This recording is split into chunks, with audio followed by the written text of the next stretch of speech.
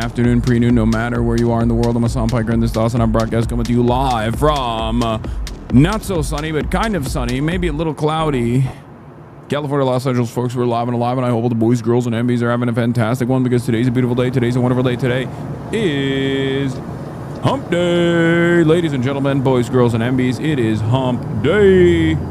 We are live, we are alive, and I hope everyone is having a fantastic one, because today's a beautiful day. Today's a wonderful day. Today is, ladies and gentlemen, today is, like I said, Hump Day, Wednesday, September 10th, 2025. And we got a lot going on. The beard is gone, as you guys might have noticed. The mustache is back. We're doing it. It's the EVA 9/11. Gonna be, I suspect, an extra Islamophobic 9/11, one we haven't seen since literally the 9/11 that, you know, is the OG 9/11. But on the eve of this extra Islamophobic, potentially 9/11, we are live, we're alive, and we got a lot going on. This weekend I'm not going to be around because it's a wedding, so you already know what that means. That means there's some craziness that's going to pop off, as always. But folks, this is part of the broadcast where I tell you about my personal news about what's going on in the world of Hasan Hasanabi Piker in between the time period where I press the start shipping button and press the start shipping button. Can you cover Russia attacking NATO? I just started. You know we don't just get into it, okay? You know we don't just get into it. You need to calm down. Why are you dressed up as a wannabe country music star in Memphis? I don't know. Just like, can a boy get cleaned up a little bit? You know what I mean? What the heck is this? What the hell? Can a boy get cleaned up a little bit? Have a little cleaned up look? Anyway, folks, this is part of the broadcast where I tell you about my personal news about what's going on in the world, in my world, in the world of Hasan Hasanabi Piker. We're taking Bobby Sand shirt from today. Noah Cullen sent it to me. I don't know. But yeah, as you guys know, last night, we opened up Pee Pee Poo Poo Park once again. For those of you who are unfamiliar, it's my water park that I operate. But this is from the last time I played. Okay, you got the slide pass and everything. Here you go. I'm about to show you what I do to people who come in for free. Nyla, 8 hours. You're about to get a show too. What I do around these parts for people who don't fucking pay. Hold on, BRB. Let me get that glove real quick. Hey, where you at? Where you at, motherfucker? Get the fuck out of here. Yeah. Run away! That's right. Pee Pee Poo Poo Park was operating last night as well. Please play date everything. What is that? But, question from last night, do you clean your shower? Yes. I do. Okay. When will gaming YouTube be blessed with water parks?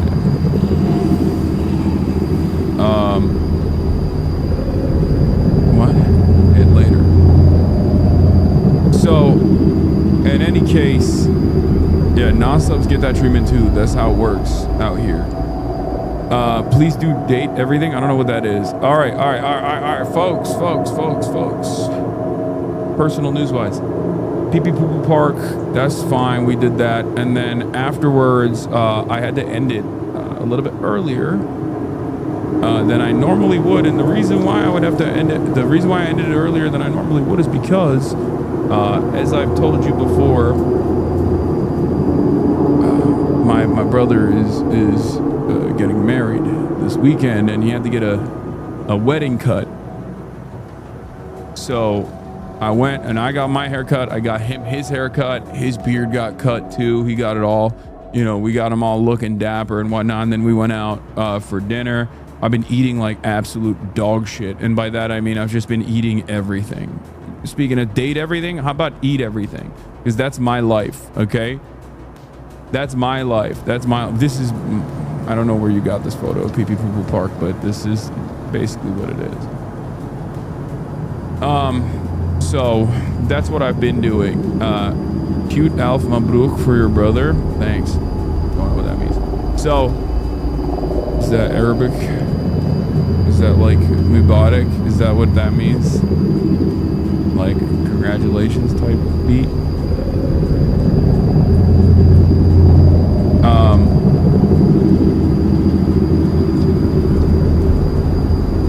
What is this? So he's just not gonna talk about it? So you're just not gonna talk about how a guy you recently were on stream with just committed several acts of terrorism and threatened a mass shooting? I don't know if you have the credibility to brush this off. Ooh. What?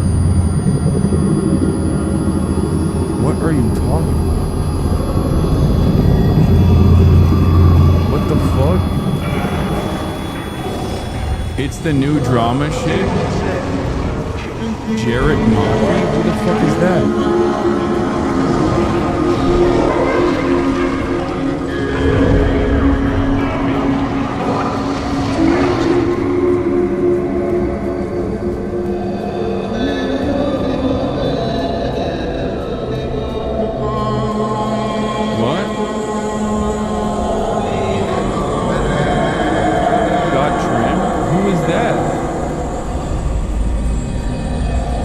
Literally zero clue who the fuck you're talking about, bro.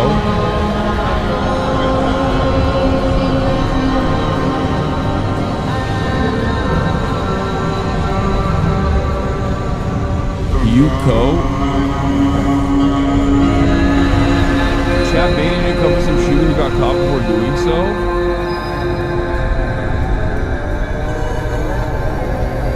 Wait, what the fuck? Today's gonna be so stupid. It's the DCFC guy and it's all over the place and the drama farmers are in full effect. Wait, what? What the fuck, bro? Hey, yo! What the hell? Michigan man charged with making terrorist threats in Illinois? A Michigan man has been charged with making terrorist threats in Illinois. Jared Mike, 25 from Detroit, is accused of making bomb and active shooting threats to businesses in East Alton, Illinois. Mike was charged along Illinois man Austin Blair. What the fuck? That's the DCFC guy. Ain't no fucking way. What?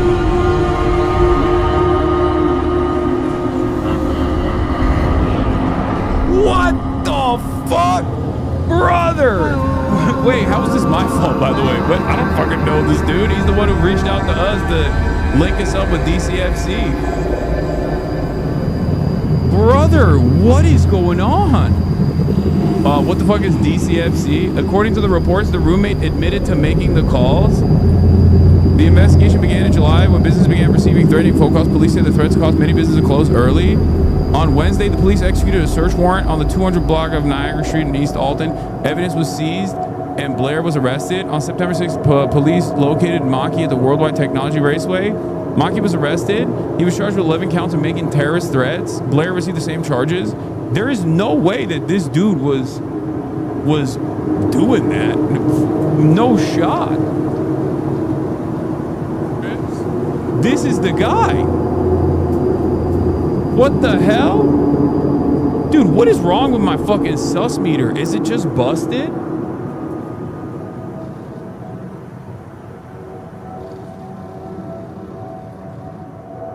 Okay, so this guy does social media for the Detroit City Football Club. And the Detroit City Football Club reached out to us and wanted us to link up with them. And we had an amazing experience in Hamtramck. Okay? We had an amazing experience in Hamtramck when we were in Michigan for the Palestine People's Conference. And he was a super chill dude. I mean, you can see him on stream. He just seems like a super chill dude. And I mean, I interact with a million different people, so it's not. According to the reports, the roommate admitted to making the calls. One report said the roommate admitted to the crimes, but I don't know if it's confirmed. I just don't understand how it could have been, how this dude who is just like so seemingly so normal. On July 28, officials broke down the alleged threats that were made. Police say on July 28, they allegedly called the Taco Bell in East Alton and said, "I see a dude with a big gun walking towards your store." Wait, what the fuck? Bro, that's crazy. Police say investigators from East Alton, Bidhalto, and Wood River police departments worked together on the investigation. Blair was taken into custody. Maki was arrested. Maki is the sports information director for Detroit City Football Club. The team spokesman said DCFC takes the situation very seriously and that Maki is suspended from all club activities at this time. The way that chatter came in here, so you're just not going to talk about it, I guess? Yeah, what's funny about the way that chatter came in here is to make it seem like I literally made the calls or something, or I told him to make terroristic threats. Bitch, I meet a million different people when I'm out and about. How the fuck am I supposed to know? Some of these guys are so funny because they unironically, like, in their minds, like if I went to like a Taco Bell or something and people got sick at the Taco Bell that I went to, they'd be like, Hasan, aren't you gonna talk about it? Aren't you gonna talk about how you made everybody sick at the Taco Bell? It's like, bitch, what the fuck? How is this my fault?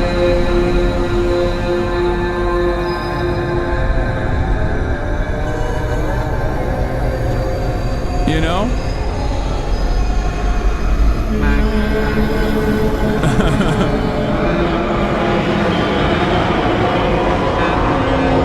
Yo, dude, I'm gonna need you to make terroristic threats 2 months before I meet you. Yeah, that's what happened. What ended up happening was I told him ahead of time. I was like, yo, dude, make sure you issue like make sure you issue bomb threats to every local business in the neighborhood before we hang out. It's a big part of what I believe in. That's so funny. Anyway. What the fuck?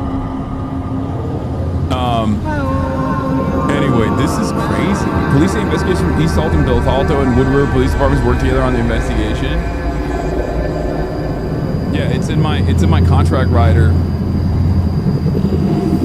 Big day for the Cuomo campaign. Yeah, Cuomo campaign is about to come out and be like, a person that a Twitch streamer that Zoran Memdami met with also hung out with a guy who apparently had done months prior, allegedly, phone calls that were of terroristic nature.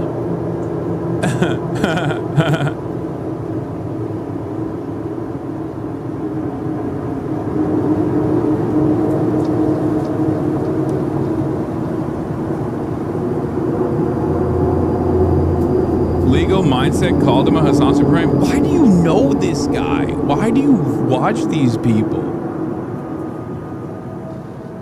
You've been live for like 10 minutes and you haven't even talked about the drones in Poland yet? I guess you're responsible for those too? Yeah. Anyway, that's insane. That is actually insane. He did not seem like that at all. Damn, dude. What the fuck? That's crazy that like you can just meet a dude. You could just meet a dude and you'd be like, that seems like a normal guy. He seems like a fine dude. By all indications, I mean, you look, I mean, he was on camera the whole time. Like, he just seemed like a normal ass dude.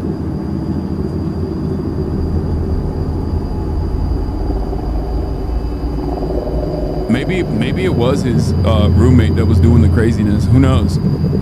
Or maybe he just had a dark side. I don't know. Yeah, inside of us there's two wolves. The one that's like a seemingly normal wolf, and then the other one that's just like calling every local Taco Bell in in Illinois. Yeah. Lawyer is about to clip this for character witness.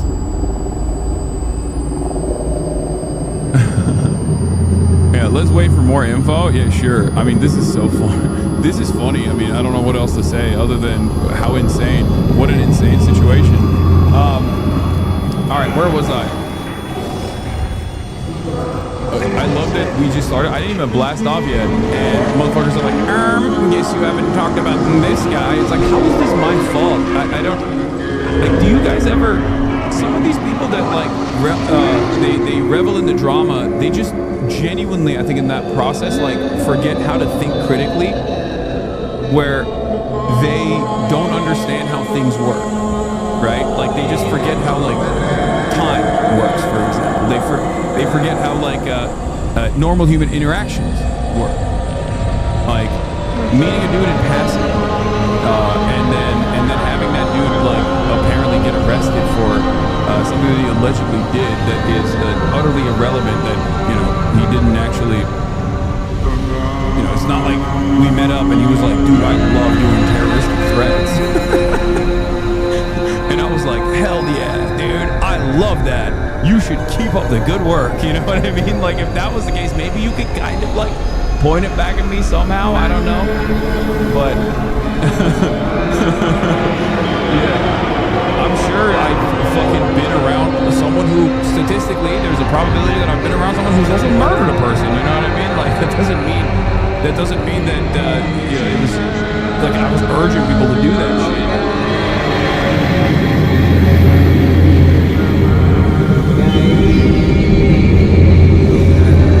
Dude, most of your job is reactions. Excuse us for being overly excited to see your reactions and stuff. Nobody's blaming you. No, that guy literally was blaming me somehow. So I don't know what the fuck you're talking about. He literally said, excuse me, I guess you're not gonna talk about it. And I was like, I guess you're hiding the truth. And I was like, I don't even know what the fuck is going on to hide.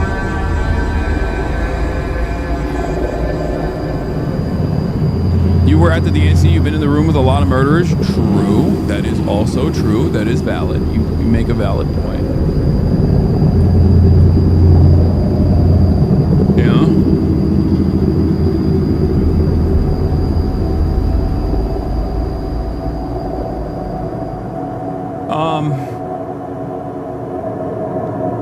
Anyway, let's blast off and let's do it.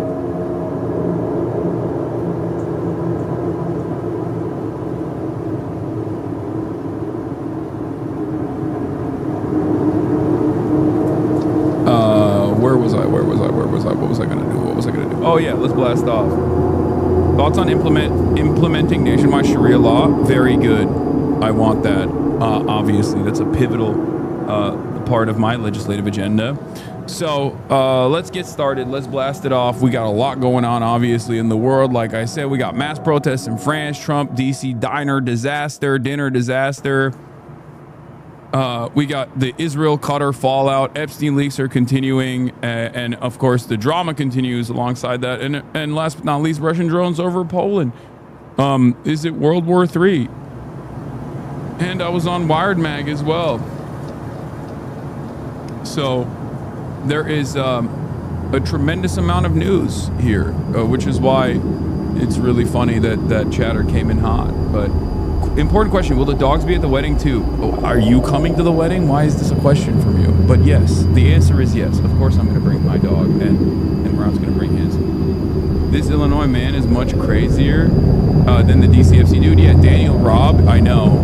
He is a fucking insane person. Like, that's actually a real-ass terrorist. Like, not some dude who was making terroristic threats or whatever. You know, that's like a whole-ass terrorist, serial killer, mass shooter type dude from Naperville, Illinois.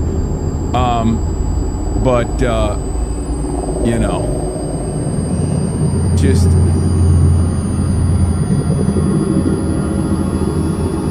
yeah, Kamala's new book has some statements about Brandon as well, Brandonian statements. Do we have a blast off meme or what? Do we have a blast off meme, chatters? Pee poo park later.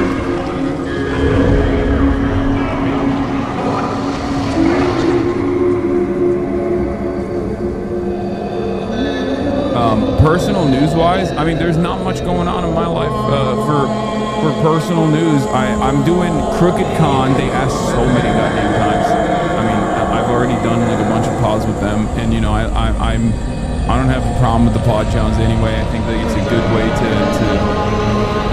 it's a good platform to get my message out there to a much more receptive audience of like liberals and stuff. But I had not seen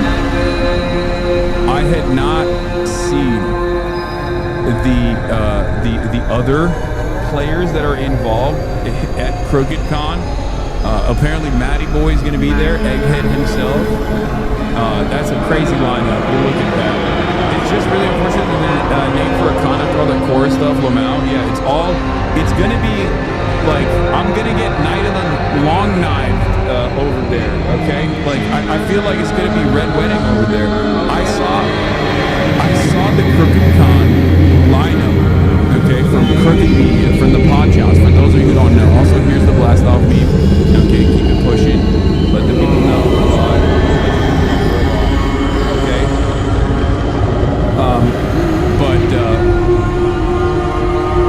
As long as you don't, tone down your rhetoric, what did you say?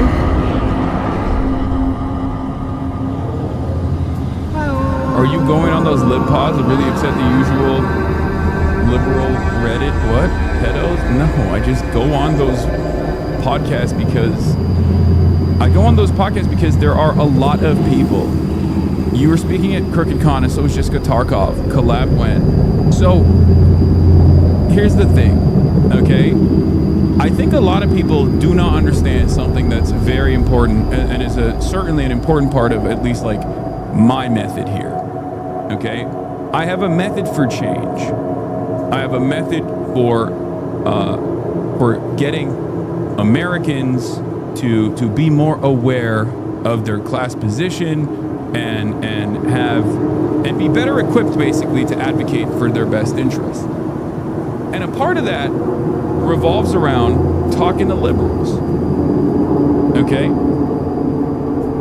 Because a lot of you guys in this community were, at some point, liberals. That's just what it is. It's just the normal political position. It's represented, I would say, like, I mean, Republicans are liberals as well. Democrats are liberals as well, obviously. But, like, I would say that Democrats are more empathetic liberals on a lot of pivotal issues. They just haven't been able to communicate their desires or have been shut off from the capacity to dream, right? They haven't like realized that a better alternative exists out there. So that's just the reality. So you have to talk to those guys to be like, hey, it seems like you like these things, and there are definitely a lot of, you know, candidates out there that could advocate for those things that you want. You shouldn't just stop yourself from dreaming of a better future. So, of course, I'm always going to go and talk to liberals as well, especially ones that are not like immediately hostile to my worldview. And the Podjons are a perfect example of this. We might not agree on everything, but ultimately it doesn't matter. I mean, I've done a bunch of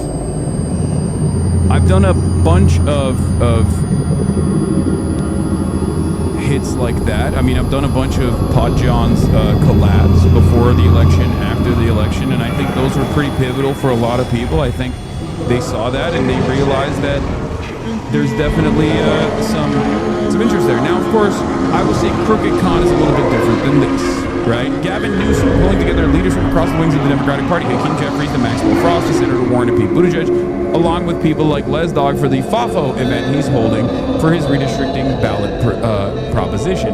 Like, this, I think, is much more hostile because the person throwing this is Gavin Newsom. I don't think he's too fond of me. I suspect his team is not too fond of me either. And therefore, you know, this is a very different environment than like the Podjons environment.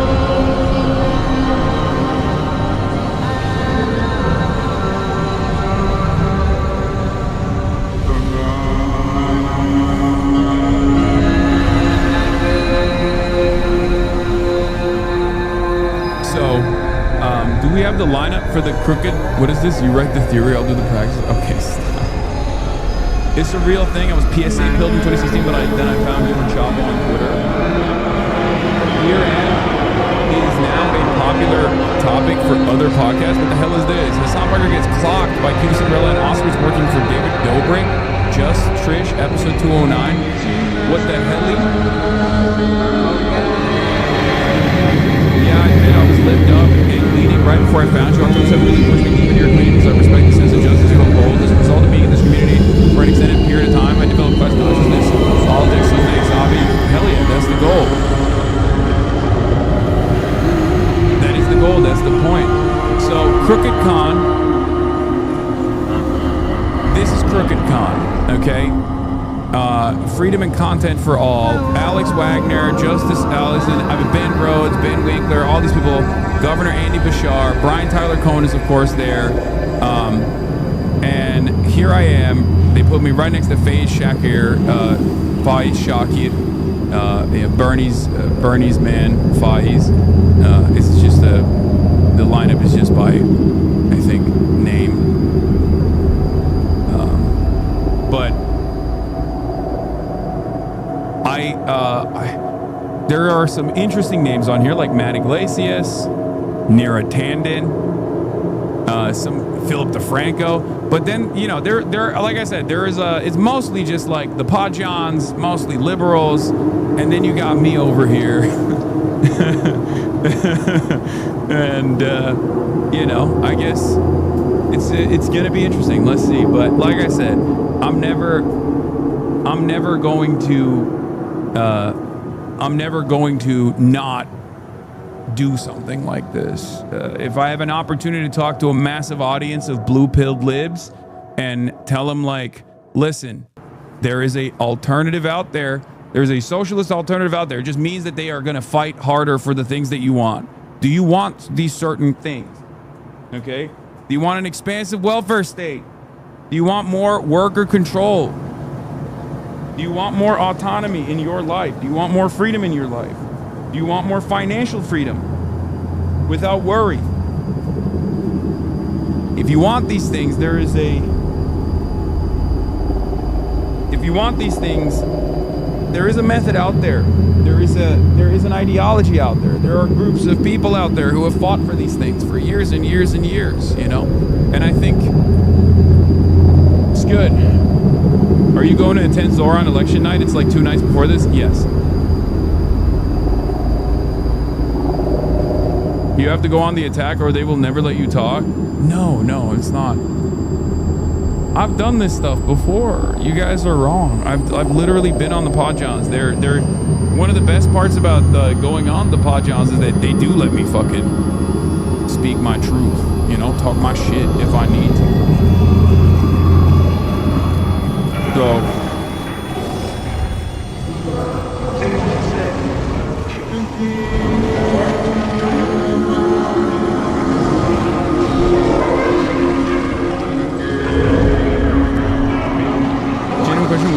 while you speak, I increase worker protections or unions instead of us ceasing the means. I 100% believe you can connect those and convert those lives. Yeah. So they don't do like they did Felix. Yeah, Felix was right too early about Iran getting a nuclear weapon. That's the problem. Did Zoran get soft on Israel? I read on Twitter that he took the AOC route. No, he didn't. He very positioned on Israel on one issue. I think it was a mistake, but we'll see where it goes. But I don't think he's like betraying the people. I read on Twitter is also a clear-cut indication that maybe you don't have the right opinion on this, you know. But all right, we'll start out with Zohran Kwame Mamdani. What the fuck? I'm in the Thumbo. I'm in the Thumbo on the CBS New York piece. Yeah, I'm debating Charlie Kirk as well. We got so much going on.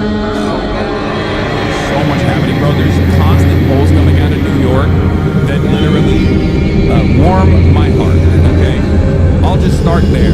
There are constant polls coming out of the state, of the beautiful state of New York, the beautiful city of New York City, that warm my heart about how much New Yorkers, everyday New Yorkers, just despise the apartheid state, despise the criminal Zionist entity, okay? Oh my Lord. Oh my Lord. We got the Kamala Harris drama as well. We're going to be talking about that too. But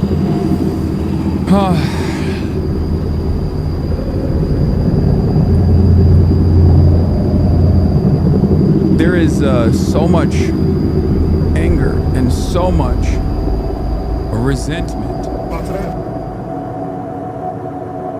What is this quick scrum with Mamdani? He talked about Cuomo. Didn't want to talk about Hasan Piker, a podcaster who said stuff like America deserves 9/11.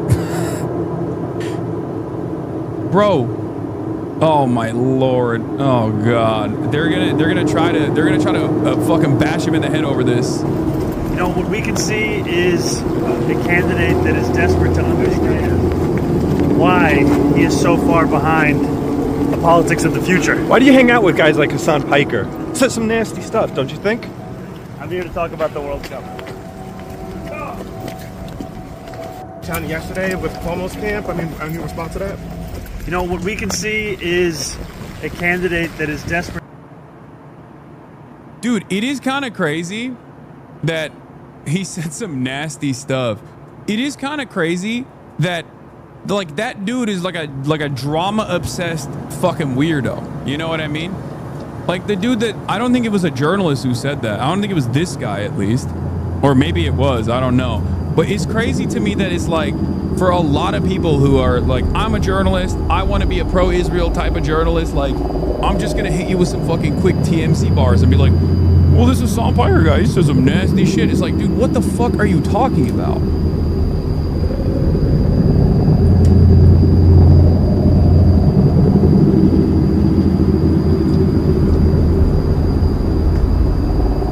What the actual fuck are you talking about? Like, this is not a real controversy, brother. You are talking about a dude. You were talking about a dude, me, who is, you know, getting fucking profiled in the New York Times and shit. It's not like this is, you know, it's not like I'm a random fucking person that has said some really dangerous things. You might try to present it as such to the best of your ability, but like it's very clear that within the context, like a lot of these other mainstream outlets like very clearly understand what this is. Otherwise, you're basically doing the ADL line and saying, why is the GQ, the New York Times, and all these other fucking all of these other institutions are, why are they platforming a terrorist?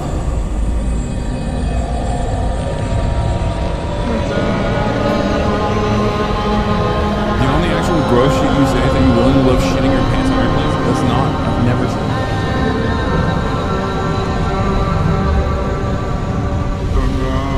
In any case, it does seem like Dan Ravioli might not be too big of a fan of Zoll. But it is annoying. It is lame as fuck. It's whack that they're just like constantly trying to badger him over with this shit. And it's only a matter of time until he probably would be like, it's only a matter of time until these people would probably fucking be like, all right, well, you know, I don't know the guy. Oh, it was a Prager U guy. New Yorkers, tomorrow, September 11th. Here's Zohar Mamdani with Hasan. America deserves 9/11 Piker. Tomorrow, don't allow Mamdani anywhere near the 9/11 memorial. First responders are protected here. Unlike Mamdani, the real New York stands for the FDNY and NYPD. Political commentator at Prager U, Shabbos Kestenbaum.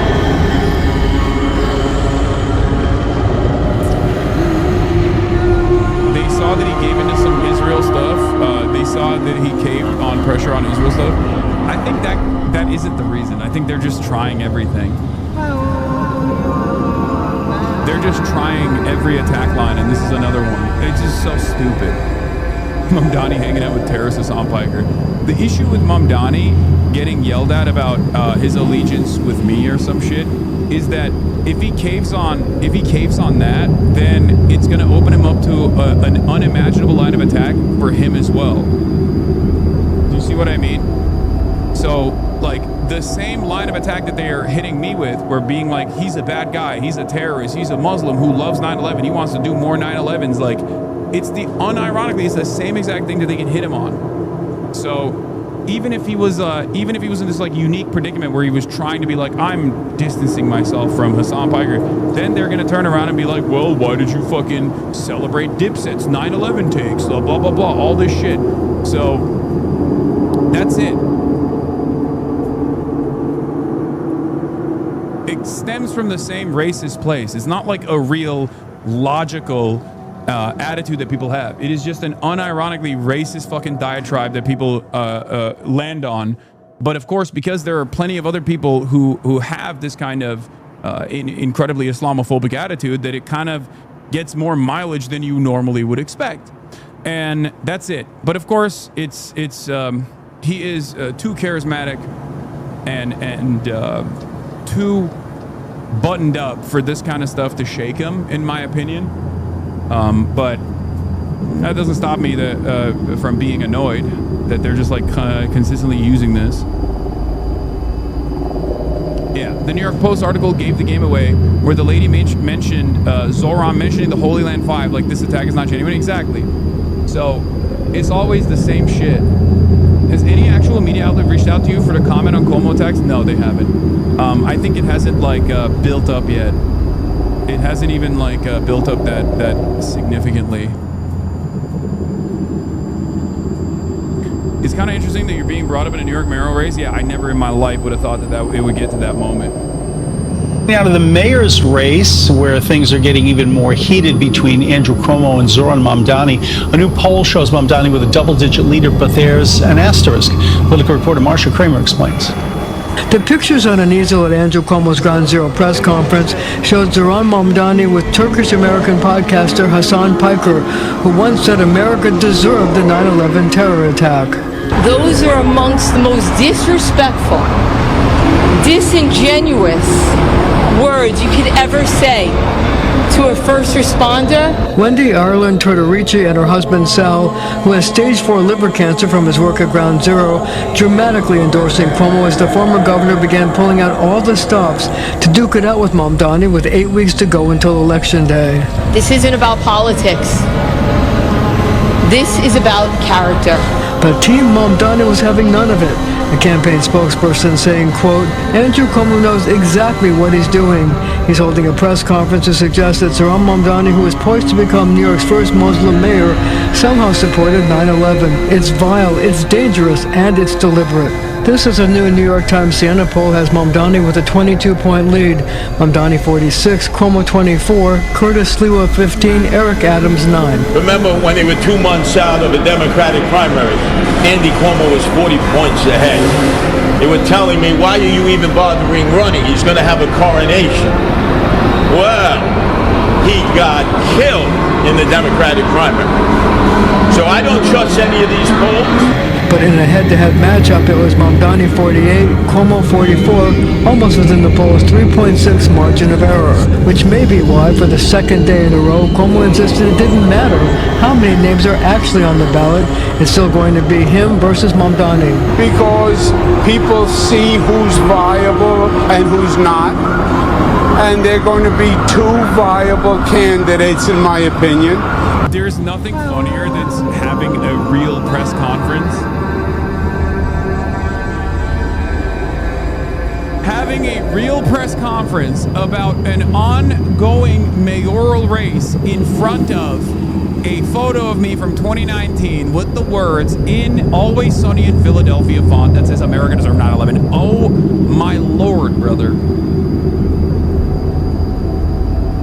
Oh my Lord.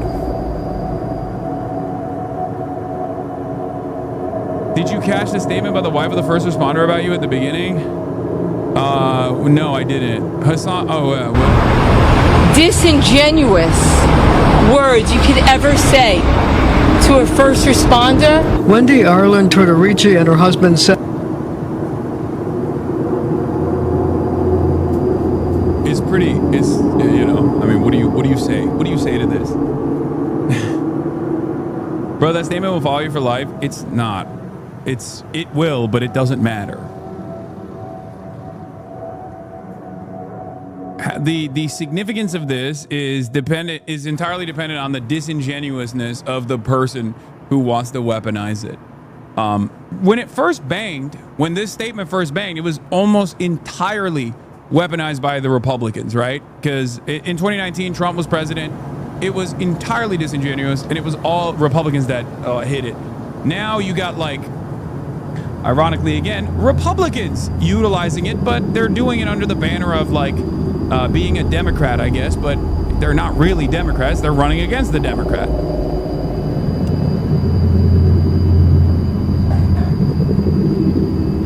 This makes it look like you caused 9/11. They panned the camera to a first responder being sad. I know. Like, it is what it is.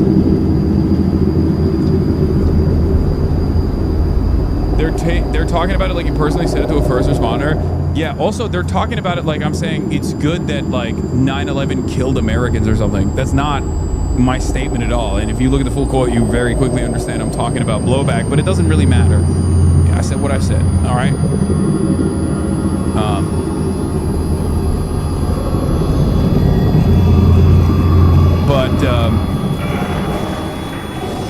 The point is to do like the loosest of associations by way of like, look, this is you got a Muslim, radical political commentator who's saying America deserved 9/11, and you got a Muslim who's running for mayor of New York who associated with him 9/11, 9/11, 9/11. These guys are Muslims, 9/11, Muslims, 9/11. That's what it is. It's the weakest line of attack you can possibly fucking put together, and it's very clear. It's very clear that it's like trying to associate a Muslim candidate with 9/11, but doing it within the confines of like liberalism and within the permission structure that exists amongst liberal. And that's all this is. And the issue here for Zoran is that even if he caves on this and just basically says like, yes, you're right, I fucked up, I should have never talked to Hasanabi Piker, I hate him or whatever, then they're just gonna they're gonna turn around and attack him too. They're gonna be like, well, you're Muslim too, you're a Muslim guy too, what's up with that? You also have some opinions on 9/11, it seems maybe you're on blah blah blah blah blah. But there is no real connection here. Neither of us, we're both fucking 34 years old, okay? Neither of us participated or had anything to do with fucking 9/11. They're just trying to make that connection by saying like, well, what are you gonna do? These Muslims, they love 9/11. Now, of course, it doesn't matter. It doesn't matter because it's just an incredibly weak line of attack. And I think not only is it an incredibly weak line of attack, but it's one that it's one that's not going to stick. People see who's viable and who's not, and they're going to be two viable candidates, in my opinion, and people will vote accordingly. Cuomo also held an emergency meeting with about 80 business leaders who say they're worried about Mamdani. So I'm here because Andrew is obviously a better candidate to be running the city. I'm very concerned that New York City is going to be... What are these guys doing, by the way? Like, Andrew Cuomo already lost the primary. Are these guys like desperately trying to find anyone who will openly say they're an Andrew Cuomo fan? Is that what's happening? What the fuck's going on with CBS New York, man? CBS New York is in the tank, it seems. Decimated if the other guy takes office. Meanwhile, Mayor Adams insisted he's planning to meet with business leaders too. We need to make sure that this city does not go into a state where decriminalizing prostitution, where we don't go into a state of emptying out Rikers Island. I'm Marcia Kramer, CBS News in New York. Former mayoral candidate Jim Walden wants off. Charlie Kirk just got shot at UVU, unconfirmed, but it looks like what just happened. Okay, first of all, you literally are a New York Times photojournalist. Please don't do this, okay? This doesn't mean Charlie Kirk got shot, okay? This just means shots fired at the Charlie Kirk UVU event. That's a crazy leap. We don't know what happened. Please, don't come in here with breaking news like this, guys. We will get there. Look at his page.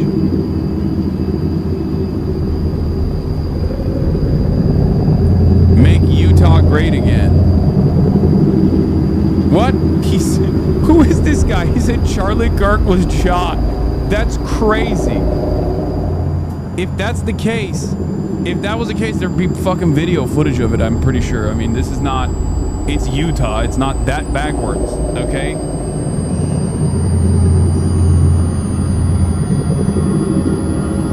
There's other accounts. None of them are journalists saying Charlie Kirk got shot. Okay, find me a video of the incident and then I'll... Okay, that's not a video of the incident. That's just people saying Charlie Kirk has been killed in Provo, Utah. What the fuck? Charlie Kirk just got shot in the neck. Please stop.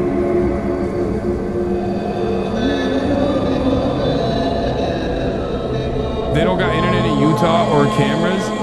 Okay, that is crazy. Does this mean your debate is canceled? Yes, that would mean the debate is canceled. If he got fucking shot in the neck. What the fuck is happening? Mike Lee, I am tracking the situation at Utah Valley University closely. Please join me in praying for Charlie Kirk and the students gathered there. How is it shots fired at Charlie Kirk event at Utah Valley University? Shots have been fired at Charlie Kirk event at Utah Valley University. Footage from the scene showed event goers screaming as shots rang out on Wednesday. People at the event took to social media to share details of the moment someone opened fire at the Conservatives event. Kirk published a post on X just minutes before reports of the shooting emerged. How is there no footage of this? What the fuck is going on?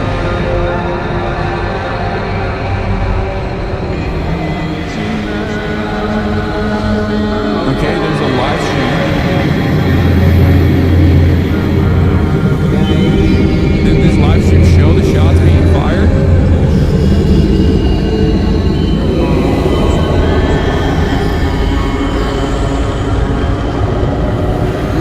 Why do you want to see your political opponent get shot so badly? What?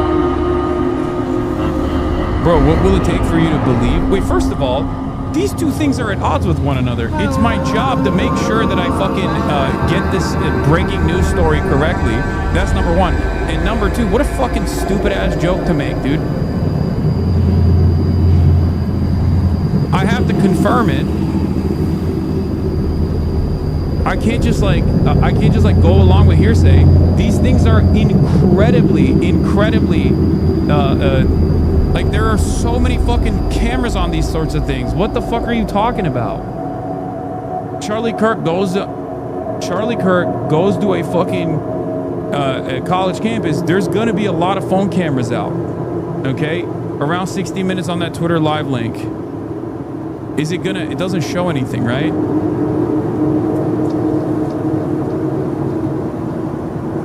They still should not be mass murdered. Children shouldn't be killed at the age of 0. We also don't condone Hamas either. We're not supporting terror. Say that one more time real quick. We also don't condone Hamas. We think that genocide people have a right to live. And that's kind of back to love and live. Are you gonna go down and see the get closer? Are they like restricting you guys up here or what? Nah, it's too crowded. It's just there's just so much. Before we had a flag and we had it. So holy shit! Holy shit! Okay, so then it cuts. The live stream literally cuts.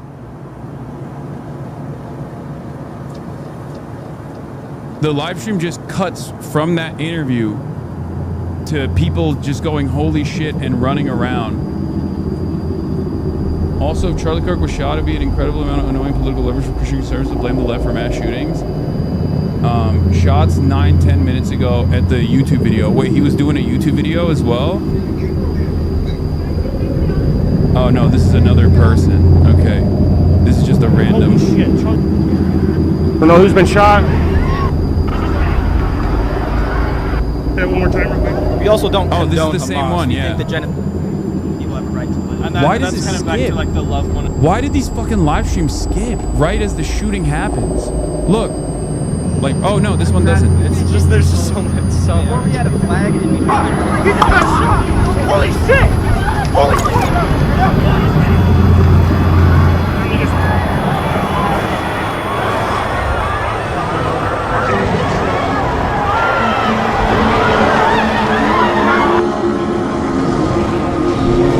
Fucking way, dude.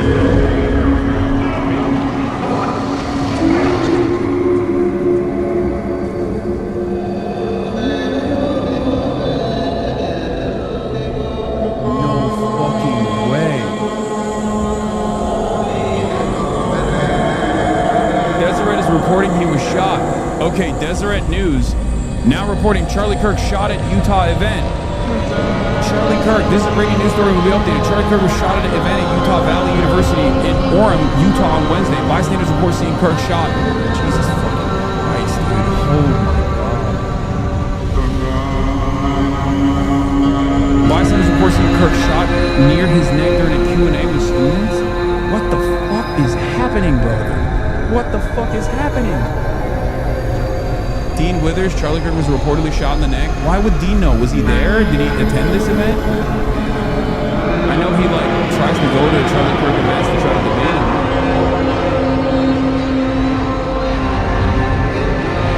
Bandwidth over mobile and the frame size suddenly increases due to movement. That's why the live stream cuts when everyone starts to run. Yeah, no, that makes sense. But I don't know. Like I can't see from this angle. You guys okay? I assume this is the tent where Charlie Kirk is, right? Like, this is the tent where he is, right? Minute 1814, guys, safety security said that, and there are people with guns. Check for the live chat.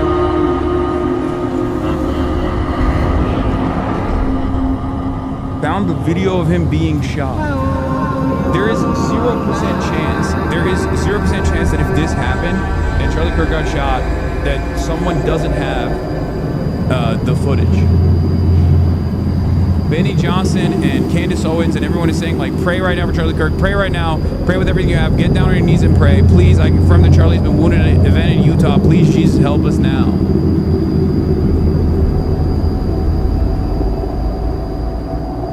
A journalist is reporting on this. Deseret News and KSL are gathering as much info as we can. A witness told our newsroom that they heard a blast like a firecracker while Charlie Kirk was answering a question, creating panic at UVU. So, is it actually a moment of panic and that there's like misinformation flying around, or did he actually get shot? I don't understand.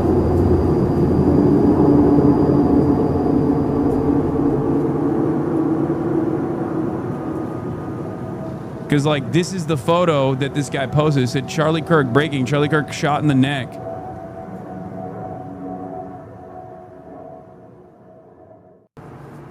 Oh, you found the video? Oh, shit. Hold on. I'm going to look at the video right now. I told you there's got to be a fucking video. Wait. All right. Oh, my God. Holy fuck. Oh!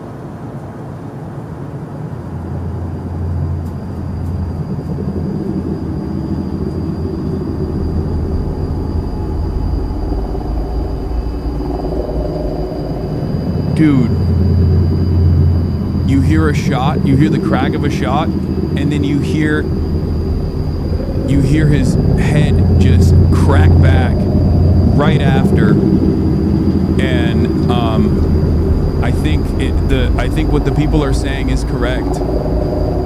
That he might have been shot in the neck. Oh my God. Okay. Holy fuck, dude.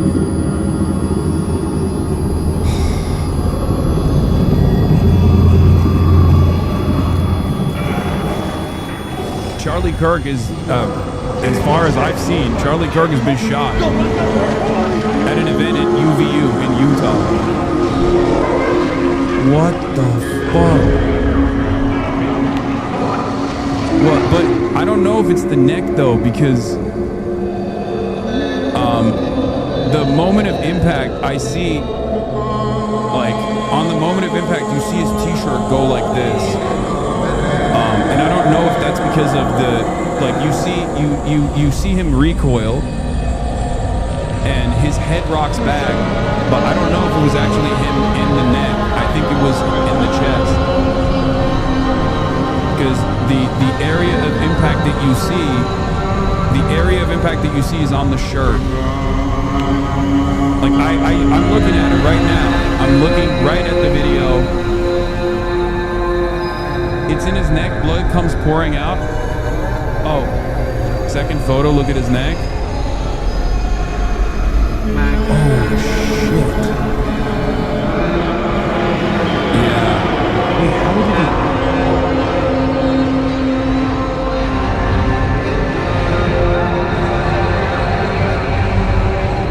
unconfirmed reports right now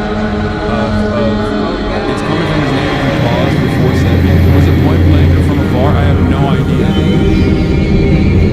I don't know.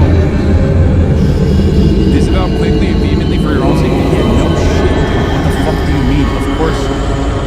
I don't think you guys understand. I was supposed to debate him in a public setting like a month from now. Obviously, like even aside from the principle of it all, yeah, no shit. It's also for my own personal safety as well. The fuck? I'm also, I don't know if you guys know this, but I'm also a public figure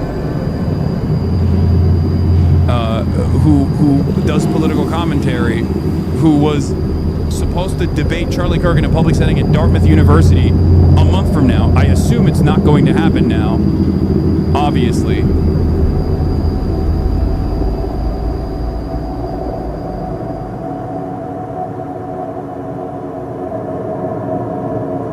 UVU, I go to UVU and I got this emergency message, UVU alert. A single shot was fired on campus towards a visiting speaker. Police are investigating now, suspect in custody.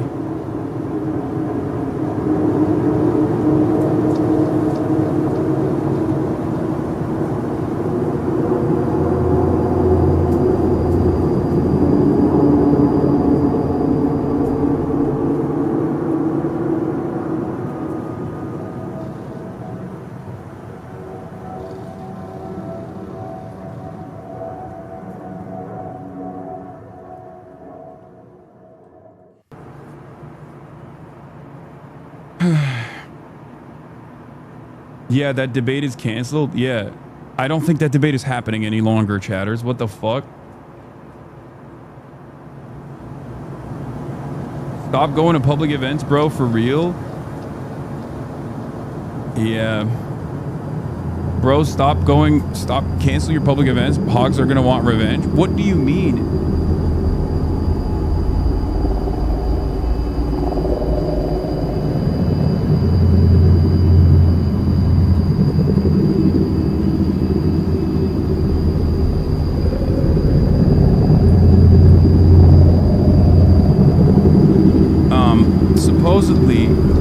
Supposedly, I'm gonna guess there has to be Hasanabi heads that were there. Can they report it? There's some Hasanabi heads here, but yes, the Dartmouth debate was supposed to happen in 15 days from now. I was supposed to debate Charlie Kirk in 15 days at Dartmouth University. But obviously that's not going to happen any longer, I suspect. Here's footage of the man that allegedly shot Charlie Kirk. That's what they're suspecting. That's what it seems like.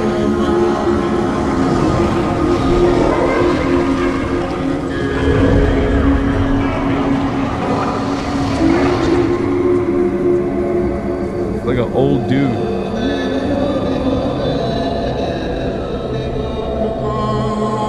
You know what's going to be safest for you, but I think chatters are saying that hogs don't think straight and will want revenge against you for some reason. People just wanting you to be careful. Revenge isn't another commentator, not that you had anything to do with it in particular. Stay safe. Yes, no, I understand that.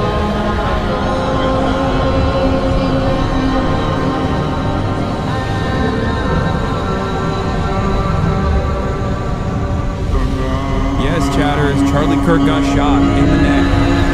I watched it. I watched the video. It looks like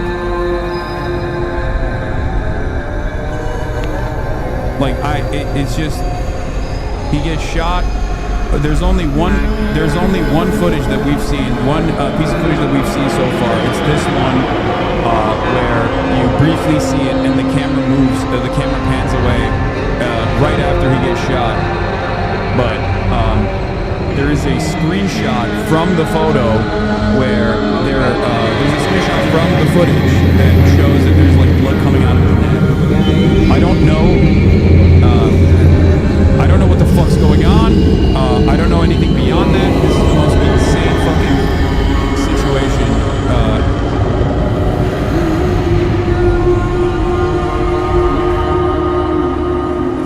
We have no additional evidence or no news beyond the fact that the police have already said that it was a single shot that was fired at UVU police said there's a worse clip on Twitter from the front row. Send that to me as well. But my point is, he gets shot, and he gets shot in the neck, and the campus police statement on it was single shot fired against event speaker, and the shooter has been the suspect has been apprehended. So that leads me to believe that most likely the guy that shot him was probably the old guy, because he is the guy that has been apprehended. Candace Owen says, everyone please stop what you're doing and pray for Charlie Kirk, please. There is a close-up, there is a closer footage of Charlie Kirk getting shot in the neck here as well, where you can oh, he's dead. Oh my God, he's definitely dead. Oh my God, I can't believe I just saw that. Oh my God.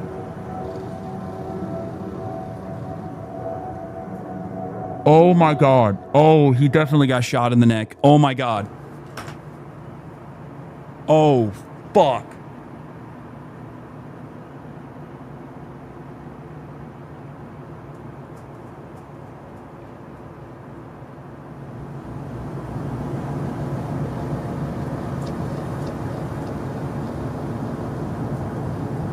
Oh yeah, no, that footage, that you do not want to see that. You do not want to see that. You do not want to see that. That footage, the close-up footage shows very clearly immediately blood pouring out of his jugular. He gets shot in the neck, blood pouring out of his jugular, like an unimaginable amount of blood pouring out of his jugular. There is very, very little chance that he survived that. I don't know if he did, but it doesn't seem like it. Oh my God, that was fucking devastating. Holy shit, I don't know what to say. Oh my Lord, oh Jesus Christ. Holy fuck, America is so absolutely fucked. Fox News is covering it now.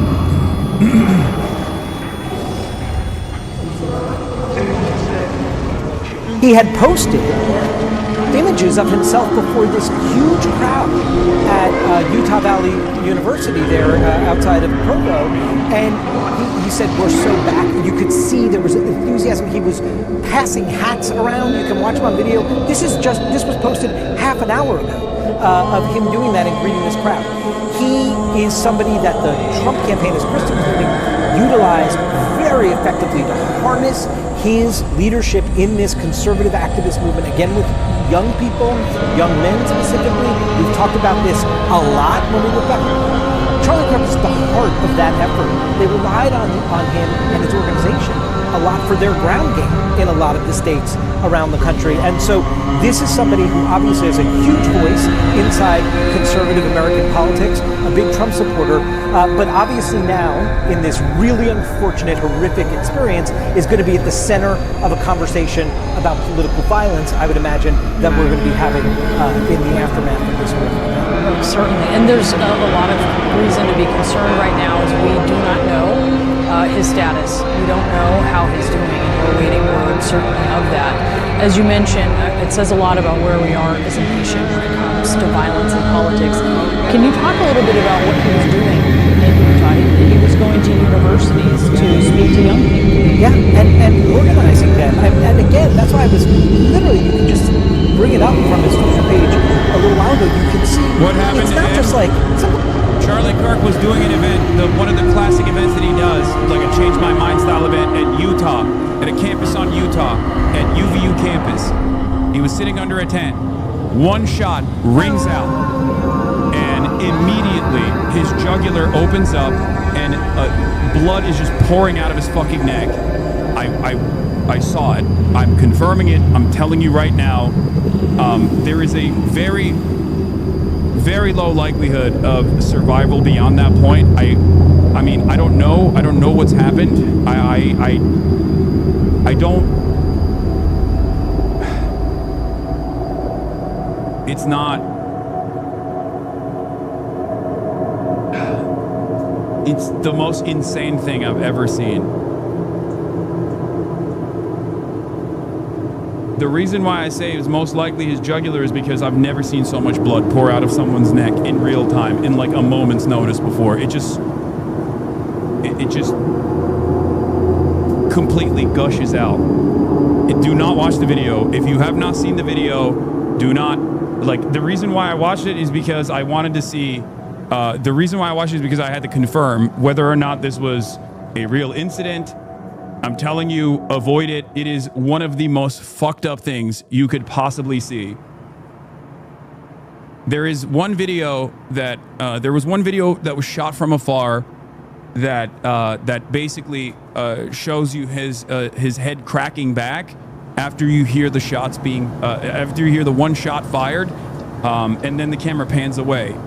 There is another video from inside of the crowd, a closer up video that is circulating online right now, where you literally see, where you just straight up see his jugular gush out after the moment of impact.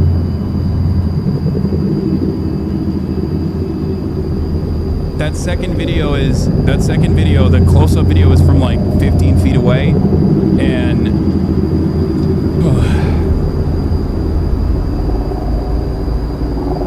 I mean, look, I cover Israel genocide every day. I see charred children.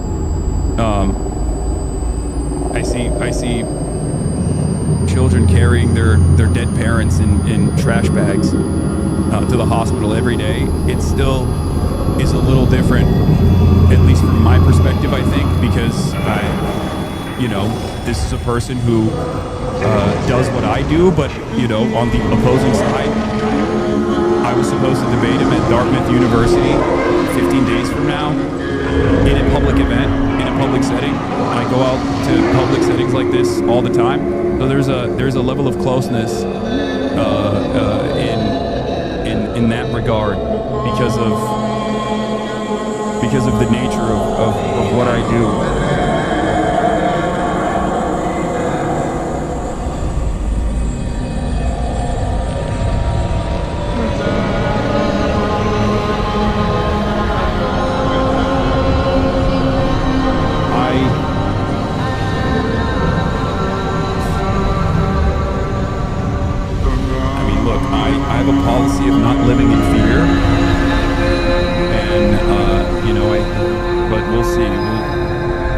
Reconfigure certain things.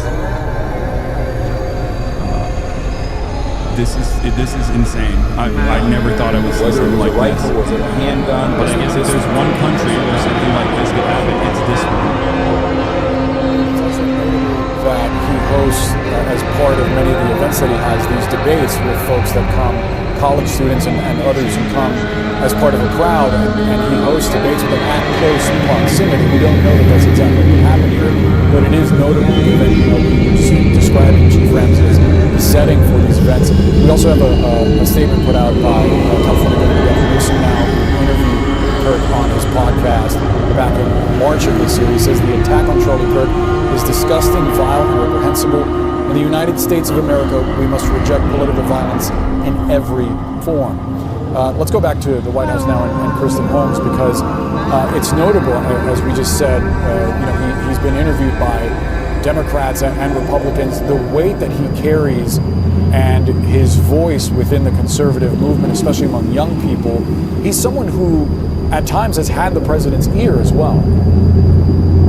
Not just had the president's ear at times. I mean, he is incredibly close with President Trump. They speak directly. He also is close with high-level members of the administration. You see the vice president tweeting there. He knows and speaks to Charlie Kirk. If you are talking to people within the administration, they will tell you that Kirk is somebody who has the finger on the pulse of the MAGA movement in a way that sometimes even the people in Washington do not. He has been such a force for President Trump, somebody that they relied on. At times there was even floated that he might join the administration. administration. And I was told during the transition that they actually believed that he was more powerful not being part of the administration because of the following that he has, because of this unique ability he has to reach these specific young voters. And one of the stories we did on the campaign was how exactly they were doing this. And this was by reaching out to people who hadn't voted before, bringing them into the MAGA movement and getting them to vote for President Trump. So it's not just as though this is an ally of the president's. It's somebody who, again, has this enormous following and that the president pays attention to, who he's close to, who he listens to. We can recall that there have been issues that Charlie Kirk has brought to the president's attention that people in the base were upset about. This is something we've reported on extensively. So this is, again, I just think it's really important to note here, while he's not a government official, while he is not a member of the administration, he's essentially the closest thing you could get to that position without actually being in the government. He's influential in Washington, he's influential in the Republican Party, and he's certainly influential with President Trump and influential. This is part of the reason why I don't make a big fucking public show of a lot of the public events that I'm attending ahead of time until it's happening in real time, you know? I'm like, this is obviously always a fear, especially in the United States of America. There is not, I mean, I don't know what the fuck to say, dude. I don't know what the fuck to say other than America is an incredibly violent country, and it's getting even more violent every day. It's one of the most insane, this is one of the most insane things I've seen. This is he dead?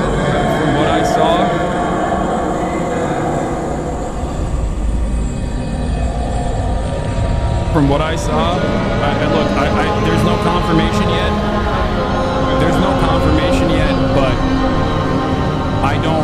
I saw the close-up video to confirm the veracity of the reporting, and let me tell you, in the absence of like immediate, super significant medical intervention, I don't know how he survives that, because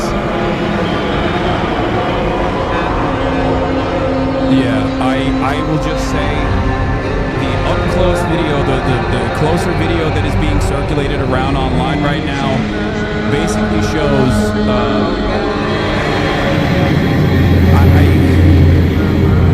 it's right in the fucking neck, and the amount of blood that gushes out of his neck in that moment, in real time, implies that there is very, very low likelihood of survival. Like, that's not, I think if your jugular was cut like that, I assume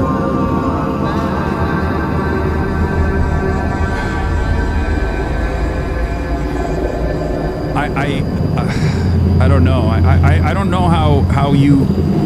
I mean, he's been hospitalized, so I guess he is alive. Like, according to Fox News, he's been hospitalized. I don't know how he survives that. I don't know how he did, but if he's actually at the hospital, that means, you know, there has been medical intervention. He's not dead. Kirk has been scheduled to appear at Utah Valley University on Wednesday as a part of the American Comeback Tour. I don't...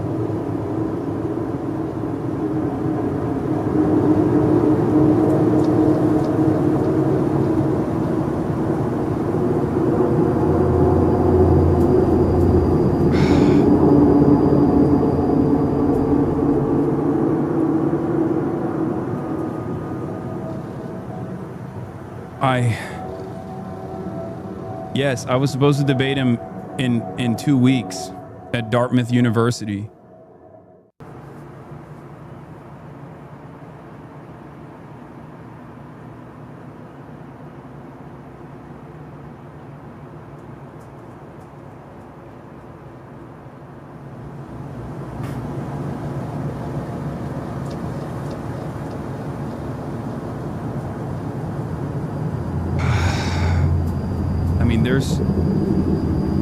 look, there is. I have a lot of opinions and a lot of feelings right now. One is that this is a person that I have known and have been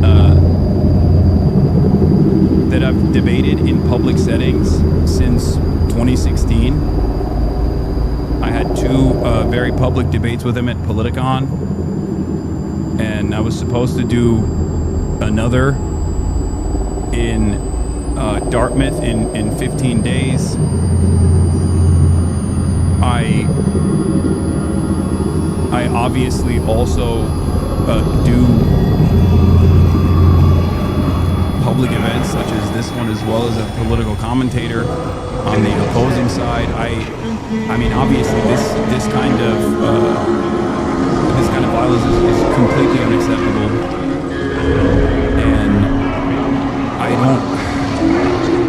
I'm just letting you guys know. Obviously, I have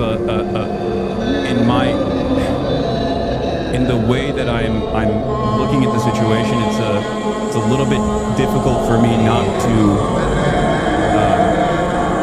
to feel heavily biased. You a leftist for the fashion. Thank you.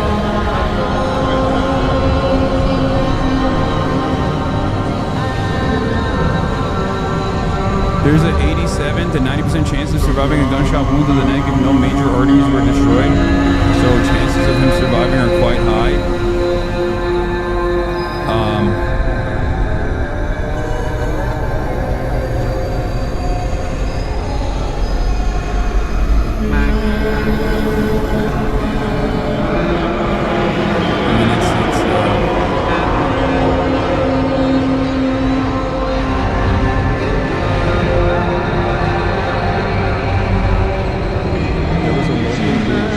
Protesters up above him and to his right, not in the area that the shot came from.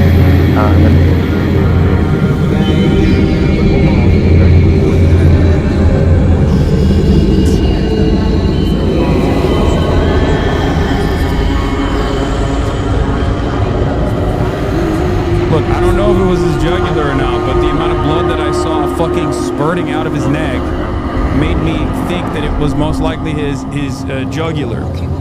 Like, it is the most horrifying thing I've ever seen. Maybe made more horrifying by the fact that I know him personally. I've known him for years and was supposed to debate him. I don't know, and like what he does for a living, it makes it like, that's why I'm saying I'm a little bit biased in this situation. Obviously, it's like very hard for me to see. It's very hard for me to see this as like anything but an immediate threat to anyone that does this.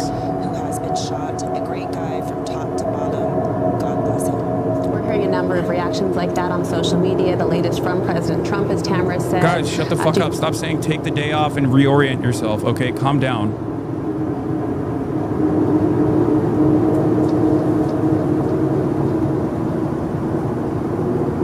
Jesus Christ. I'm a 34-year-old man, okay? Shut up. Oh my God. We understand there was Stop a babying speaker me. that had just gone out. Charlie Kirk hadn't even spoken yet. And so we're taking a look right now on your screen here. We're getting more video of Utah Valley University at this speaking event right before the shooting. One witness had just told us on the phone here that he heard one shot rang out almost as if it was a loud boom, a firework, a firecracker. Response was immediate. Charlie Kirk did hit the ground, we're told, and security detail appeared to immediately protect him, climb on top of him, and you imagine how quickly people then scattered just as a result of that single shot, that single sound. But we're told the police presence was quite significant, both uniformed police officers, but also those who jumped into action after this particular event, helping to clear the area, helping to get people to safety. So the response itself seems to be pretty quick. Yeah, an earlier video showed too that there was a person that has been arrested that was being escorted. We haven't gotten confirmation rather that a suspect is in custody, but that's the part of the video that we have been seeing, that someone in fact has been arrested. Yeah, we have told the suspect was in custody, and we're seeing now the video there of the man in the blue shirt. And spectators say that attention immediately went to this individual. Obviously, it's hard in a situation like that. Bro, when people immediately go, hey, you have to, you have to hire security or whatever, you guys realize that he has the best security, right? You realize that, right? Like when you say, oh, Hasan, why don't you hire security when you do IRL streams? He has the best security. Trump confirmed he's dead. He had the security. There's nothing you can do when you get shot by a fucking sniper rifle in the neck when you're doing a public event. You understand that, right? I don't think he has not been pronounced dead. He is in the hospital right now. Okay, I don't know how he survives this. I have seen the video, the up close video that's circulating that they're not obviously showing here, and you shouldn't see it. I promise you don't need to see that. Okay. I don't know why chatters are fucking lying in here, but he lost a tremendous amount of blood immediately in the moment of impact. The only thing that Trump has said so far, and this is from Dan Scavino's account, we must all pray for Charlie Kirk, who has been shot. A great guy from top to bottom. God bless. Okay?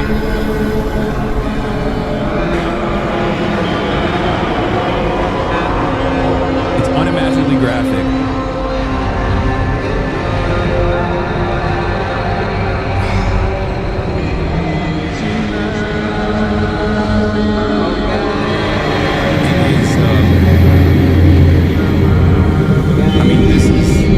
I don't know what else to say. I mean, this is just fucking terrifying. Here's not spreading out. You can see a large crowd gathered there at this university in Utah.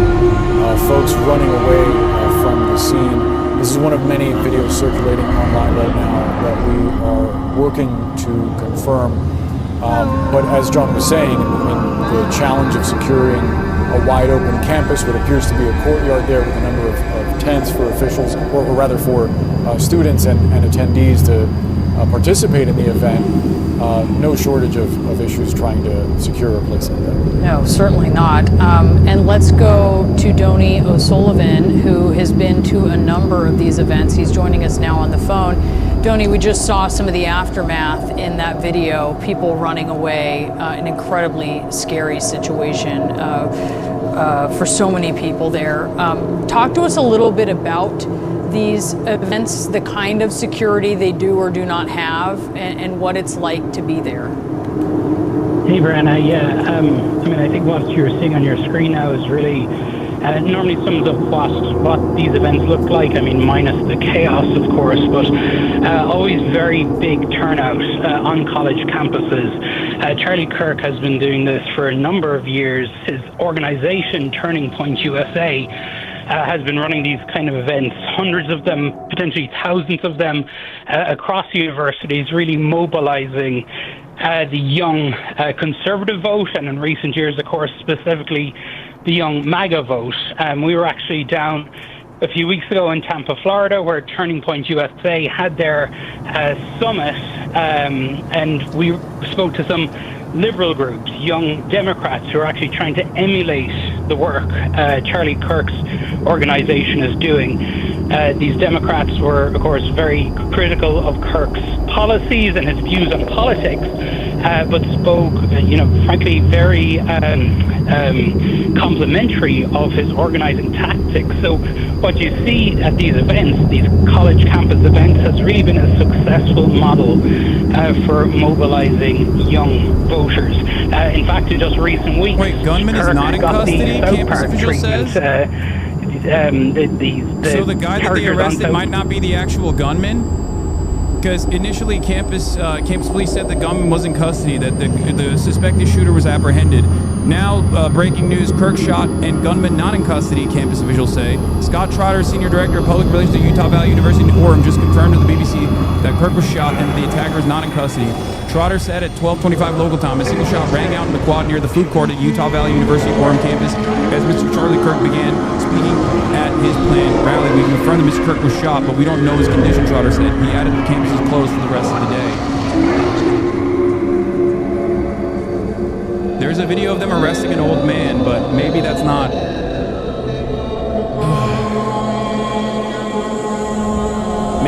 maybe that's not the shooter then. I don't know. I don't know what the fuck to...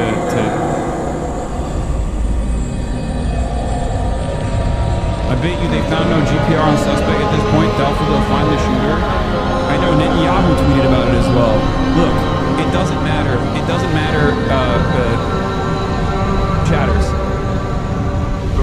There are different ways there are different ways beyond advocating for violent retribution when it comes to people like this. You guys are saying things right now that is completely fucking ridiculous, okay? You're saying things without even assuming how it reflects on yourself, how it reflects on the left, how it reflects on people like myself, deliberately putting someone like myself in the fucking crosshairs, in the line of fire. There's never going to be a moment where I will ever advocate for fucking political violence of this sort for understandable reasons. One, because it's foreign, and two, because it's fucking, you know, like, what are you talking about? I need you to understand something. This could have, if it didn't happen in Utah, it could have happened in fucking Dartmouth. You get it, right? It can happen anytime I go out as well. If you know, this is a real consideration. It's a real concern. We live in the United States of America where everyone has a fucking gun. Even Charlie Kirk's own assessments about, like, well, gun violence is a necessary byproduct of having freedom. It doesn't mean that, like, you know, this is a cause to be fucking... This is a cause to be celebrated, okay? I know that our enemies, people in Charlie Kirk's audience, for example, will be celebrating if the same thing had happened to me, okay? But it doesn't matter. Like, be more careful. If not for morality, be more careful in terms of self-preservation. Because political violence happens no matter what, okay? And there will be violent retaliation as well. So just think, okay? Just think. The shot came straight at him, witness says. Former U.S. Congressman who was at the event with his daughter has told Fox News what happened when Kirk was shot. Everyone hit the deck, scattered. Former U.S. Representative Jason Chaffetz says he calls the violence shocking. Now, of course, it is shocking, but I guess in some ways it's not that shocking at all, considering it's the United States of America. That's something to consider here. So where we were, though, it's interesting. It's kind of like a stadium. So it was a big bowl. It was a big bowl. So it's Charlie, normally his platforms is just sitting on the side of, like, the pavement, and everyone's at eye level with him. But with this, he was more down lower, and then everyone was around him in, like, this bowl. We saw videos of from other people who saw the aftermath and didn't run immediately out, because we ran straight up away. But it looked like it was an older gentleman wearing a uniform who was taken away from put in custody pretty much right afterwards. It was the man in his 50s or 60s. And just to be clear, Emma, you're saying that you saw that through a video because you ran off from the scene. You didn't actually see the man being taken into custody yourself? We didn't, correct. We didn't actually see the man about 10 minutes ago, so 30 minutes after happened, I want to say. We found the people that we had originally interviewed with that were super happy to be there and excited, and they had recorded it, and so they were showing us from their phone. Right. Okay, so you saw videos from people that you had actually talked to ahead of time who had recorded it themselves. What else did they tell you? I mean, nothing really from any of them. I think everyone still here is so much shocked. The university has completely evacuated, so the only people left in the building are like a different we have heard reports that Charlie Kirk was stable and breathing. That was a couple of maybe 10-15 minutes ago. Are they really reporting out those Facebook? Okay, I can tell you things that I saw with my own two eyes with an absolute certainty. Right now, Right now, there's a lot of misinformation flying around. I myself have also shown you some of the things that people are suspecting that was going on. But one thing I can tell you with a certainty is that Charlie Kirk got shot. It was one in the video that is readily available that is circulated. There's two different videos, one from afar and one up close. Okay? Both of the videos show that there was only one shot. Okay? Both of the videos also show that he was shot in the neck. And he lost an unimaginable amount of blood. And immediately after the moment of impact, he got shot near the throat, and blood starts gushing out like spraying, which is consistent with what is it, like the main artery, a piercing through a main artery. Okay, it is very, very unlikely to survive a shot such as that one. But there is no confirmation that he actually has. There's no confirmation. The girl on CNN said that his condition is stable. There's no confirmation that he has died. Okay, there's no confirmation on that whatsoever.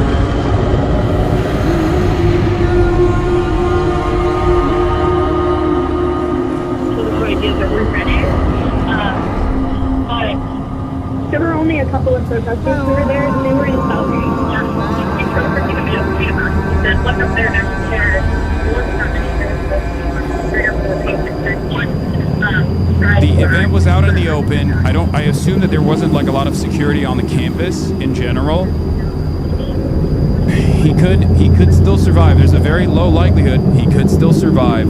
I don't know what the chances of survival without any sort of like significant debilitating life-altering injuries. Initially,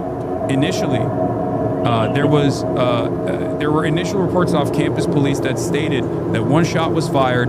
The speaker at the event, Charlie Kirk, was shot at, and that the shooter, the suspect, was apprehended. There was a video that was circulating around of an old man. There was a video that was circulating around of an old man being apprehended by police. Now, according to BBC's latest reports, the gunman is not in custody, according to campus officials. Okay? So, we don't know. We don't know if the suspect is at large. But the New York Times is now confirming that, via school spokeswoman, that the suspect is in custody. So, I don't know if something changed in the last couple of minutes, or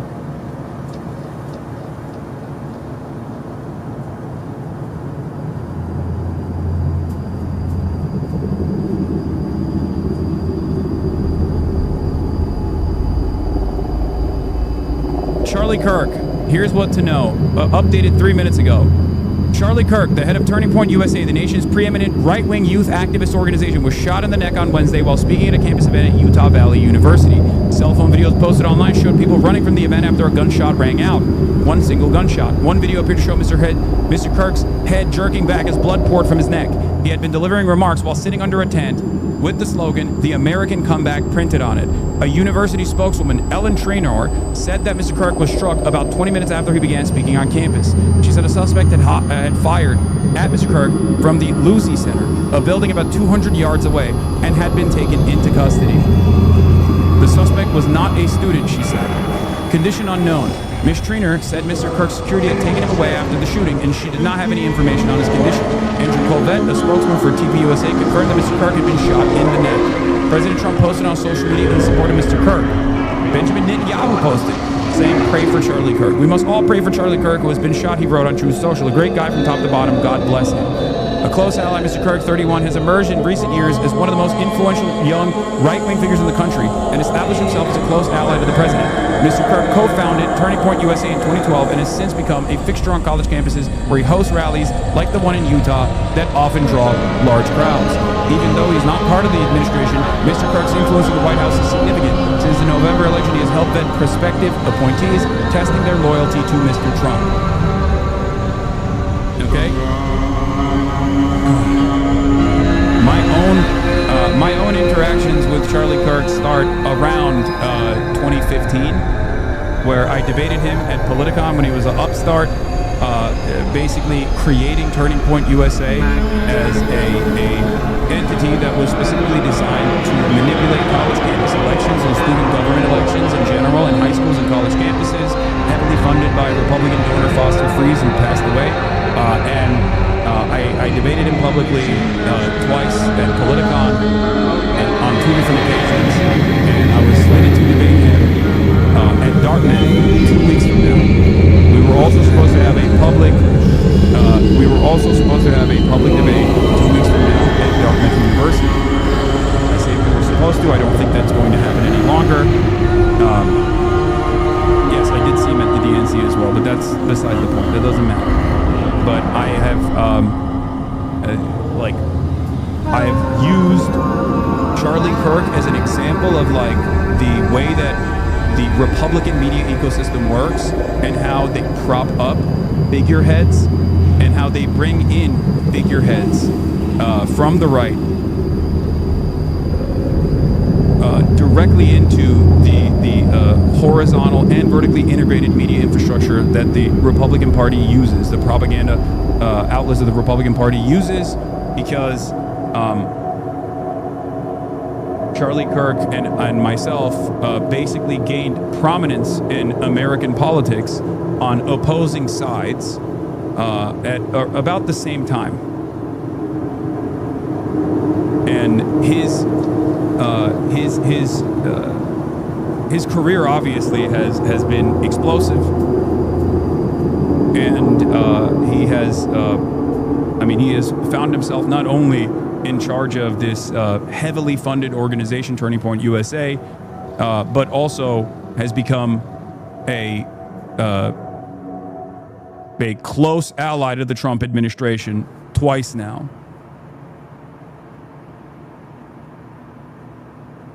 It is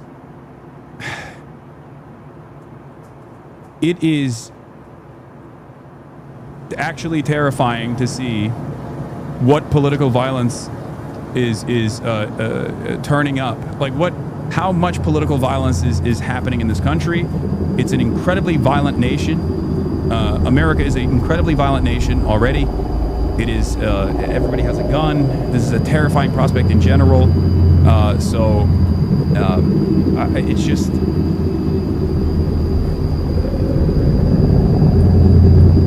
I mean, this is a terrifying incident for a million different reasons. I worry about the repercussions of this. I think that the reverberations of people seeking out vengeance in the aftermath of this violent, abhorrent incident is going to be genuinely worrisome. Of course, this is a country where children get slaughtered on a weekly basis by school shooters.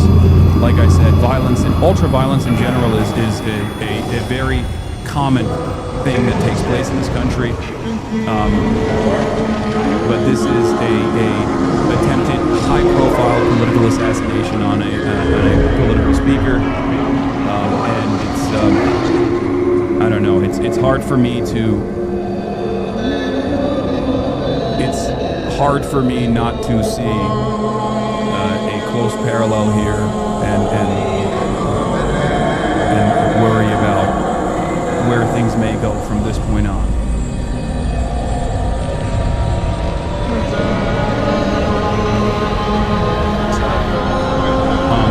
At this point, there's no hospital updates, but Gabby Giffords, the former Arizona congressman who nearly died in a 2011 assassination attempt, said she was horrified to hear that Kirk had been shot.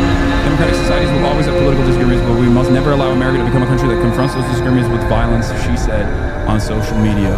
As I've said before, decentralized acts of violence from adventurists happen as a direct consequence of not having a real pressure valve when there is tremendous political instability. Okay? This is the reason why the democratic process is supposed to be a pressure valve for this sort of thing, in order to thwart these kinds of incredibly violent incidents. It's not like he was a senator or the president, he was a fucking influencer. What is wrong with people? It doesn't matter.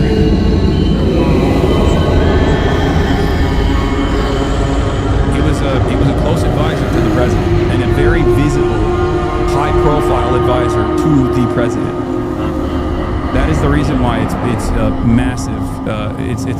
know, it's very consequential, and a lot of people are talking about it. Or including the buildings and other, open spaces. Because also, Donald Trump literally sicked the entire fucking... Donald Trump sicked the National Guard on D.C. because of big balls getting jumped by a 15-year-old teenager. One 15-year-old girl and one 15-year-old boy. What the fuck do you think he's going to do after this? When one of his top advisors, the guy that he has named numerous times as a creditor to his success with Gen Z voters, was shot in the fucking neck in Utah. Okay? This is... I don't even know where we go from this moment on.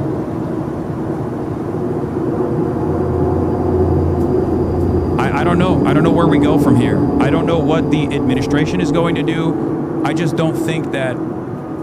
I don't think that they're going to be normal about it, okay? So think about that. University says a suspect is in custody after Charlie Kirk was shot at an event. And yeah, one of the biggest fucking reactionary monsters out there is Elon Musk. And he's already started saying the left is the party of murder. We don't know the background or the profile of the shooter. We do know that statistically speaking, these sorts of political violent incidents do not actually often come from the left, but it is usually right-wingers, former Trump supporters themselves shooting at Trump, people who have voted for Trump shooting at Trump, you know, or attempting to assassinate Trump. Obviously, I mean, and Utah is also a very right-wing state. We don't know. We don't got... Of course I'm not going to still debate him. What are you talking about? How am I supposed to debate him? We don't even know if he's alive. No, Chatter, stop asking me stupid questions. Come on, man.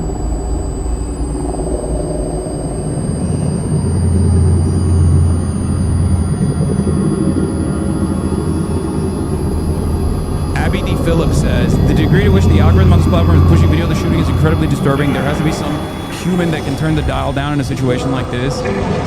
You know, yeah, the human that would turn the dial down, I don't think is interested in turning the dial down. I think the person that would turn the dial down is turning it up, as a matter of fact. Cranking it up. Okay?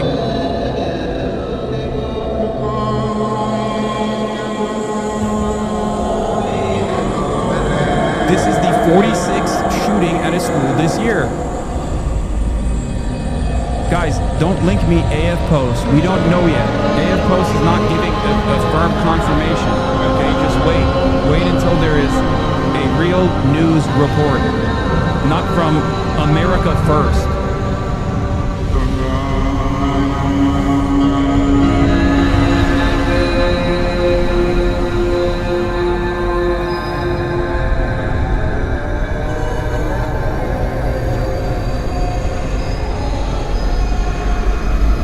I don't know how the fuck I do public events going forward. Like, I don't know. It's just not. Oh, there's another angle of the video as well. A third angle.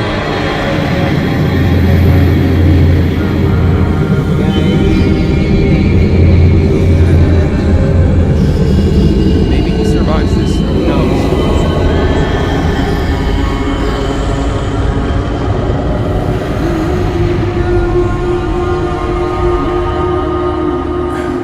I don't know. I don't know how. Turning Point USA confirms the shooting, says Kirk is in the hospital.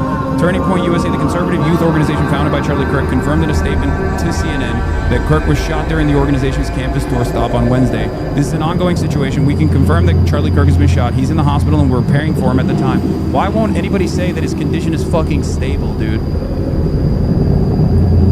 Like, I don't understand. Every single person just keeps saying he's in the hospital. They're not...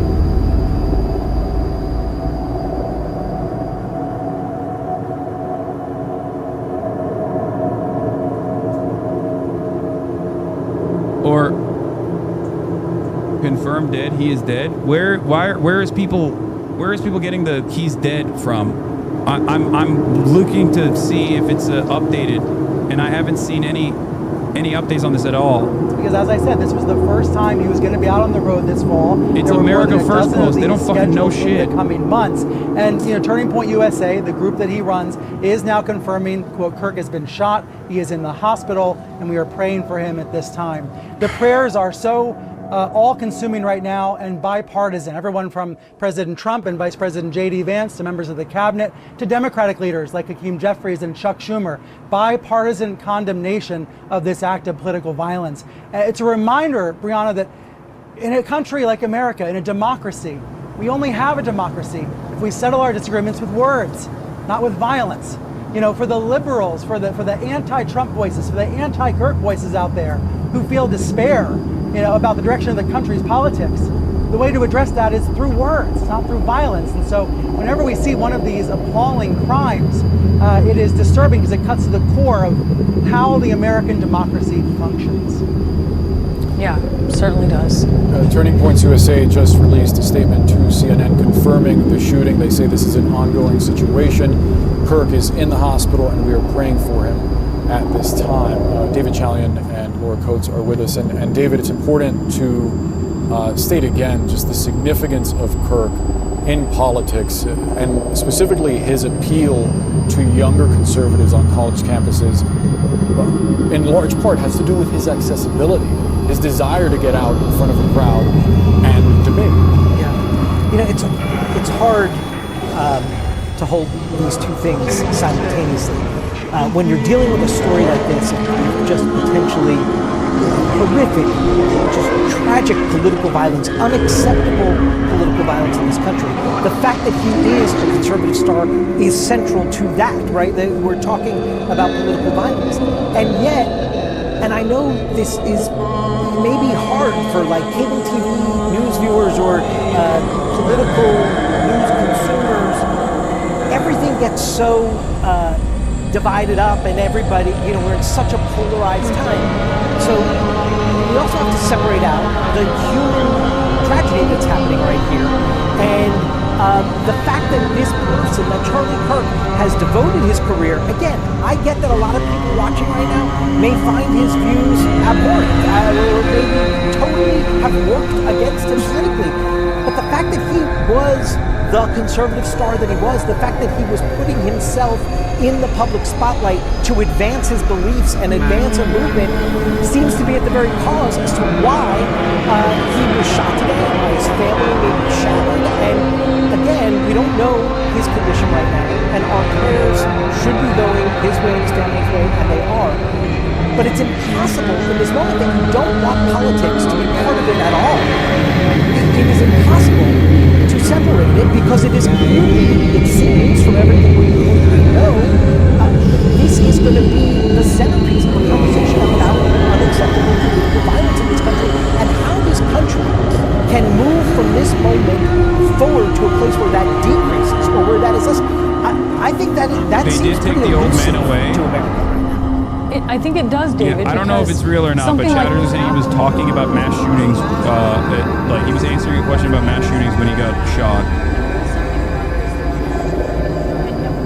Bro, I already got motherfuckers commenting in my chat, on my YouTube, instant. Look, this is what I mean, okay? This is what I fucking mean. Someone going, should have been him and not Kirk. That just happened. That's a YouTube notification from literally a minute ago. And it's not sustainable, it seems to me. In this Do you understand? democratic experience and experiment that we are on. This is what I have to, I deal with this literally every fucking day of the week. I deal with this every day of the week. So it's a little bit, it's a little bit different from the way I'm watching the situation, okay? That is, if anything can come out of this, if there's some kind of wake-up call to come out of this, I know I probably sound naive saying that, it would seem like we've got to find a way to be able to have politics in this country and differences of opinion that do not end like this. You know, you think about the only way to break a law is if a law first Yeah. exists, and this is going to open Recall a very that like not even a month ago there was a political commentator who said that they would justify gunning me down on the fucking street. That wasn't even a month ago. That was a couple of weeks ago. So remember, America is an incredibly fucking violent country. Everybody has guns, and political violence often comes from the right wing in general, even if it's like directed at the right. Okay. Yeah. Look at this. They should have. But I put my prosecutor brain on again with a suspect in custody. We sadly are a nation plagued by gun violence, but we're also plagued by sometimes the inability to have the person account for the violence that they have. Oh fuck! New York Times is posting it too. Charlie Kirk was scheduled to debate progressive influencer Hasan Piker at Dartmouth College on September 25th. On his Twitch livestream, Piker reacted to the news of horror, urging Sloan and his followers to stop making jokes about the shooting, and he expressed fear that he could be similarly targeted. This is a terrifying incident, Piker said. The reverberation of people seeking out vengeance in the aftermath of this violent, abhorrent incident is going to be genuinely worrisome.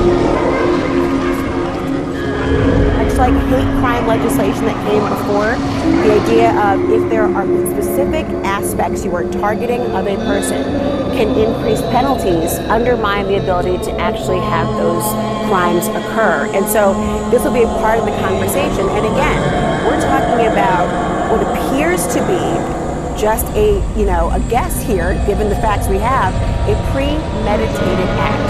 If it's premeditated, if there's only been one shot fired, not targeting any other person, this is no longer generalized violence. And that means the investigative trail begins. It is electronic. It is what was on that person's body, how many cell phones, who they communicated with, where they may have been before this, who knew about their whereabouts. Did they travel across state lines? Were there other people involved in now possibly an interstate or intrastate activity?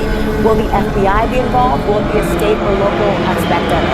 This is at a time, of course, as we all know, especially about the motive from the President of the United States to ensure that crime is at an all-time low in the presence of reinforcing military officials at times to make sure that's the case. Will there be an expanded move now in that aspect of it? And if that's the case, will college campuses, which has traditionally been a bit of a island unto itself in terms of the ability of local law enforcement to come on, will be treated differently? The investigation begins simultaneously with the family, begins to process what it would be like to explain to these young children that daddy is hurt, and will he be coming home tonight or ever? We certainly are awaiting answers as to his medical condition. The Turning Point USA official says Charlie Kirk is at the hospital, but it doesn't look good. Confirmed Kirk was shot in the neck. This is from Jennifer J. Jacobs, CBS News senior White House reporter. Here's a video of the old man being walked away in cuffs. Footage showing the person who allegedly shot Charlie Kirk being taken into custody. As of now, we have no firm confirmation that this was the actual shooter. For the record, this is just footage of a suspect being apprehended. I'm going to repeat once again. This is footage of a suspect being apprehended. It's the same old guy that we saw earlier as well.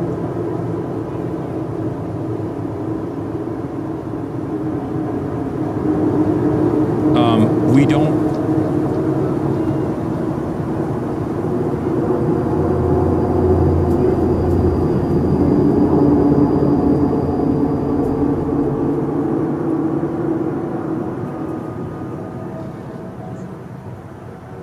I mean, look, in a normal environment, if we lived in normal times, if we had a normal, responsible government and not a bunch of fucking psychopaths running the show, they would look at this incident and go, we have to actually take serious precautions and we have to look at gun control seriously.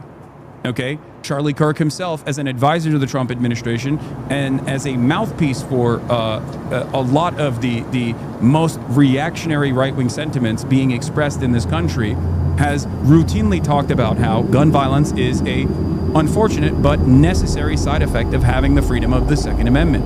Okay? quite literally, he has verbalized his opinions on this issue with the false notion, with the false assumption that it might not ever happen to him. Okay? And in a moment like this, a reasonable government would say, all right, enough is enough. Okay?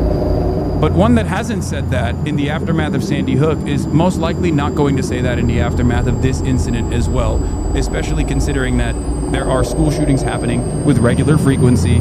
As I've said already, the Charlie Kirk shooting is the 46th school shooting that has taken place this year.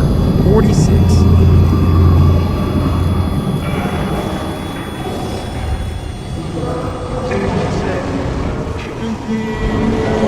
He said this. Charlie Kirk says gun deaths unfortunately worth it to keep the Second Amendment. You only say this if you don't think that you will ever be a victim to such political violence. Okay? I very much understand that this is a constant reality, for the record. Both political violence and just gun violence in general. Okay?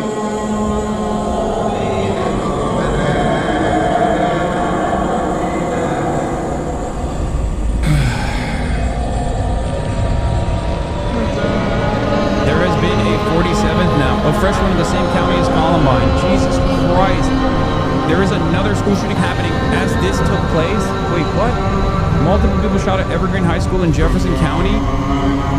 Okay, well, this is also breaking news. I'm not going to go into it, but AP says he's in critical condition. Is that what it is? Kirk, okay, Associated Press has an update. It says Kirk is being treated and is in critical condition. A law enforcement official briefed on the shooting told the Associated Press. The official spoke on the condition of anonymity because they were not authorized to publicly discuss the matter. Kirk co-founded Turning Point USA in 2012 at the age of 18 and soon became a regular presence on cable TV where he leaned into the culture wars and helped praise on then President Trump.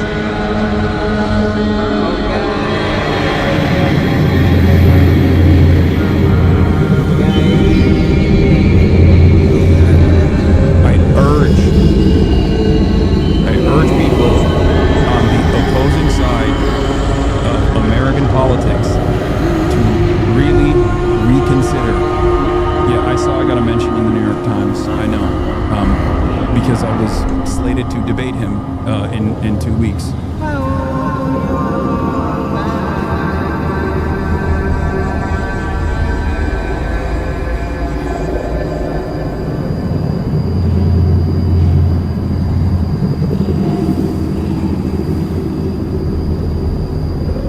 For the people who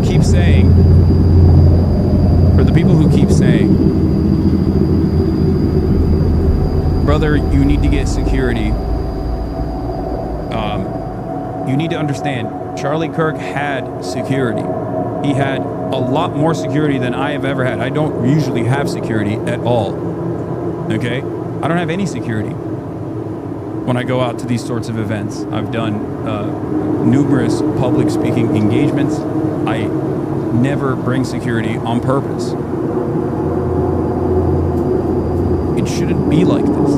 It shouldn't have to be like this. And the reality of the matter is, this is a systematic problem. This is a systemic issue. Okay? Charlie Kirk had security. What do you do when someone is shooting at you from 200 yards away? Do you understand? That's why you have to solve this issue with good governance.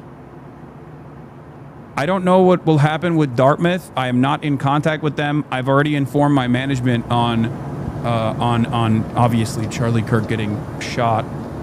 So we'll see what takes place now. I don't think that I know that it's not going to be with Charlie, but I don't know if there's going to be an event at Dartmouth at all. We shall see. And before people say, wear a bulletproof vest, again, he got shot in the neck. A bulletproof vest would not have saved Charlie Kirk. Okay? Security did not save Charlie Kirk. The only thing that could have potentially saved Charlie Kirk from getting shot in the neck was if our administrations, prior to this one and this one as well, actually had reasonable gun control as a policy provision in the immediate aftermath of, I don't know, 100 other school shootings that took place. This is why I keep responding over and over again to people that go, hey man, why don't you get security? Hey man, why don't you get a vest? There's nothing. None of those things will save you. Okay?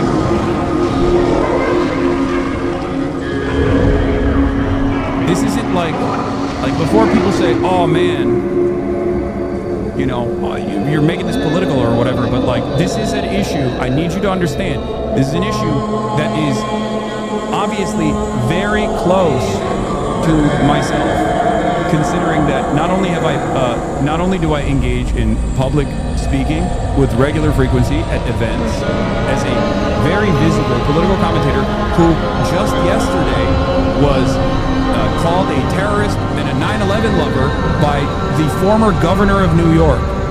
Okay, there is a lot of tuning up, and you know, there's a lot of agitation that I receive. I receive death threats with regular frequency. All this stuff is very close to the chest. Okay, and there is not really anything you can do here aside from just not doing any fucking public speaking engagements. There's not really anything you can do here aside from, you know,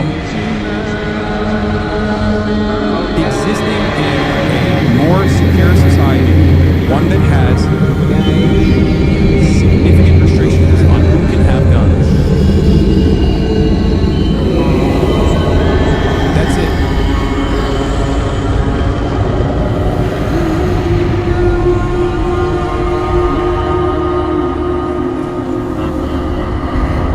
He had a 10-man private security detail for this event, along with campus and local police. Not fully confirmed, though. No, I know he has mad security. I know. But what do you do, regardless, in that situation where someone fires from 200 yards away and shoots Charlie Kirk directly in the neck? There's nothing you can do in that situation. There's nothing I would be able to do in that situation. It's just a matter of luck.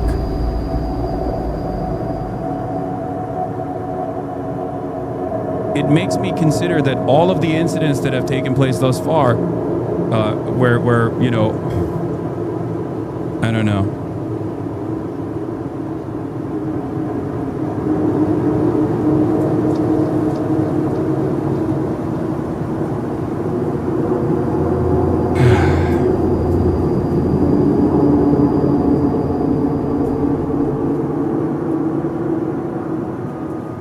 What if they didn't? What?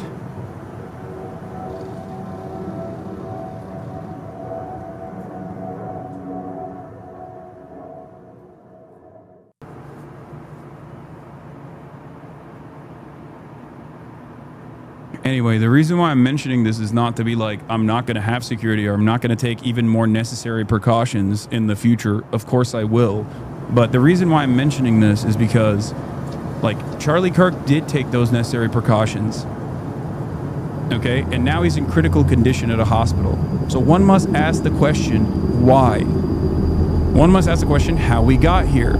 And if you personally think it's just because, you know, kismet, I guess, well, there are ways to prevent this. There are ways to prevent this, not just for Charlie Kirk, but for the little school kids.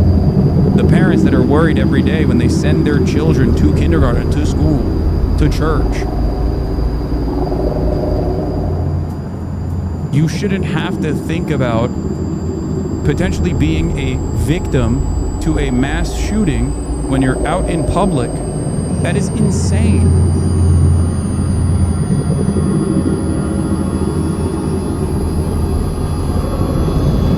That's insane.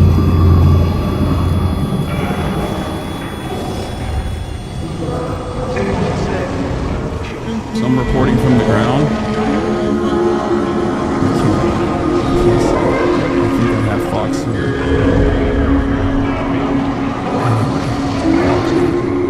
The Charlie Kirk shooting is terrible, and I'm more broadly afraid that we're in a period of rising vigilante violence. I don't know what you can do other than condemn it, regardless of who's responsible.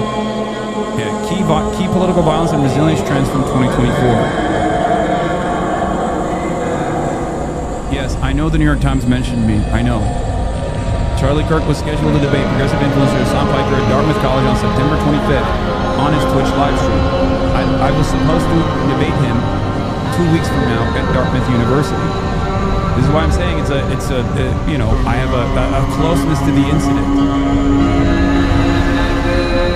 First they said they wanted to interview me, and then this thing took a while. They were just like, hey, just give me your number, and then set me on my way. So pretty. Yeah, it was. Well, Wesley, thank you very much. Your thoughts there. So we've heard from a number now of witnesses that me and others that have interviewed people that were inside there, or I should say outside, because it is an outdoor venue, when the shots were fired, when Charlie Kirk was shot. That's what we've got here from the west side of UVU campus. We'll continue to be here, but we'll send it for now back to you, Brooke and Tamara, in the studio. Daniel Woodruff reporting live from UVU campus, where earlier today Charlie Kirk was shot. And we are hearing from the AP, who has confirmed that Charlie Kirk is in critical condition at a hospital, again, after being shot at this event held at UVU. And though we don't know any other medical details on that, I think that's an exhale for a lot of people right now to at least hear the initial report of critical condition. The shot was fired. He recoiled. Bystanders described him recoiling and immediately falling to the ground. It was quite a visually traumatic scene. But that's the latest update we can give, is that he is in critical condition. Dan Rascone is live there on the campus of Utah Valley University. Dan, orient us as to where you are. Yeah, pretty incredible scene out here as far as talking to students, but let me give you a little idea as to where we're at here. Many of you, of course, know where the UCCU Center is at. We're just north of it right here. You can see all the traffic here, people trying to get out of this location, traffic completely backed up, a lot of cops, a lot of officers from a variety of different agencies all out here trying to be able to kind of lock down the campus, of course. And we've been hearing from students all along here. Many of these students right here, all these students have their own story. Let's start at the end here and kind of get your reaction. It's Ike. Yes, sir. Say, okay, Ike, tell me a little bit about where you were at, how close you were, and what you saw. Yeah, so I was about 20 yards off the right-hand side of Charlie. Obviously, it's a traumatic thing. Nobody should have to see that in their lifetime. The taking of a life is hurtful and hard to see. But, you know, we were talking about, he was having a conversation with somebody about gun violence, actually. And he was hit in kind of the left upper neck area, kind of in the carotid artery area. And it was just a traumatic thing to see. I feel bad for all these wonderful students and alumni that were present and had to see that. It's a tough thing to see, but obviously it's a very serious thing that we need to all be able to work through and work through together as a community and come together and really rally around Charlie and his family. Nobody should have to worry about their father or husband going out and doing the things that he loves, and that's a tough thing to see. How many shots did you hear, and what happened right after he was hit? What was the mood of the crowd? Yeah, one shot rang out.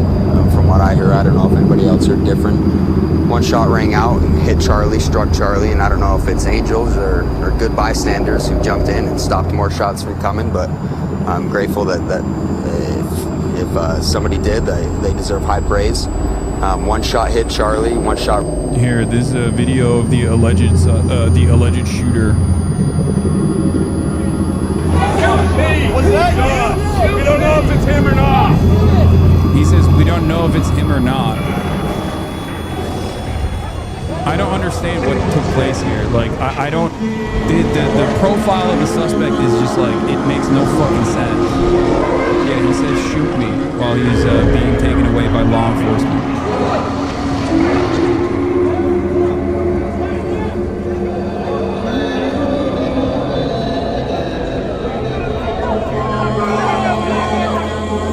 Where the fuck is where's the gun? We don't know anything.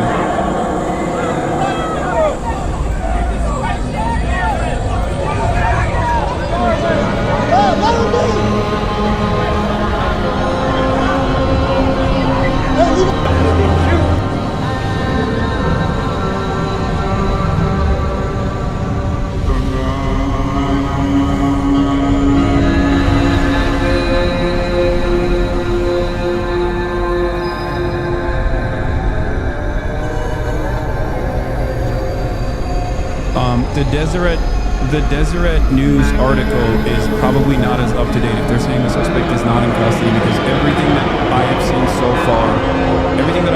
so far from mainstream outlets has been that the suspect is in custody. I have no reason to believe that is not the suspect, considering that that's what the media is presenting it as. Obviously, we are going to be awaiting some kind of report from the police that will give us more details. It's important to wait in these moments to get like verified information, but we'll see. He's Mormon too. Those were garments. Oh, he had the Mormon underwear on because his pants fell off while they were moving him around. I don't know if they wore the Mormon underwear.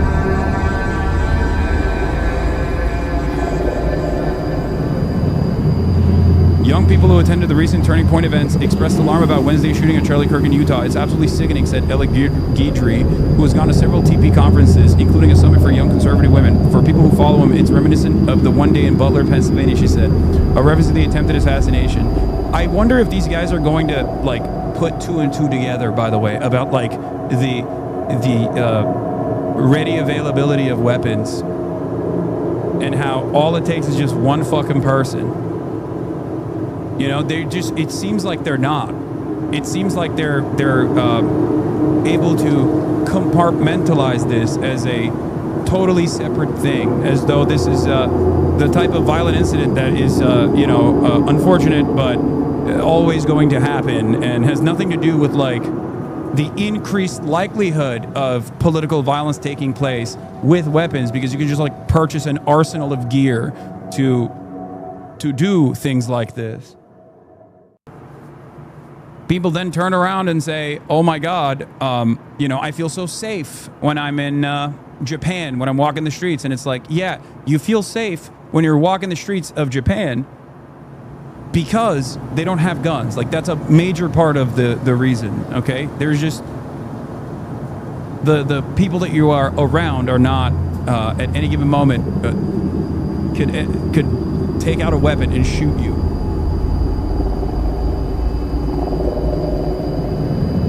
I know a lot of people have said the county he was in had a lot of extreme Z supporters, along with InfoWars dude a few weeks ago saying Charlie Kirk was concerned about it. Z supporters? What does that even mean? The old dude isn't the shooter according to New York Times. New York Times confirms that the person in custody is not the shooter. I'm so confused. So the person is not in custody? What?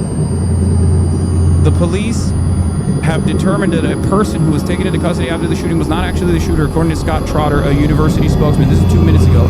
The university had earlier said a suspect was in custody, and video showed an older man being detained by police officers.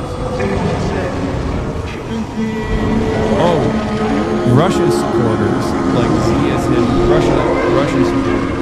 A previous person they interviewed on Fox said the guy they arrested is someone he knows named George, and that George was poor but wouldn't shoot someone. Major English Esquire. Like I said, Big Ball's getting beat up. Big Ball's getting beat up triggered a military occupation of D.C. So I don't know what is going to happen in the aftermath of this. Obviously, I don't think that Trump is going to seek the National Guard and the military onto Utah. Utah is a red state, so that actually complicates things from his perspective a little bit. But I can totally see him enacting vengeance on every college campus, in blue states specifically. Check the CNN article again. He was talking about transgender shooters right before he was shot.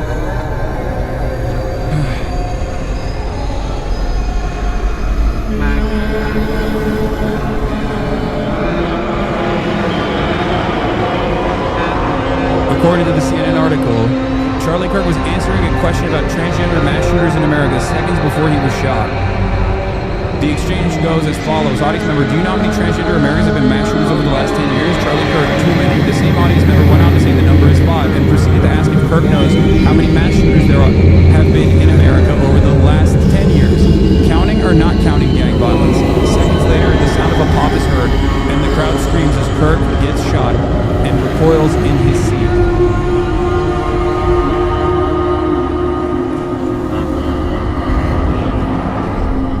just last week you were watching a video about him too? Brother, it's not even watching a video about Charlie Kirk. I was supposed to be at a public event alongside Charlie Kirk where I was supposed to debate Charlie Kirk 2 weeks from now. And if you were unaware of that, and that is because I usually don't fucking promote this kind of stuff ahead of time for obvious reasons.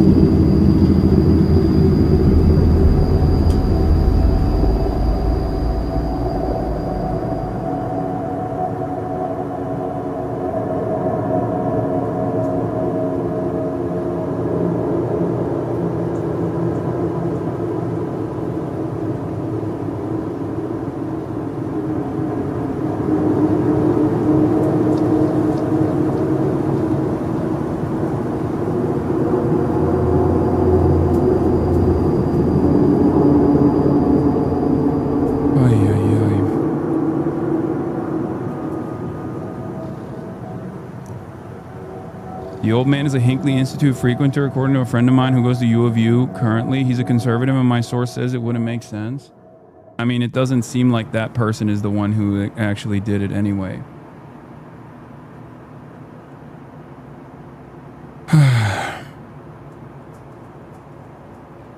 Yeah, while this is taking place, apparently there's also another high school shooting that's taking place in Colorado as well. Obviously, I'm not going to get into it until we have more details. But the conservative commentator Glenn Beck told Megyn Kelly on her live YouTube show that his daughter was at the event where Kirk was shot. She confirmed on Instagram that she was about 10 feet away and saw everything.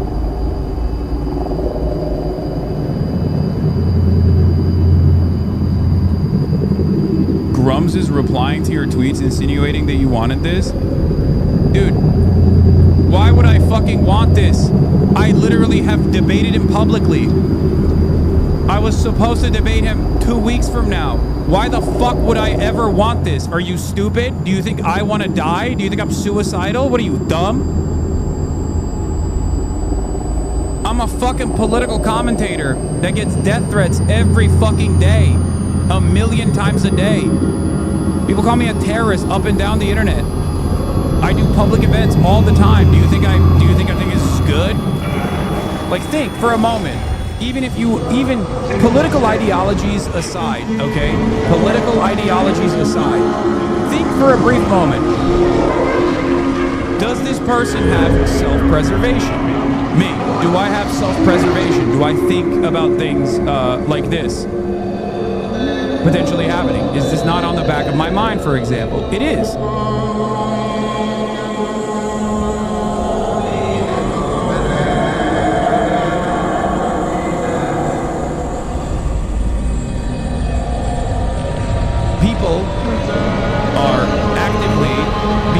So desensitized to violence in general in this country, the one country where this just keeps happening over and over again, people now don't even wait.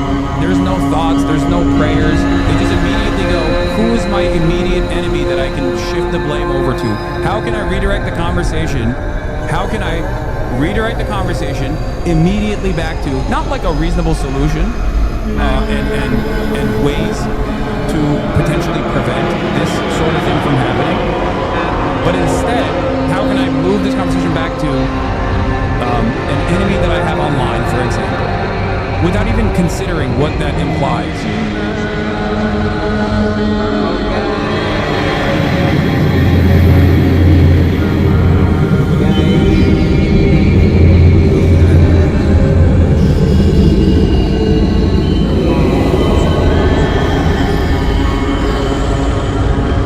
Motherfuckers will blame anything but a lack of gun control.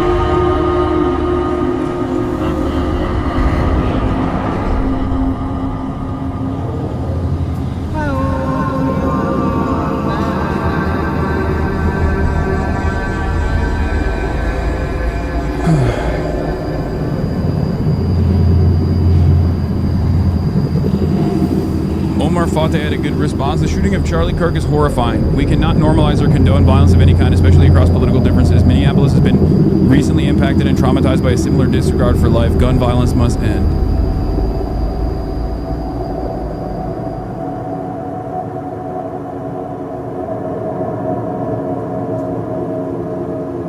it doesn't matter how despicable you find people, okay? This is obviously an incredibly dangerous precedent.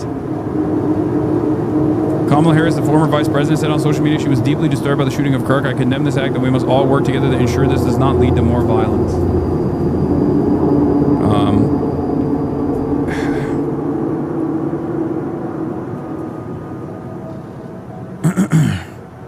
Where is as far as the shooter, whether he's in custody or not, like I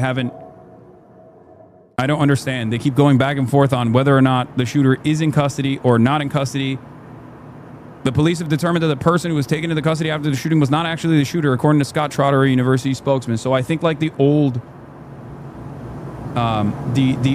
person that they apprehended might not have been the shooter after all.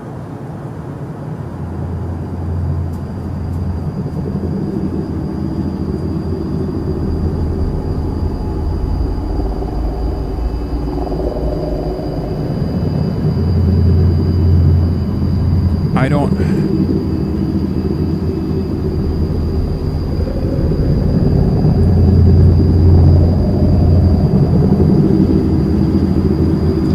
Insane that the close-up video has 4 million views on Twitter and it's still up? Yes, of course.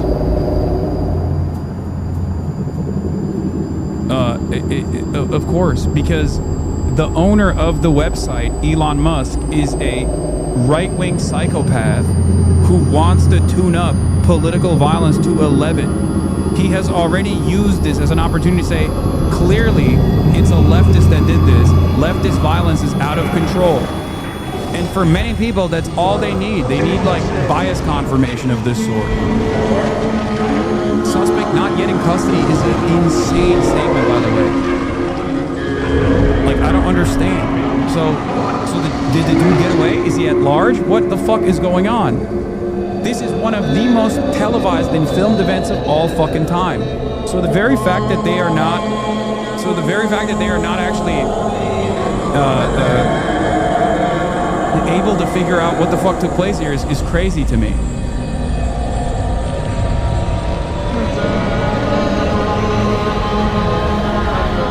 Yes, he was sniped from 200 yards away.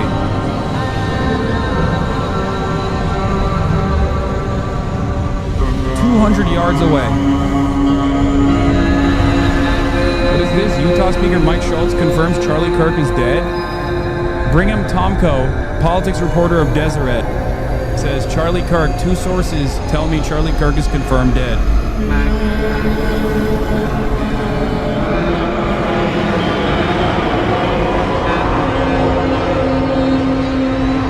Or 200 feet, not 200 yards.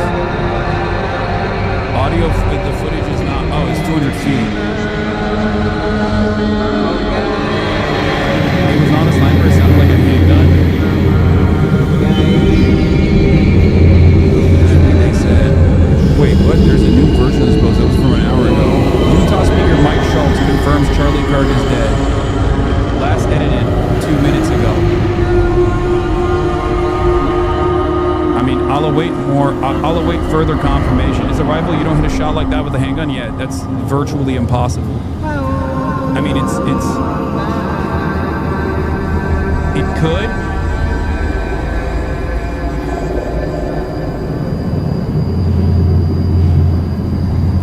Because it's a bullet, you know? A bullet is a bullet, but it would have to be like an insanely unlikely. It's just impossible. Like, it's virtually impossible. It just doesn't... It's ridiculous.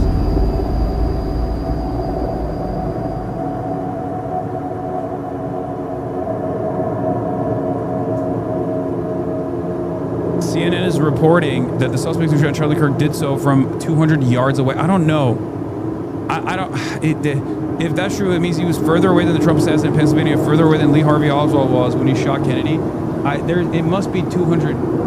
It must be 200 feet and not 200 yard, right? Like 200 yards is like, I mean, that's an insane shot. That's like historic, right? Am I crazy? How many football fields is that?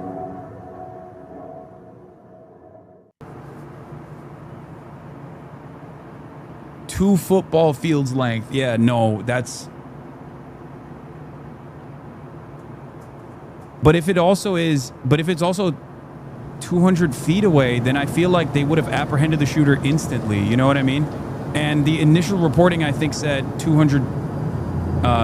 the initial reporting said 200 yards, I'm pretty sure. The university spokesperson and a lot of people... a lot of the original reporting said 200 yards. And the very fact that they were not able to apprehend, like the New York Times reporting said 200 yards, but now NBC is saying 200 feet. But I don't know.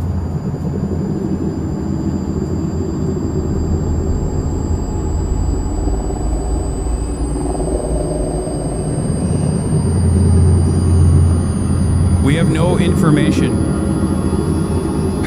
We have no information at the time about who the shooter was, what weapon they used.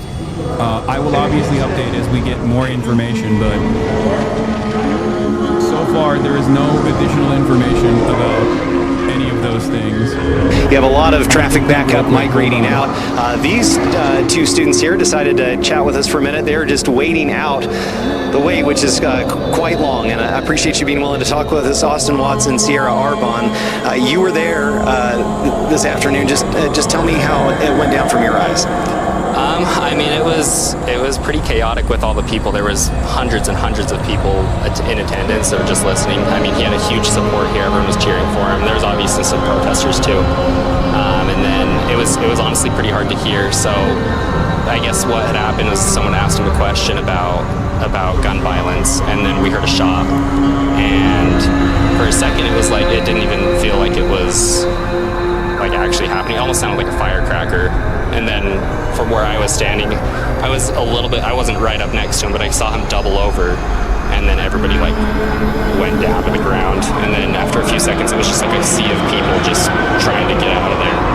And yeah, there's videos you can see online. There's just everyone's coming out full speed, and there's phones on the ground, AirPods, like everything. Everyone's just leaving all their stuff, and it was pretty chaotic. So it was crazy. Sarah, you were watching that. What went through your mind as this was just happening? A lot of things were going through my mind. I was thinking about how I wasn't supposed to be there today, and how I was supposed to be at work, but then it got canceled. And I was scared. It was a scary situation, but kind of along the same lines as Austin. I thought at first that it was a firecracker, and then I realized that was a gunshot, because I'm short, so I didn't see above the crowd. I couldn't really see Charlie when it happened, but yeah, it was scary. What interested you most about Charlie Kirk and why you came out today? Well, I would say he's just an interesting person. I honestly haven't listened to a ton of his stuff, but I knew that he is like a pretty strong conservative Republican figure, and I lean more that way. So I just was interested to see what questions other students at UVU had to ask, and what his response would be to them is really it. Austin, you followed him a little bit more. Tell me just your thoughts. Yeah, no, I mean, I really respect Charlie as a person. He's a great person. He's a family guy, a good Christian. Like, he has strong beliefs. They chatted a lot about religion right before it happened. I mean, there was only one question before the shooting. But I really think he's a great person, and he sticks up for what he believes in, and I respect that. And I enjoy watching him debate people. He knows what he's talking about, and he comes from a state of logic, and I respect that a lot. And so I've watched his videos for a while, for years now, honestly. So I think, yeah, he's a really interesting person. I was pretty excited to hear that he was coming to Utah so that he could see, you know, what Utah's about, and have his support group here, because I know a lot of people really respect him here. So it's pretty sad that it had to happen here. Well, I was going to say, just the fact that there was a shooting, he was shot, and an event like this, your thoughts about that? Honestly, it's kind of shocking just seeing how many hundreds and hundreds of people were there in support of him. And, you know, I think it's really sad. I think people are trying to prove a point. It didn't change my thoughts on the right to bear arms at all. And so it seems like it was kind of for nothing. And I think people just want recognition, and they want to think they're doing something in support of their beliefs. And I think that's pretty messed up. So. Austin Watts here, Arbonne. I appreciate you being willing to chat with me for a few minutes.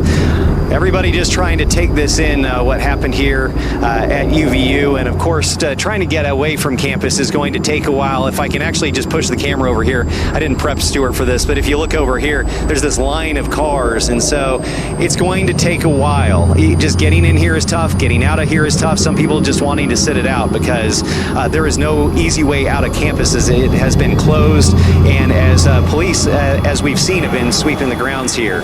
So we're going to change positions from where we are. We'll bring you more, but toss it back to the studio for now. All right, Andrew, thank you for that update. We have an important update that we want to bring you now. Earlier, this is NBC reporting that the university had confirmed a suspect in the shooting.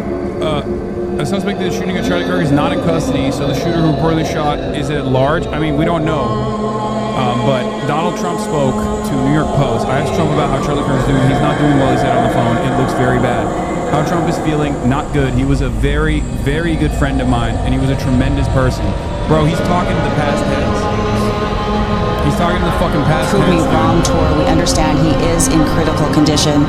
We are checking in with our news specialists that we have out there on campus. Let's go ahead and check in with Jody Reynosa right now.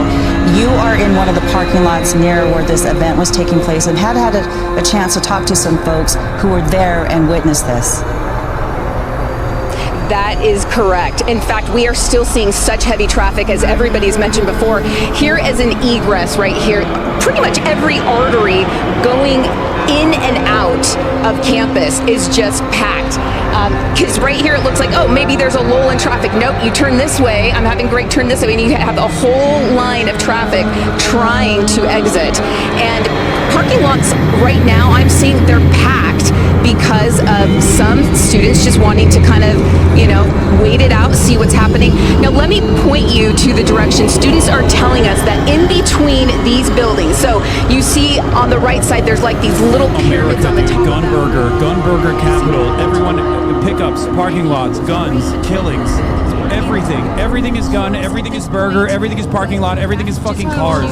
Oh my fucking Lord, I'm gonna lose my goddamn mind. And as you mentioned before, I do have two students. These are unique students in that they are high school students, okay? They are at Cedar Valley in their senior year. They were just here on campus, though, to take a test. So I'm here with Ryder Warner and Kylie Stoffer. Okay, Ryder, let's start with you. Tell us, what was going on, because you were there at the venue when it first happened. Yes, ma'am. We were driving past it, so when we passed it, obviously you have all the news cameras, all the cameras pointing towards them, all the students rushing in to go and see what's going on. So we got to witness that, and just a normal talk by Charlie Kirk. It was kind of cool to see Charlie Kirk here. We watch him on TV a lot, watch his clips a lot on YouTube, whatnot. So it was cool to see that. I was in a rush for a test, so I didn't get to stop and see, but I did get to see the venue. It was super pretty.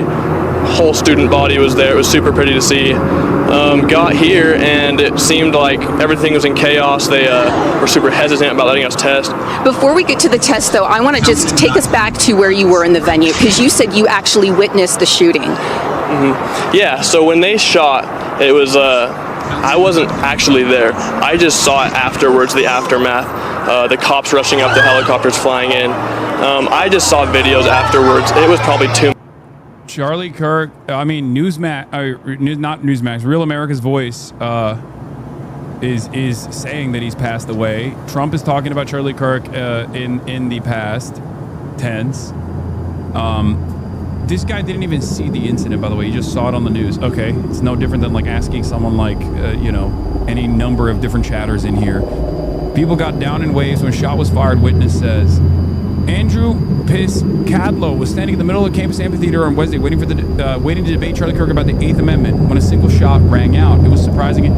No one really got down until the people in the front of the stage did. Mr. Piscadlo, 28 of Salt Lake City, said in a phone interview, people got down in waves.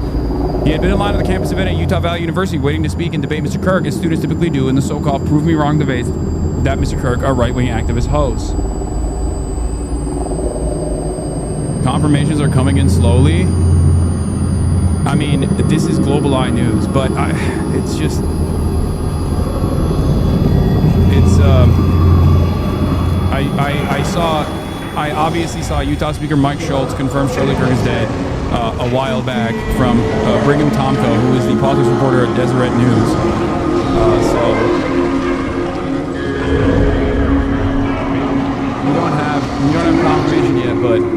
we don't have confirmation yet, but like it is. All I'm fucking saying is it is very, very, very unlikely that he survived that shot to the neck.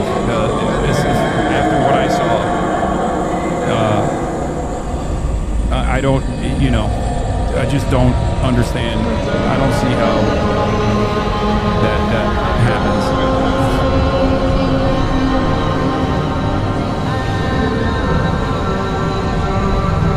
The speaker's tweet didn't say anything about him being dead. Yeah, I mean, we don't know. We don't know. I think a lot of people are just basically running off of, they want to be first to market. I'm not giving you a full confirmation until we see it, okay? I don't know what just the news is. Like OSIN accounts and things like that are utterly irrelevant in this. They could be right, but it doesn't matter until there is a real firm confirmation that I mean, look, mainstream accounts right now are even reporting incorrect information, like the old man that was arrested being the suspect, the potential shooter, and then turning around and saying he was not the shooter, and that the shooter was actually.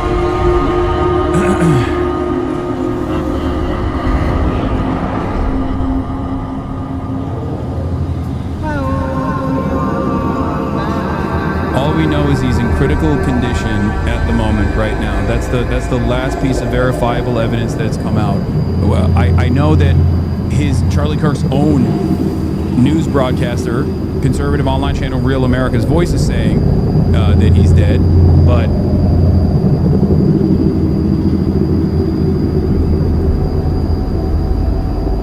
I'm not going to rush to that conclusion, but here's BBC's additional breaking news. Reporting person in custody has been released, according to CBS News' reports. University spokesman says that the person who was taken into custody after the shooting has since been released, which means that they did, like, it seems like they don't have the actual shooter. So does that imply that the actual shooter is at large? What does that mean? There's a chance to save an individual, but so many factors at play medically in terms of GSW triage.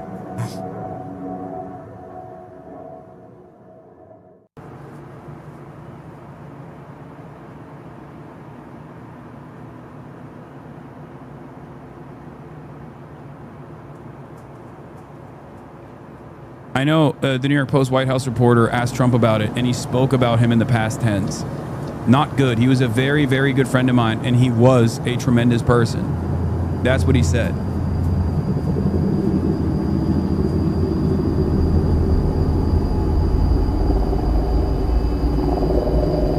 How do they have so much security, but they can't find the shooter? I don't know. Because, I mean, if someone is capable of shooting from a distance like that, and they hadn't accounted for any sort of like counter snipers or anything like that, which of course there's no expectation that they should. Why should they? You know, this is not the fucking president. And even the president with sniper cover still almost got killed. I think we're forgetting, like when he was campaigning, he almost got fucking killed. Spectator Index says he's pronounced dead, but we don't know yet. We don't know yet. The way his body position was after shots, like he went decorticate, which means his spine may have been transected by the bullet, which means instant death. You are not wrong. This would be hard to survive. We don't know yet. He might have looked like that because he was grabbing the microphone. You don't know. There's a lot of different things you can't tell from just looking at that footage. Okay, we have to wait. Like I'm telling you, it does make sense. I mean, look. The assumption is that he is dead. The assumption is that he passed away. That's a reasonable conclusion to make if you saw the close-up shot of him being being shot in the neck. But we don't have any certainty on the distance of the shooter. We don't know what weapon was used in the shooting. We don't know who the shooter is. The person that they suspected of being the shooter, the old man, was apprehended and then released. And the officials have said that he's not the. Officials have said that he is not the suspect. AP is reporting that there is a new suspect. Justin, person taken into custody after Charlie Kirk was shot in Utah, is not believed to be the shooting suspect. Wait, is there a new suspect that was taken in? Where did you see that? 2 minutes ago it says the person taken into custody after Charlie Kirk was shot in Utah is not believed to be the shooting suspect. You misunderstood.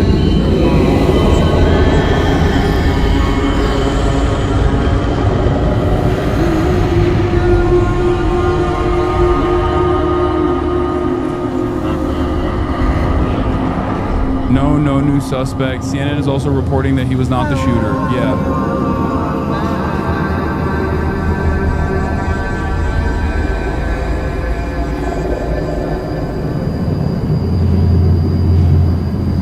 Yes, his Wikipedia page is updated to say he died, but that doesn't mean that that's a confirmation, chatters. I can't believe the incompetence of everything, everyone involved here as well. Oh Jesus, the fucking audio is busted. I mean, I assume that it's virtually impossible for him to survive that. Word that's around. And some people may be afraid. I don't think that most people are like hunkering down or fearing for their lives. But when the cops, when the police say, could you stay in your homes and keep your doors locked, they probably do that more to stay out of their way. But yeah, I'm very, very curious. I mean, you probably have a way better information source. I really feel like I'm a little bit isolated here. Lots of phone calls and lots of communication going on, but all of it, so much hearsay. No, of course, and we're of course reporting out with the official authorities, but as you were someone who was there, who was with Charlie Kirk today. Phil, before I let you go, I know it's been I'm sure, incredibly difficult day for you. What are your reflections? What were the things that Charlie Kirk said to you before this tragedy unfolded?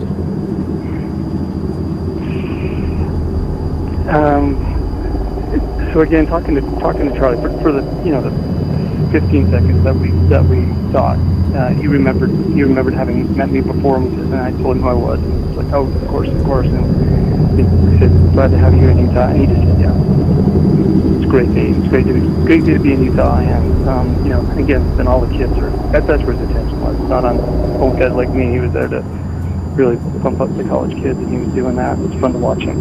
Yeah, like I say, he's taller and better looking than. Every time I see him, I was like, you're really tall, and yeah, very, very friendly, very nice. All right, Phil Lyman, a former Utah state representative, who of course was with Charlie Kirk today. I want to thank you very much for taking some time with us. I really appreciate it. I want to bring in now our Jeff Zeleny. Yeah, Ed Ingermentum says this is the one case where far-right new media outlets are going to have the info quicker than the mainstream news, and they're all saying that he's dead. I know that they're all saying that he's dead. Trump is speaking about Charlie Kirk in the past tense. I'm not going to give you an official confirmation until there is an official confirmation. That's it. Okay? It's just, there is very, very, very low likelihood that he survives something like that. Especially, look, I'm not a medical expert at all, but I just saw the amount of blood I saw gushing out of his neck on the moment of fucking impact. It makes me feel. It makes me feel as though it's, it's super unlikely. I mean, that was a shit ton of blood in literally less than a fucking second.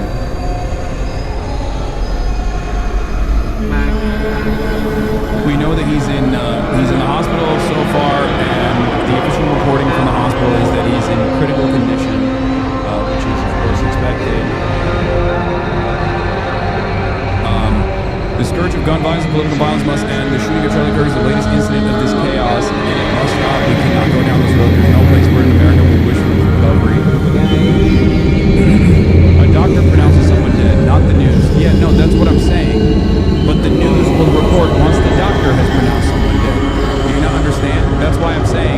I'm waiting for official confirmation. Unlike any other, and I attended many of his rallies during the campaign, and he attracted. Oh, you're quoting Newsroom. Oh my God. Gross. Aaron Sorkin? Really?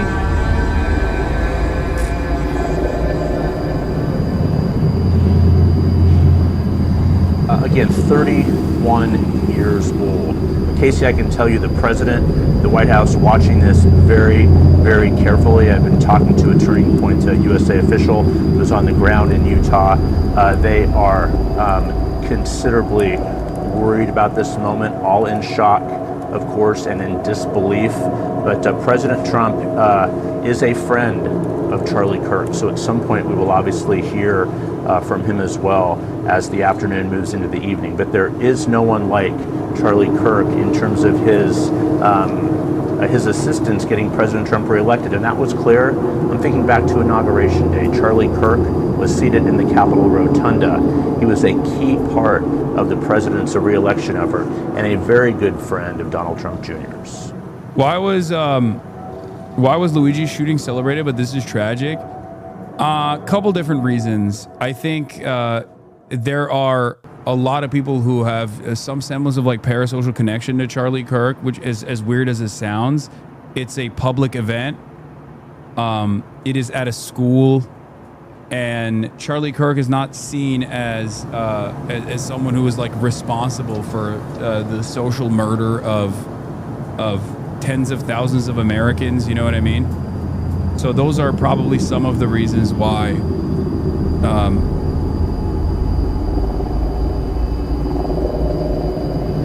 And for the record, there are a shit ton of people celebrating this as well. I'm not, for obvious reasons. I think people here have the capacity to understand why. You know.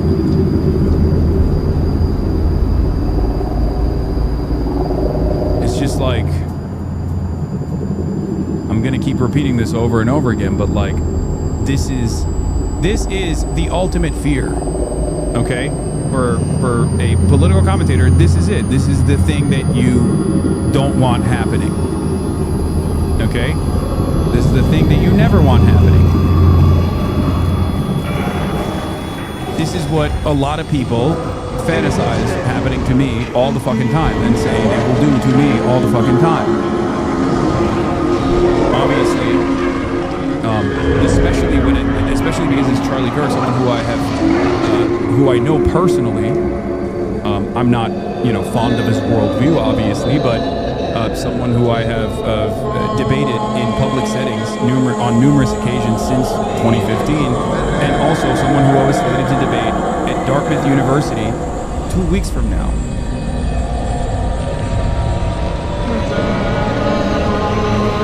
Do you understand?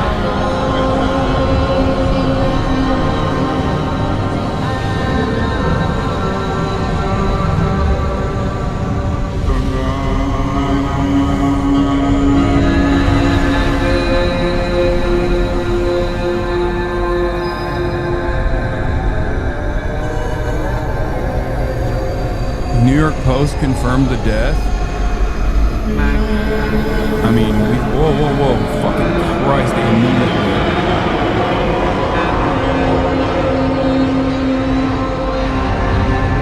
They're hosting a press conference? When is it starting?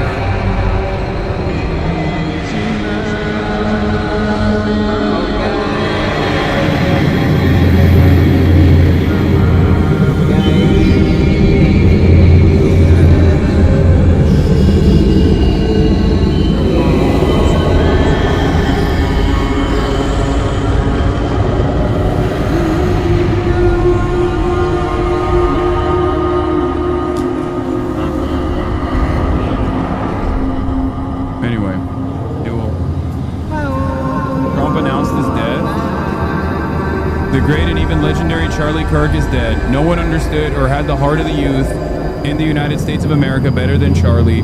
He was loved and admired by all, especially me, and now he's no longer with us. Melania, and my sympathies go out to his beautiful wife Erica and family. Charlie, we love you. That's it. That's it. Trump had to be the one to announce this. That's as close to an official confirmation as you're gonna get.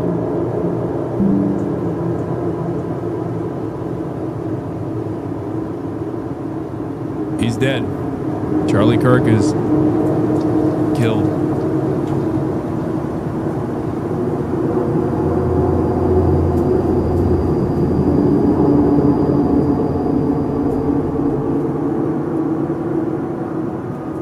Charlie Kirk was...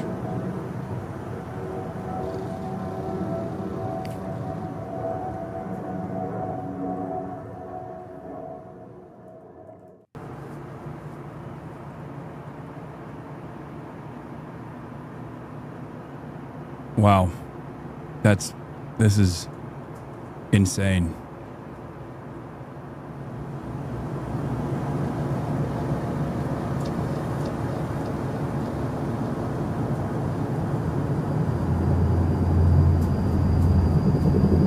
It's fucking so crazy.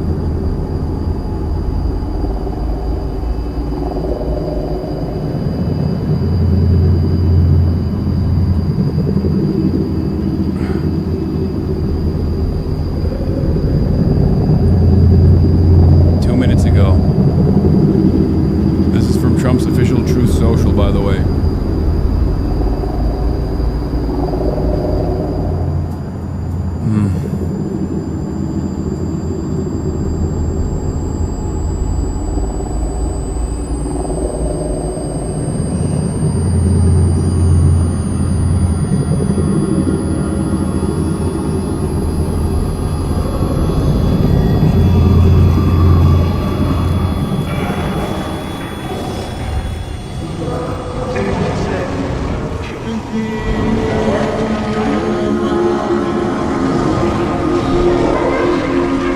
This is crazy.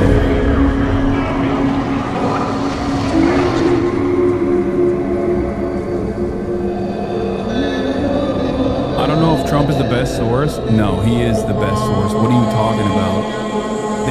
Dude,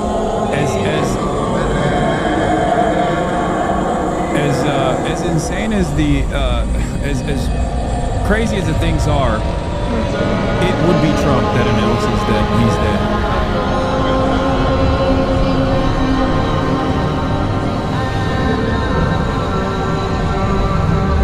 That is the most Trump administration thing that could have possibly happened. First, the information is revealed to close friends. It leaks out to close friends and family, and immediately starts getting reported on by One American News and stuff like that. But then the official confirmation must come from Trump. Sympathies go out to his beautiful wife Erica and family. CNN is now reporting that Trump has announced that Charlie Kirk is dead. Telling us at this hour that Charlie Kirk has died. Kirk was shot at an event at Utah Valley University earlier today, shortly after noon, according to the university. There was a single shot that rang out. He was shot in the neck, and now the President of the United States, someone that Charlie Kirk was close to, is reporting that he has died. I want to bring in Kristen Holmes. She is live for us at the White House. Again, Kristen, we're of course mourning Charlie Kirk. This is a man who was 31 years old. He had two very small children, 3 and 1 ages, I believe. He is someone who was very close to the President of the United States, close to the Trump family, someone who played a critical role. If you talk to people around the President, in the President winning his second term. What are you hearing from those close to us? We, of course, read the statement that just came through from President Trump. It's a very somber mood here. People are very upset. It's not just at the White House, it's really among Republicans as a whole. The Republican Party has become the party of Trump, the MAGA movement, and Charlie Kirk was really Andrew at the heart of all of that. Kirk's spokesman says Kirk is dead. With a huge portion of Trump's win in 2024. He was on the ground. He created an entire system to get young voters out and excited and enthusiastic about Trump. And it's not It's just done. as though he It's was some over. kind of outside influencer. He was very close to the president himself. I know specific examples of times that the two of them went back and forth over various issues. When Charlie thought something was important to the MAGA base, he brought it to the president's attention. There are some people who believe that Charlie had his finger on the pulse of Trump's base more than even some of his own cabinet officials. He had a huge following and, again, was so close to the family, to President Trump himself. And one of the things, I continue to bring up is the fact that there was a lot of conversation during the transition as to potentially making Charlie Kirk part of the administration. But the ultimate decision was that he was more influential, had more power outside of being in a government position. He had been in Washington a number of times. He had been here with his family. He went to swearing-ins of numerous Bro, how officials. the fuck do they not have the shooter? I can't comprehend this, okay? One of the most televised events, okay? This is an incident on a college campus. Everyone's got a fucking smartphone. Everyone, I guess the shooter shot from a distance, but god damn, dude, that is crazy. That is crazy. He's over. Oh. I don't like what is going to happen in the aftermath of this.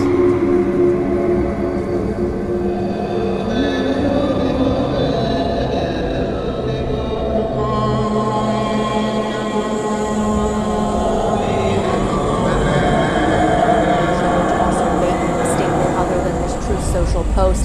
I know that they are in touch still with everyone close to Charlie and Charlie's family, with his team at Turning Point, with the team around him, just trying to make sense of what happened. But I will tell you, I talked to, again, a number of officials within the administration who are close to President Trump who just can't wrap their head around what happened earlier. Yeah, I know. The New York Times reported stand saying... by for us as we continue to cover this story. I want to bring back our Scott Jennings.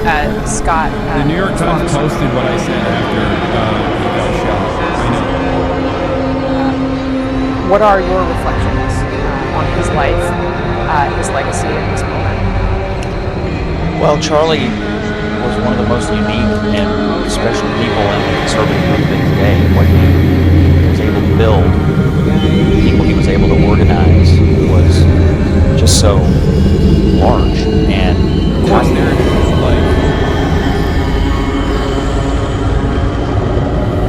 AP is going live in DC in response to the death. Yeah. I think that right now,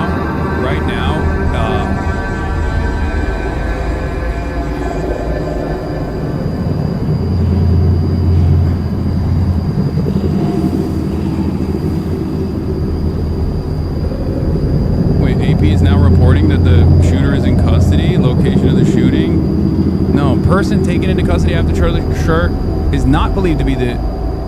No, dude. Why do people fucking not understand how to read? What is happening? No, the only reporting from the Associated Press is that the person that was taken into custody was not the fucking shooter.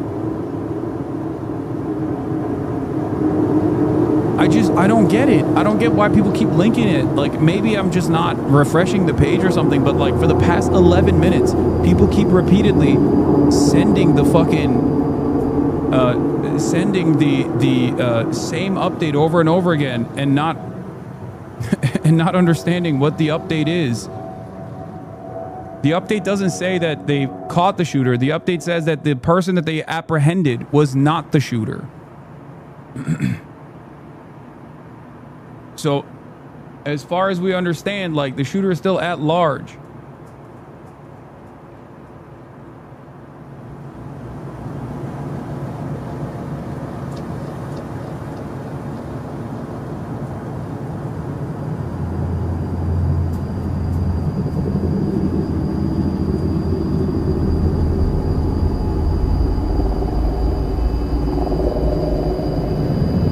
make you rethink debating in public ever? I mean, I need to, you know, I need to really reconsider the way I do everything outside for the foreseeable future.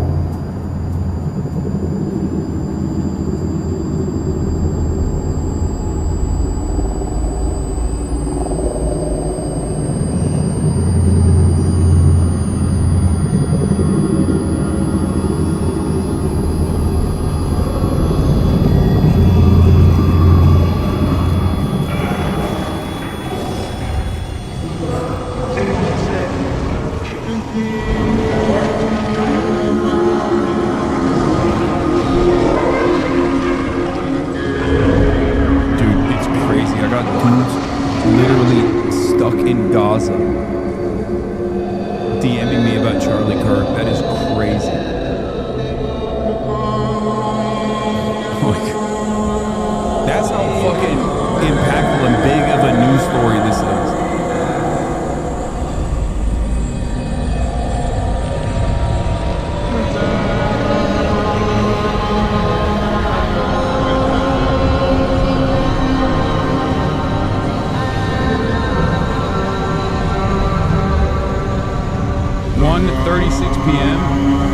Fox 13 Salt Lake City has spoken to an official from the university who said the school has surveillance video of the shooter leaving campus.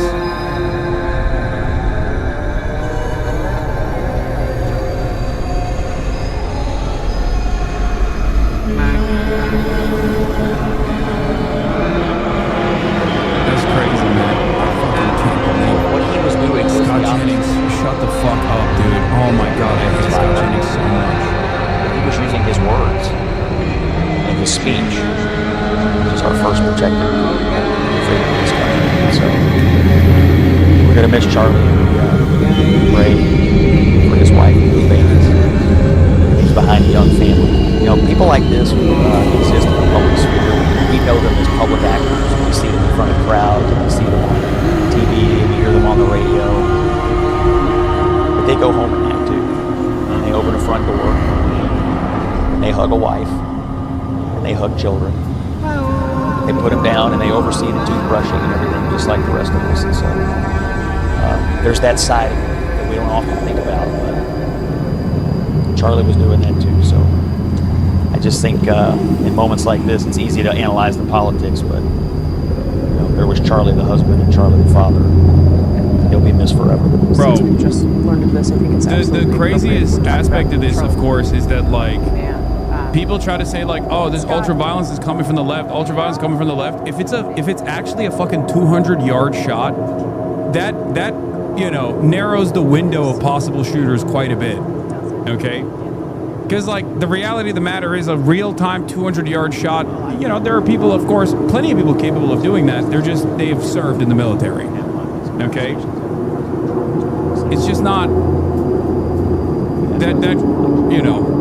That narrows the background of the shooter quite a bit.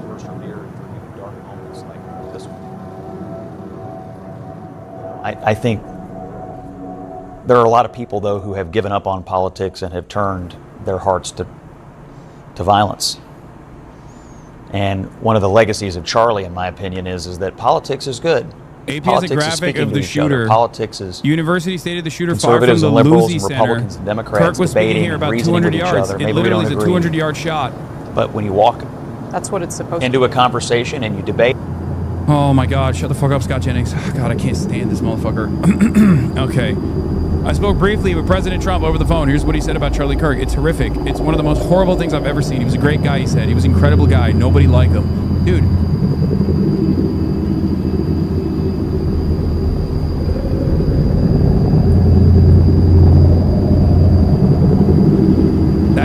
That is a crazy shot. We don't know exactly. I mean, this is the suspicion, I guess. That's what the New York Times reported as well. 200 yards. But it's a crazy distance for a shot like that.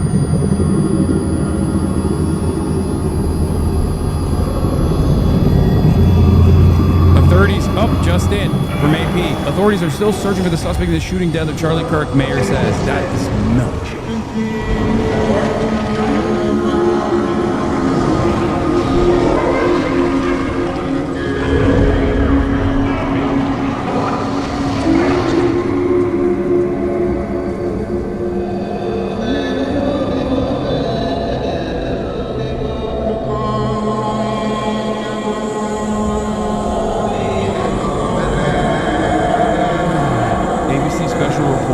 No, Scott. Young people into the fold. Yeah, absolutely. The president himself did give. Bro, they're.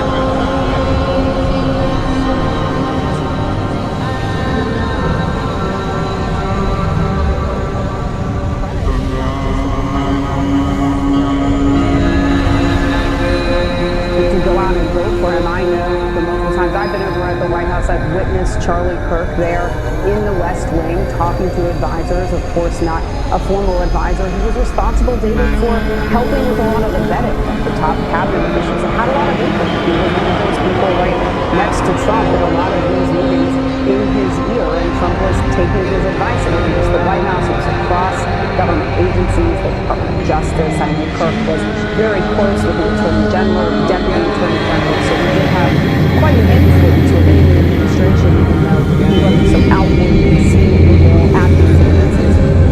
Captain Baldwin's with us from Washington Bureau. Captain, we appreciate what's happening on the story. Again, Charlie Kirk, co-founder of Turning Point USA, was shot and killed in Utah at a campus event, to the horror of the thousands who had gathered there.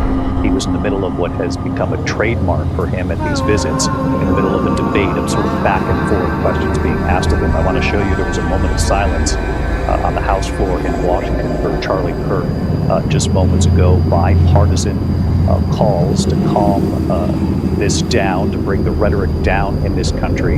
Again, there was a moment of silence that came. Dude, by the way, right-wingers saying, oh, we got to tone down the rhetoric, once again, is an insane statement here, okay? It's like people who perhaps are most responsible for setting up an environment where violence and instability is the norm for everyday Americans, okay?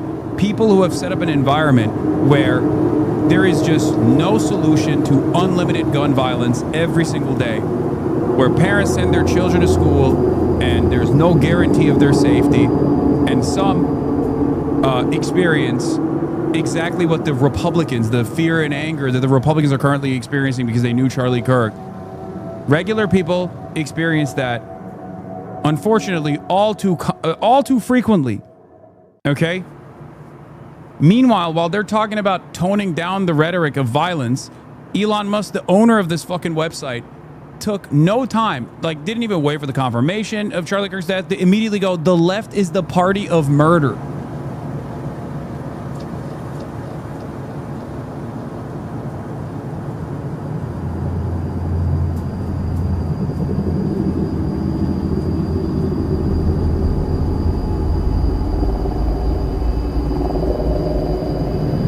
Months ago, a psychopathic right-winger, a far-right evangelical Christian, had a hit list of numerous Democrat politicians.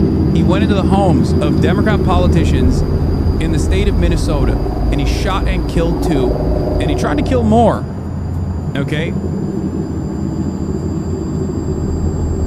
And these guys immediately said, oh, he was a leftist. He was actually Tim Walz's guy. He was Tim Walz's top guy. It made no sense. Tim Walz was literally a part of the assassination hit list. And people still ran along with that narrative.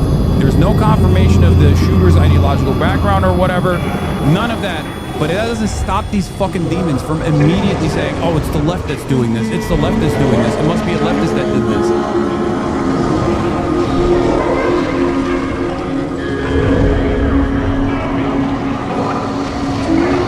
Spare me the fucking bullshit about toning down the rhetoric when this is the common meta.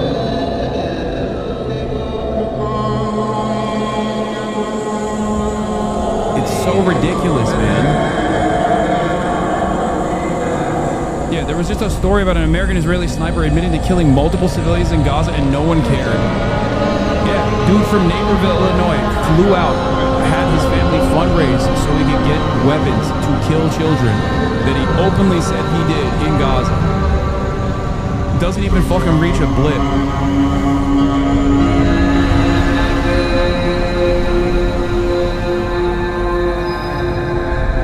That kind of violence, by the way, does inevitably come back here, okay? That's my point. My point is, America is an incredibly violent nation all around the world. We are so violent. We're a constant presence, a constant force everywhere. That has a tendency to normalize these kinds of incidents here as well. Video posted on social media shows the moment Charlie Kirk was shot in the seconds leading to the incident. Kirk was being asked questions about mass shootings in America. Do you know how many mass shooters there have been in America in the last 10 years? A person asked. Counting or not counting gang violence, Kirk responds right before he is shot. That right there is America perfectly described. Okay? Because the irony, the dark irony of this sequence of events is that it is that mentality that stops people from even seeking the truth about how, or seeking solutions on how we could stop gun violence in this goddamn country. And in the process of actively continuing to debate the importance of having every American be armed to the goddamn teeth, Charlie Kirk got shot by another American that was armed to the fucking teeth. And now he's dead. And now Republicans turn around and talk about the violence of the violence of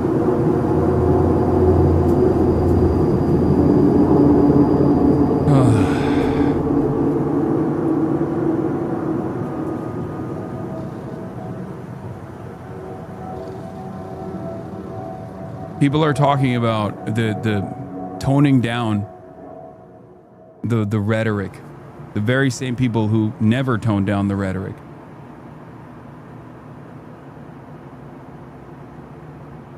It's fucking crazy. Political reports, a moment of silence for Charlie Kirk on the House floor just now quickly devolved into chaos and yelling, with every lawmaker standing up in quiet observance. Representative Lauren Boebert demanded a spoken prayer. Silent prayers get silent results, she said. Everything is a fucking performance for these people. Okay? Everything. Look at this. That's a performance. She is trying to get her 15 minutes in the spotlight. Silent prayers get silent results, she said, leading to cheers from Democrats, with some shouting about a school shooting that also happened Wednesday, which is also true. There's a school shooting that took place while this is happening. You understand? Representative Anna Paulina stood up and started shouting expletives at the Democrats before Speaker Mike Johnson gavelled lawmakers down. This is disgusting, said House Republican, granted anonymity to react candidly to the clash.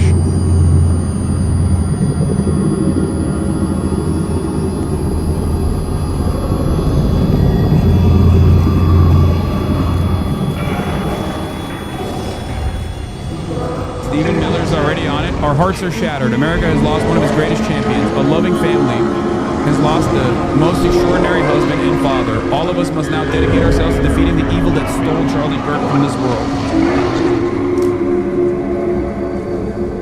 I agree, except I think our understanding is very different about what the evil is that took out Charlie Kirk.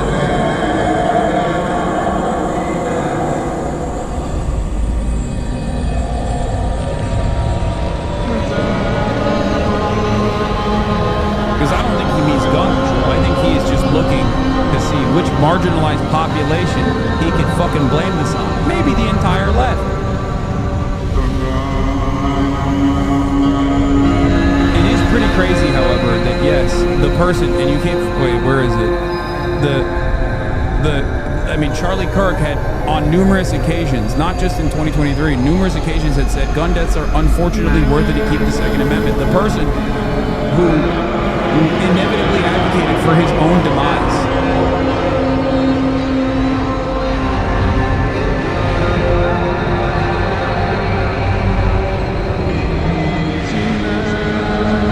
I don't know if we'll ever actually get Republicans to understand this. I just don't think. I don't think they will. I don't think they'll understand it.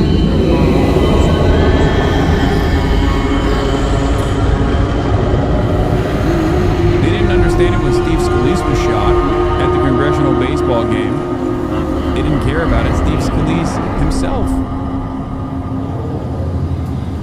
personally continued to be a strong advocate for freedom to purchase weapons. In honor of Charlie Kirk, a truly great American patriot, I'm ordering all American flags throughout the United States lowered to half-mast until Sunday evening at 6 p.m. That's okay.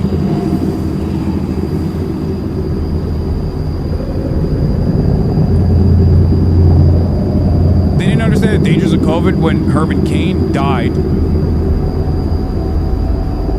They just don't care. They don't fucking care.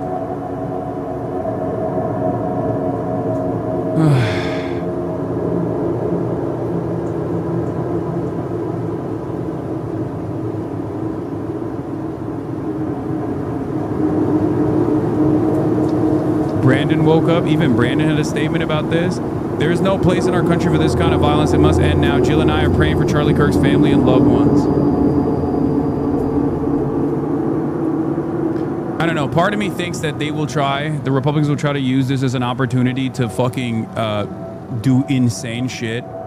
Part of me worries about the vengeance quest that I suspect some people will go on in the aftermath of this. And I, of course, recognize that, this puts, a lot of people that I know and even myself in the crosshairs.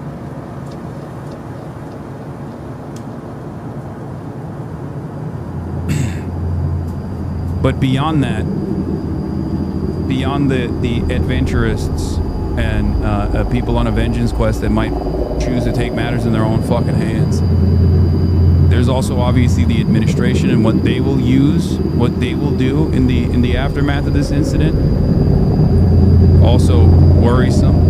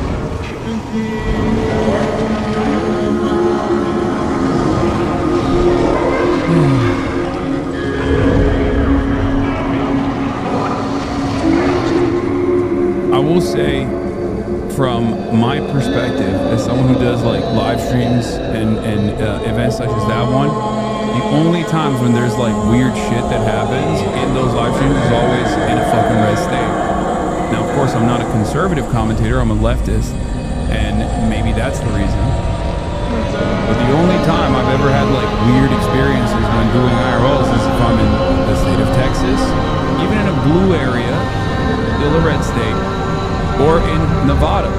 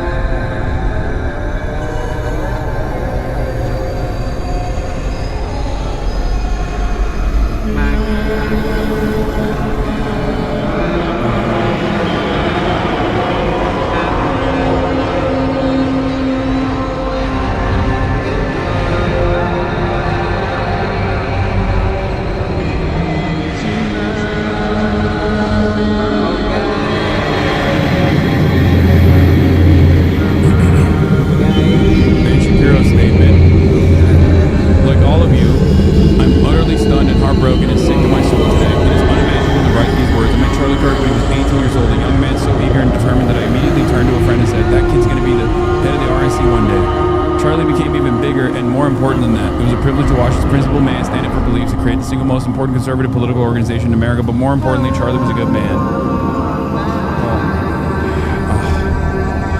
A man who believed in right and wrong, who stood by his biblical values. All of us will miss him, and I can't imagine the pain of his beautiful young family. We all must pray for them, and we must pick up the baton where Charlie left it. I think when these guys say, like, we must pray, like thoughts and prayers, it almost feels like they're just... It always feels so hollow. Like, I don't know how to describe it. Like, I don't think it comes from a sincere place. They might genuinely think it's coming from a sincere place, but it feels so empty. It feels like we just don't want any solutions to this. That's what it translates to me as. And it's not because, like, oh, I'm not a very spiritual person. That's not the reason. It almost feels like you kind of recognize that this is impossible to contend with. So you're just basically saying, like, oh, you know, we should pray. We should pray for this person. We should pray for this. We should pray for that.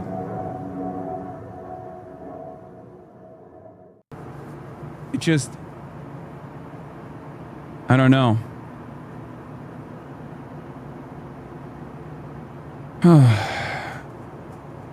And we must pick up the baton where Charlie left it, fighting for the things he believed in so passionately. We must fight for a better America. Like, it almost feels like you're saying that because you kind of recognize that there's no solution that you would want to advocate for, and therefore you're just kind of looking for like the correct thing to say in this moment. You know? That's what it feels like.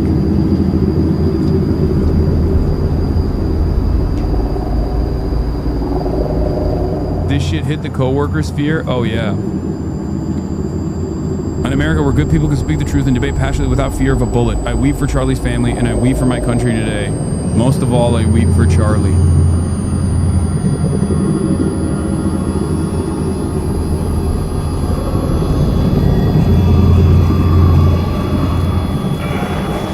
Well, now we know where they're going to go with this. Laura Loomer says, it's time for the Trump administration to shut down, defund, and prosecute every single leftist organization.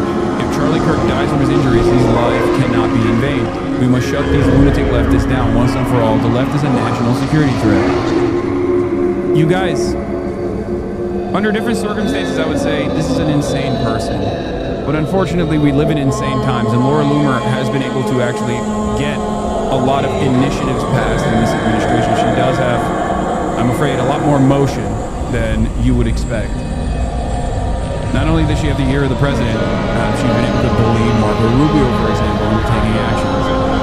And while we have no idea what this person's background is,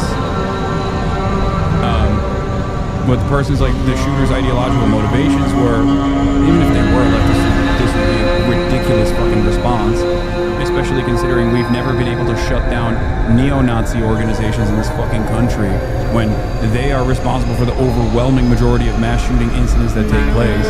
Far-right anti-government extremism is and has been the largest ideological background of all of the domestic terror incidents on U.S. soil since 9/11.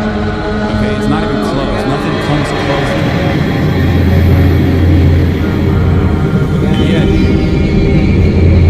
no initiatives are ever taken in terms of, like, tackling this problem ideologically. No initiatives are ever taken in terms of tackling the problem materially, like gun control, something that Charlie Kirk himself was, of course, very much against.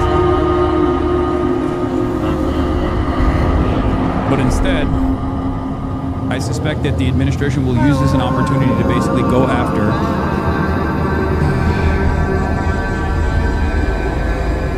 as many people as possible that they have declared enemies, ideological enemies.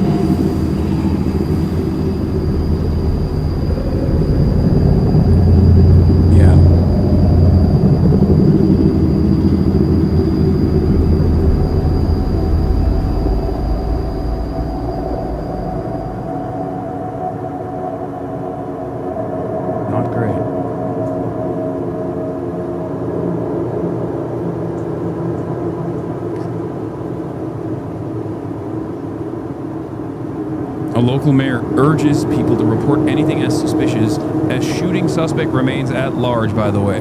Mayor David Young of the north central Utah city of Orem says several local, state, and federal law enforcement agencies are working the investigation, but the suspect in Kirk's fatal shooting remains at large. He says police in Orem and at Utah Valley University are among many agencies involved in the investigation. Meanwhile, authorities have told anyone at Utah Valley University to secure in place after Wednesday's shooting.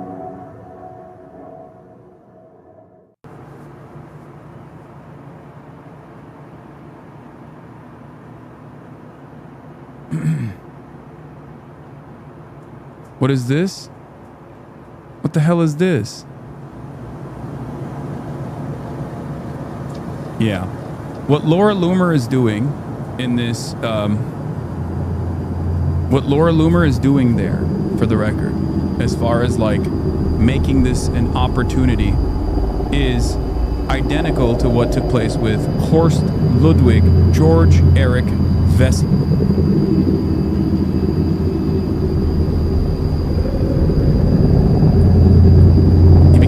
Of propaganda in Nazi Germany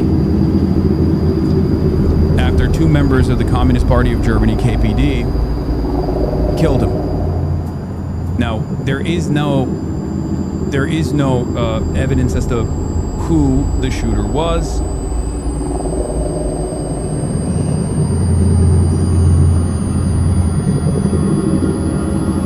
There is no evidence as to their background, but it doesn't even matter.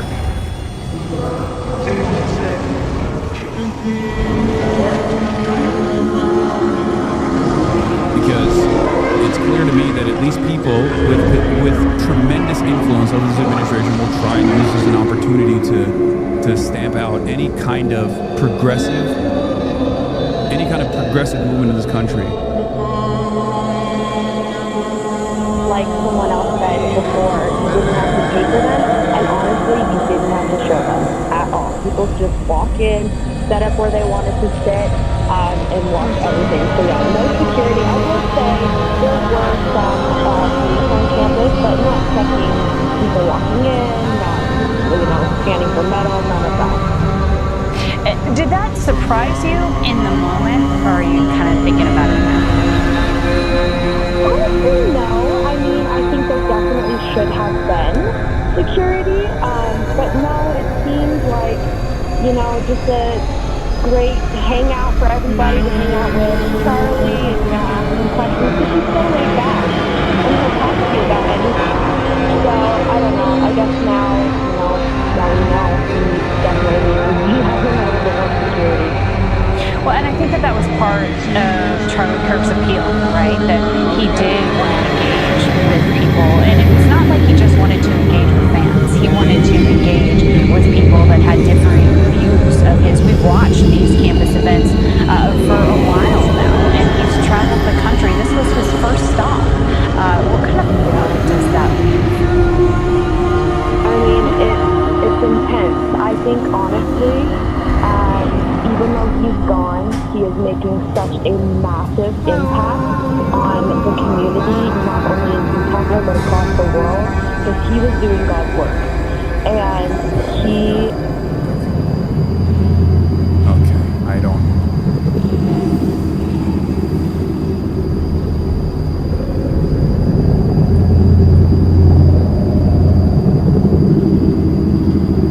really pioneered a new model for merging political activism and point of view media. He was envied by many of his rivals on the left for what he was able to build with Turning Points. He was like a pastor and a political organizer and a radio host and a YouTuber and a TikTok influencer and a nonprofit leader, all in one. Yeah, it's expected. The media is going to... From the left and the right, the media is going to present Charlie Kirk as a martyr. They're going to talk about it in completely non-ideological ways. They are going to talk about him as an incredibly skillful communicator, an organizer, and I do think that back in 2021. I looked it up. I want to read his words. I do think that this will. I mean, yeah, he is. Like, my expectation is not that they just like fucking shit on him. Obviously, that would be crazy. But I think. As he recently said to a Utah University a few days ago, we want to be an institution in this country that is as well known, as powerful as the New York Times. Hassan Piker, progressive influencer, says only gun control could have saved Charlie Kirk. Among those coming to terms with the fatal shooting of Charlie Kirk on Wednesday is a progressive streamer, Hassan Piker, who was scheduled to debate Kirk at Dartmouth College in 2 weeks. On his Twitch live stream, Piker expressed horror at the shooting and urged followers not to celebrate it, but told viewers to stop writing in to tell him to wear a bulletproof vest or higher security for his public appearances. I don't have any security, Piker told his viewers. It shouldn't be like this. He went on to argue that only gun control could prevent mass shootings. In a moment like this, a reasonable government would say, all right, enough is enough, Piker said. If we had a responsible government and not a bunch of fucking psychopaths running the show, he added, the U.S. would already have had serious gun control following the massacre of Sandy Hook Elementary School in Newtown, Connecticut in 2012. I need to really reconsider the way I do everything outside for the foreseeable future, Piker said. Before people say wear a bulletproof vest again, he got shot in the neck. A bulletproof vest would not have saved Charlie Kirk. The only thing that could have potentially saved Charlie Kirk, he added, was if our administrations prior to this one and this one as well actually had reasonable gun control as a policy position in the aftermath of, I don't know, 100 other school shootings.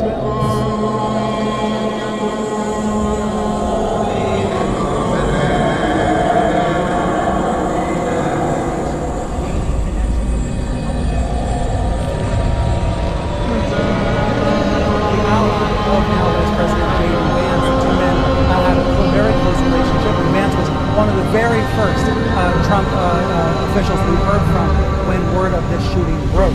It does speak to this generational moment in politics where Kirk was helping to get hundreds of people out to college campuses, sometimes very blue, very lefty college campuses.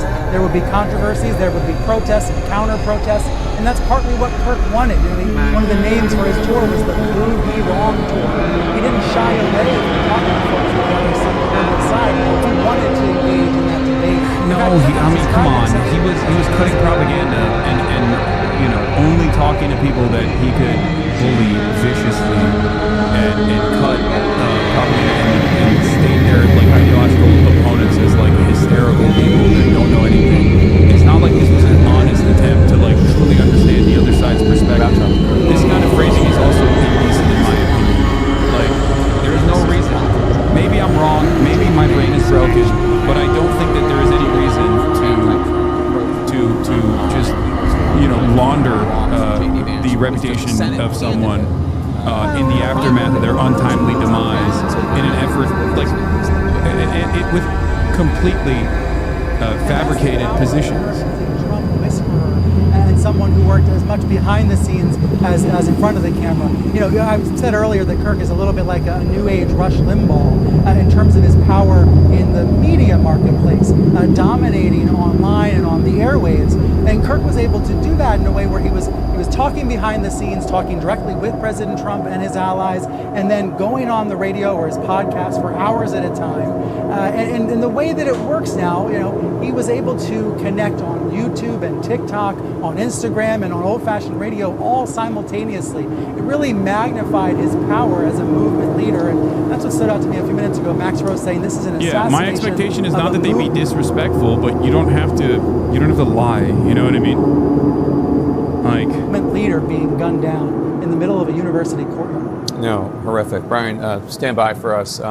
New video shows conservative activist Charlie Kirk today, just moments before he was shot and killed. Again, he was at Utah Valley University in the state of Utah attending a campus tour stop with Turning Points USA. It's the conservative youth organization he founded about 13 or so years ago. I want to bring in CNN's Kristen Holmes, who's at the White House. And Kristen, we heard the news from President Trump not long ago. He was the one that broke the news to the world that Charlie Kirk had been killed, was dead. You said earlier people feel so safe in Japan because of gun control. Why don't people say that about other countries that have gun control? Is there a chance that it's both a culture issue and a gun control issue? No, it's definitely still a gun control issue because even even people that go to like London or Paris, places where they say there's a lot of crime happening, there's a lot of violence happening. When Americans go to those places, they talk about how they feel still much safer than they do in other American neighborhoods. I mean, think about all the TikTok memes that have come out of like, you know, when you get stood up by a British gangster, you know what I mean, versus what it looks like in the United States of America. Obviously, there are other factors at play here as well, but one of the most significant components here that makes everything less safe is, of course, easy access to guns.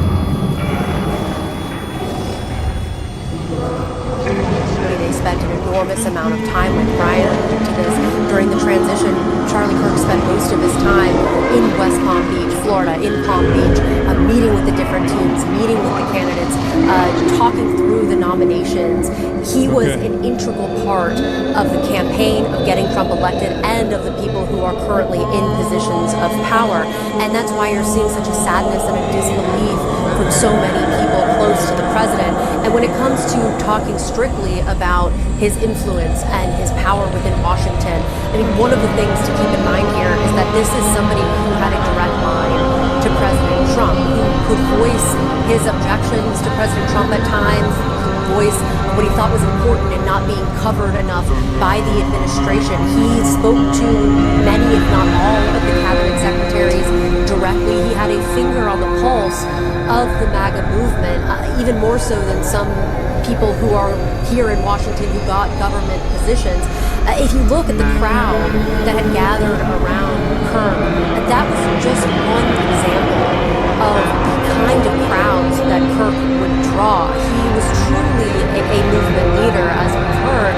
He would bring thousands and thousands of people together, and that was why he was so critical, beyond just the personal, to the campaign, to President Trump. He was what really crossed him over the finish line. Many of these young voters getting had never passed the ballot before. That was a huge part of President Trump's strategy. So there are a lot of different levels of all of this. From his position at the power, the connection Florida to the politics, base, but also the family and the relationships that Charlie Kirk had built with all of the Trumps. We have seen the children responding each individually about their relationships with Charlie Kirk, saying to pray for him and his family. Again, he was a fixture here in Washington, even though he doesn't live here, because he was constantly coming in to sit for the swearing-ins of various officials, because those were officials were the people he was close to. So this is a great loss for this White House, not just for the MAGA movement, but even personally for the people who are inside the building there. Yeah, it's tough. Kirk's killing follows political violence elsewhere around the country this year. There are people watching right now who are only kind of peripherally, or maybe even not even aware of who Charlie Kirk was. Ask your kids, ask your grandkids, even if they're not MAGA. If they're on phones, they know who Charlie Kirk is. Teenagers, people in their 20s, they know who Charlie Kirk is. Even if they disagree with him, they know who he is. He really was a voice for this young generation. Again, even if they didn't agree with him. Kristen Holmes, stick around. I want to bring in David Urban now, former Trump campaign advisor. David, I'm sorry to be talking to you under these conditions. What are you hearing from your friends and your colleagues, people who know and follow Charlie Kirk right now?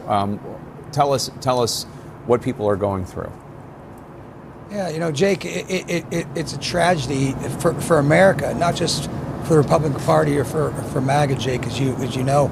I met Charlie back in the 2016 during the 2016 race, and used to joke with him. You know, he's an Eagle Scout. He's an all-American kind of boy. Wanted to go to West Point. I went to West Point, so he and I joke about that. But he was doing it the right way, Jake. You heard Brian Self. Oh my God. Okay, first of all, the West Point is actually an incredibly important aspect of Charlie Kirk's media career, because when he was in high school, he wanted to go to West Point, and he couldn't get into West Point, so he wrote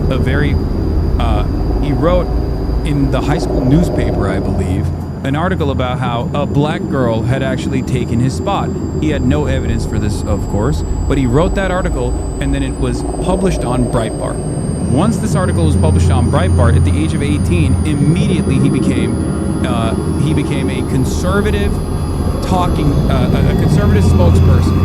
Okay, I use Charlie Kirk's career as an example of how the right-wing media machine plucks people randomly from all around the country, no matter how old they are, and immediately turns them into like spokespersons for the cause. Charlie Kirk then took on this newfound fame from Breitbart all the way to Fox News because there is a tremendous amount of vertical integration here. And he went back to Foster Friess. He went back to Foster Friess, who was someone that his father knew, okay?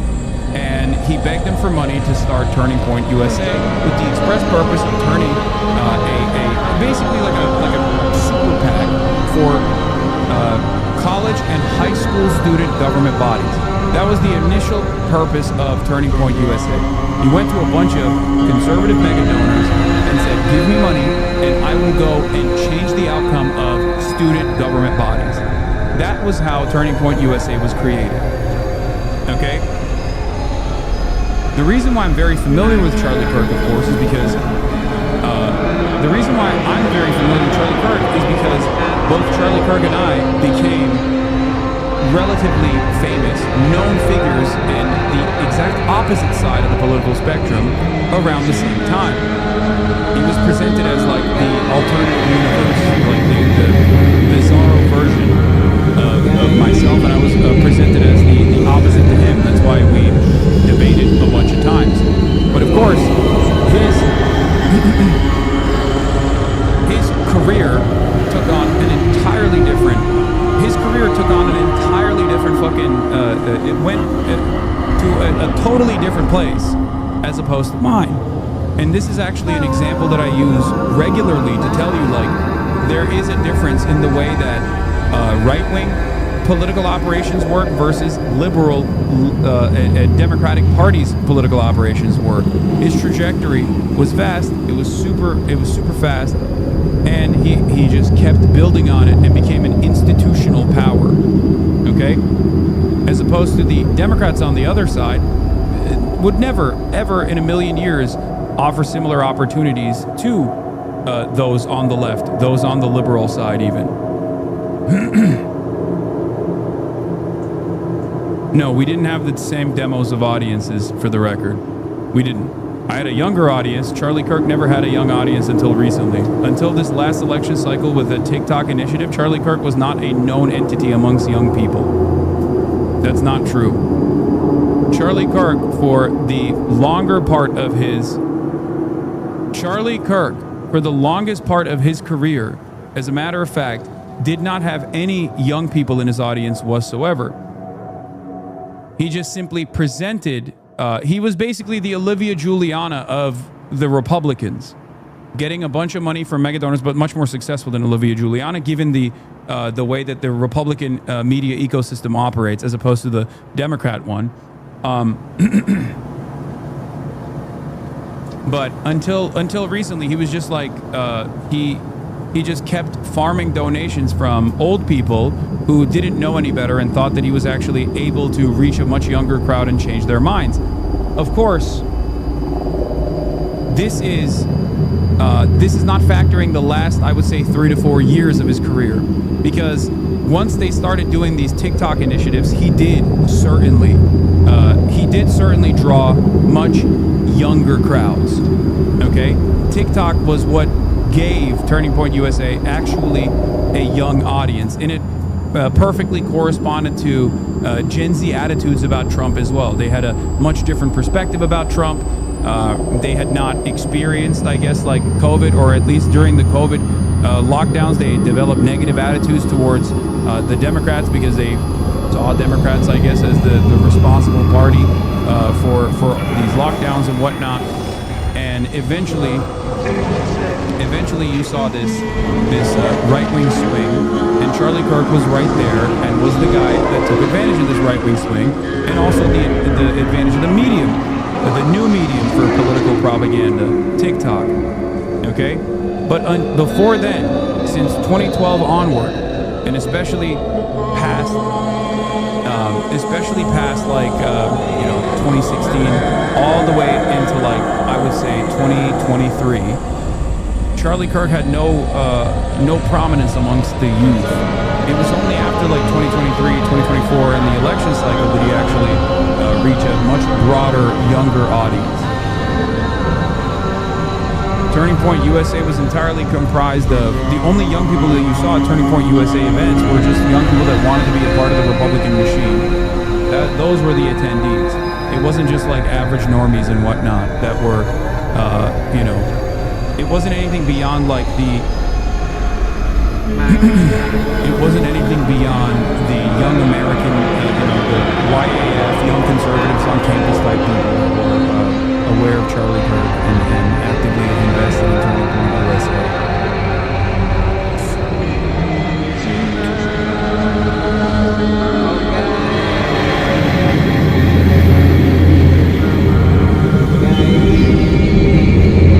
I'm worried.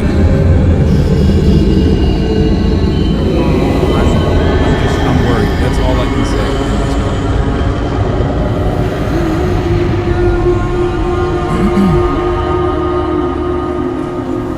There's a video of the new unidentified person spotted on a nearby rooftop before Charlie Kirk was shot. Suspect still at large. I don't know if this is a confirmed. I mean, this seems, you know, unconfirmed, so I don't know. I'll wait for additional confirmation instead of just like. Are you more worried about Trump or random vigilantes? I'm worried about both. I'm worried about both. There's good reason to worry about both.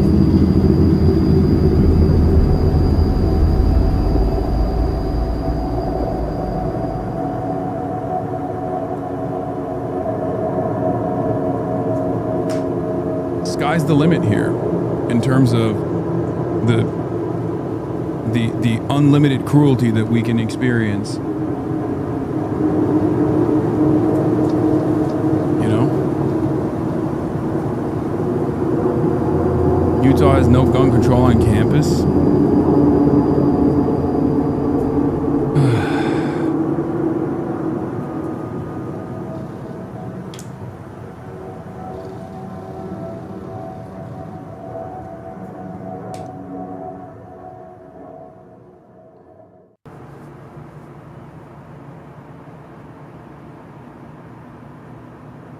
Yeah, there's a White House proclamation ordering flags flown at half-staff until sunset on September 14th in honor of the memory of Charlie Kirk. As a mark of respect for the memory of Charlie Kirk by the authority vested in me as the President of the United States, by the Constitution and the laws of the United States of America, I hereby order the flags of the United States shall be flown at half-mast at the White House and upon all public buildings and grounds, at all military posts and naval stations.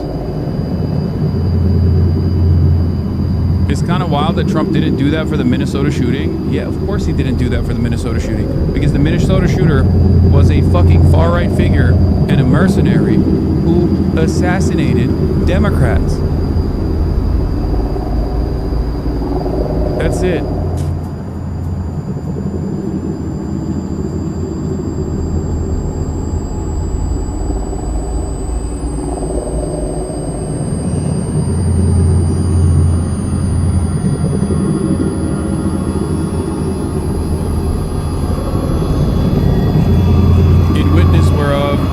Hereunto set my hand on this 10th day in September in the year of our Lord 2025, and of the independence of the United States of America, the 250th. Donald J. Trump. How do I think them should respond? I don't even know. I don't know how they're going to respond, but I suspect it's not going to be a positive one. And I do worry that they're not going to take a defensive posture against the unlimited political repercussions that the left will experience as a consequence of this, even though there's no evidence to suggest that this was even done by the left. And even if it was, it still doesn't matter. Ridiculous. Illinois Governor J.B. Pritzker on the shooting of Charlie Kirk. Political violence, unfortunately, has ramped up in this country. I think there are people who are fomenting it in this country and who the president's rhetoric often foments it. It's true.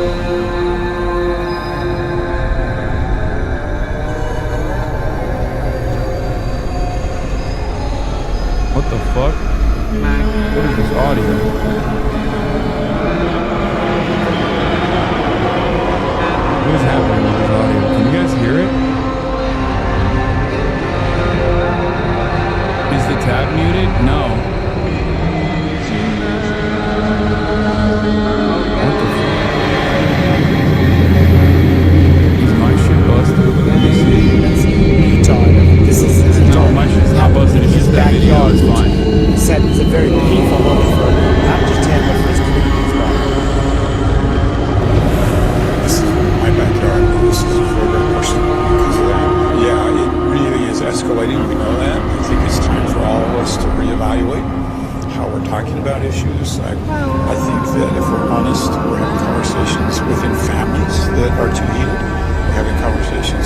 friends that are doing it, and then that obviously escalates as it gets to a broader conversation. It's not healthy. It's not who we are. When I was in college, you used to be able to walk in those doors and just walk right into the Capitol. You know, didn't have any of the security. Obviously, airports are the same. And the more we just have this like sickness in society, the more we have to clamp down. The more you have to have, you know, security barriers and lock down our society because people are just sick. And also, just after that moment, the Speaker of the House tried to ask for a moment of silence. Ultimately, did get a moment of silence. But before that, there was a back and forth that occurred between Democrats and Republicans as one congresswoman tried to ask for a prayer for Charlie Kirk and his family that led to this back and forth about the political violence that we are seeing in this country. Just showing just the raw emotion and the tension that is happening right now, particularly in the aftermath of all of this, as members grapple with this, particularly ones who are very close to Charlie Kirk. He had a lot of allies in the GOP side, particularly in the House over the years, and they're very feeling this very personally, Jake. He and Speaker Johnson, Mike Johnson of Louisiana, very close friends. Manu Raju, thanks so much. Just in, a law enforcement official confirmed to CNN that there remains an active manhunt for the person responsible for this apparent assassination. And the initial search, they say, did not recover any sort of firearm. Much more as we cover this story. Stay with us. Tonight on 360. The stories that matter. Anderson Cooper 360. I can't believe there's still a fucking active manhunt. That's crazy.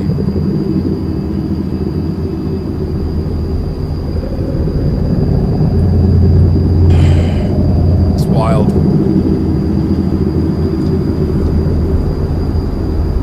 Moment of silence. This is a moment, in fact, when you see leaders across the political spectrum coming together. While they may not agree with all of the political positions, the social issues, and stances that Charlie took, they all agree that this is not what our country is about. They are condemning this act of violence, saying this is something that should never happen in our country. As you mentioned, there is that somber moment on the House floor as we continue to see this outpouring of just outrage and grief and condemnation from leaders all across the political spectrum. This is just really a unbelievable moment. Selena, I've spoken with several witnesses who were there, and many of them were there just because they wanted to be there. They wanted to be a part of it. They wanted to see him speak. But others just say, I had a question for him. I was lined up. with people to ask questions. And what they pointed out, Selena, that was even in the line, because of the area that Charlie Kirk had created, they were having lively debate, back and forth debate, Republicans and conservatives in this line together. And Charlie Kirk was known for sparking that kind of conversation. He has so many viral moments online with his millions and millions of followers for all of them to view, where he has these sparring debates with students who are very progressive, who clash with his views, and who like to have these kind of rapid fire conversations. I mean, Turning Point USA, they are across the country. They go to these high school campuses, college campuses. He is an advocate for this conservative movement, for reaching this young base of middle-class people to become part of this backbone. It wasn't just about spreading those ideals, but also division with people who have wildly different views than he has. And he was very effective at using that and turning it into this media empire online through social media videos, through his podcasts. He was seen as the most influential MAGA podcasters or influencers in general. Absolutely. We talk a lot about his appearance on Governor Newsom's podcast. I mean, Governor Newsom chose him to launch his podcast. He was his very first guest. That was the level of importance that even, Democrats really viewed him as. Selena, I want to play for everyone a soundbite here. It's actually from our own John Carl, who was able to get President Trump on the phone. And John Carl's reflecting on the conversation they had, but this was just really moments before the announcement was made that this young 31-year-old father had been murdered. I had a brief conversation with the president over the phone. He sounded quite upset, quite down about this.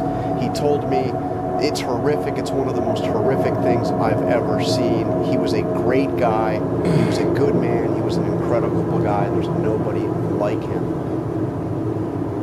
You can even tell there, Selena, when John Carl is talking. Why aren't they playing some of his inspiring and wholesome speeches? Because if they did, then I think the ABC News audience would not reflect positively on it, I don't think.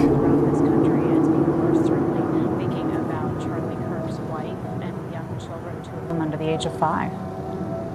31 years old. He is a father, he is a husband, and a leader of this movement as well. And just reflecting on what John Carl was saying about his conversation with the president, I mean, this is someone who President Trump has frequently called out, expressing... Bro, I don't get how these guys get away with this shit, dude. Like, it's so insane. Fox host Jesse Waters, they're at war with us.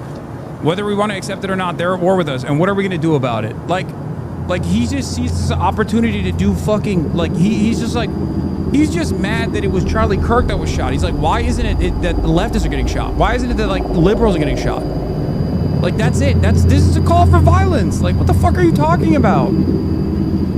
It's so crazy, man. It is so fucking wild that these guys will then also simultaneously turn around and be like, well, you know,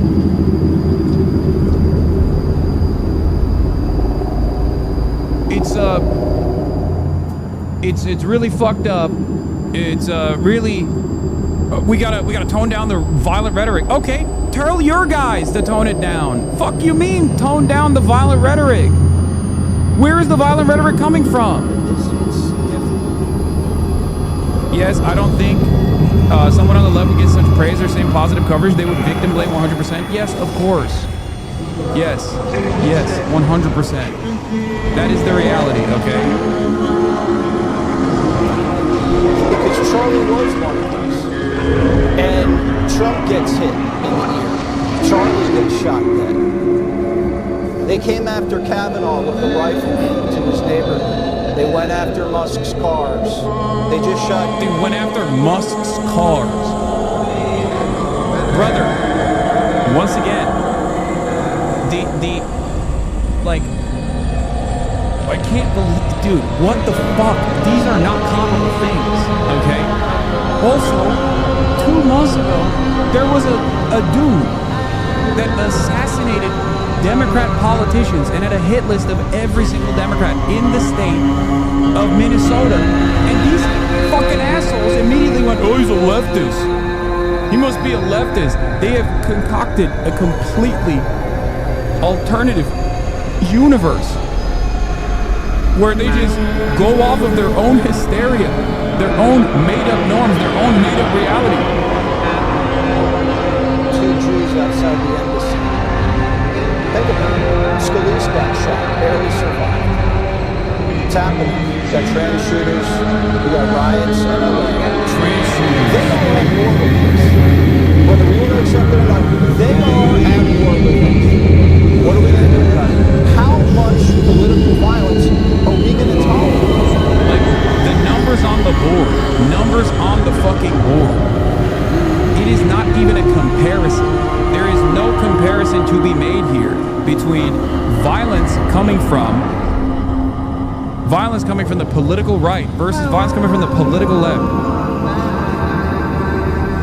It is so crazy.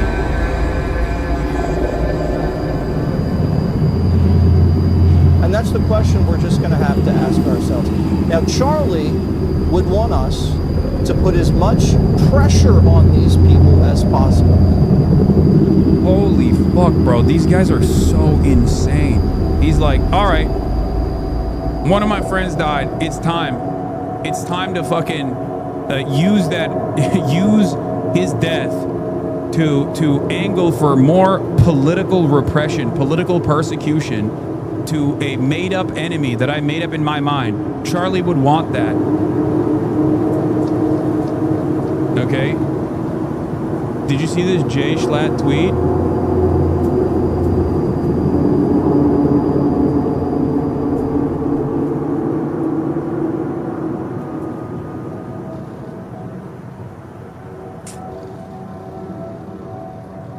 Dana nailed it.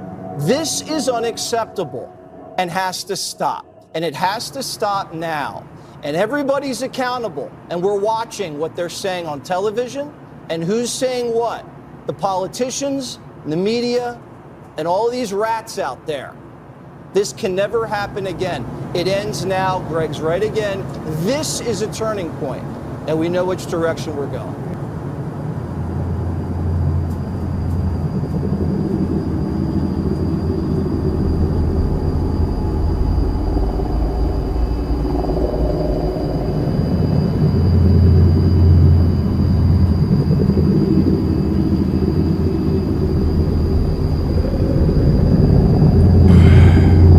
Be normal about this though?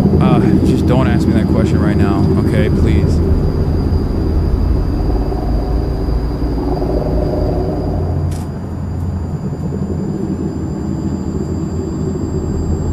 There are, look. This feels like a nightmare, one of the most horrific things I've ever seen. I feel absolutely gutted and devastated. Pray for Charlie Kirk's soul, his young family, and for our country. The violence and hatred has to stop. Our country needs Christ more than ever. That's crazy.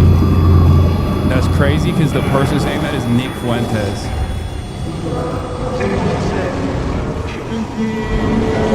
Charlie Kirk is a patriot should bail out alleged Paul Pelosi attacker.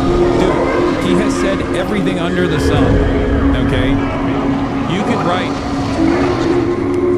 could write the most scathing obituary of Charlie Kirk by simply posting everything Charlie Kirk has said in the aftermath of high-profile assassinations, in the aftermath of political violence, in the aftermath of a million different school shootings. Okay? This is part of the reason why. This is part of the reason why I say, like, the ways in which, like, liberal media is going to cover the story is going to launder his reputation and whitewash what he has done, whitewash what he has said, because this is a horrifying incident. Okay?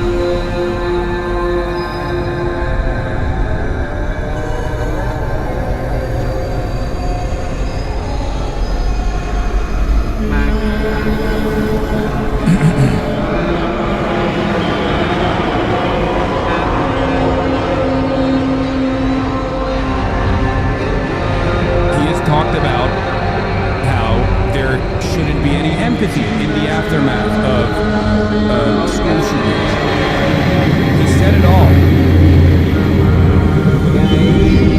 He has said over and over again that it's worth to have a cost of, unfortunately, some gun deaths every single year so that we can have the Second Amendment. Having an armed citizenry comes with price. The reason why I'm showing this is not to say, well, you know, tough titties or whatever. The reason why I'm showing this is because Charlie Kirk is a part of a machine, a right-wing media machine that has actively worked every single day to make your coworkers also feel comfortable with this violence. Okay? And if you're a right-winger that's tuning in right now to watch me, to see if I'll celebrate this or something, even though you fundamentally misunderstand my commentary if you think that I would do so, but regardless, understand that the reason why I'm showing this is because these people have played a formative role in Charlie Kirk's this situation. He has played a formative role in his own demise by playing a part in a media landscape, in a media environment that normalizes his death and destruction. Video of the shooter. Wait, what? Captured? We don't know if that's real. Okay?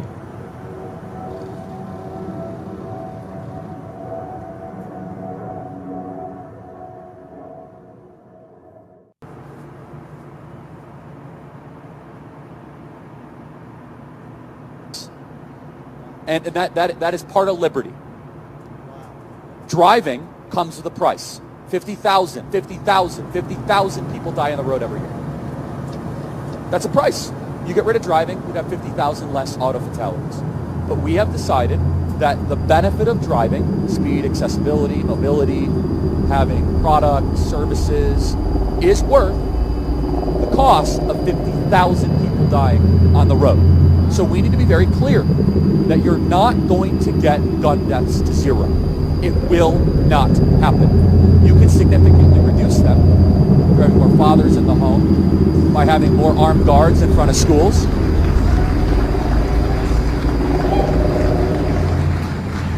We should have an honest and clear reductionist view of gun violence. Yeah, in his moment of his passing, when he got shot in the neck, he was still advocating for not only less gun control, but he was literally talking about how the only solution to gun violence is by stopping trans people. Because when he goes to these events, there are a lot of people who don't agree with him who attend to debate him. And one of these people was actually asking him a question. He said, Charlie, do you know how many trans people are mass shooters? He said, I don't know. Far too many. And he responded with, do you know how many mass shootings? He said, there's only been 5. Do you know how many mass shootings have taken place in the last 10 years? As opposed to the last 10 years of 5 trans shooters. And while he was in the process of responding to that by saying, well, do you mean gang violence or without gang violence? He got shot in the neck. Down to the last moment. Now, if people don't understand that in and of itself, the way that people feel about this issue when they reiterate these talking points, when they don't fully comprehend the severity of the problem of gun violence in this country, like, even in this moment, if they don't understand, like, what is the reason why it happens in the United States of America and it doesn't happen anywhere else to the same frequency, the same magnitude, I don't know what will cause them to recognize it.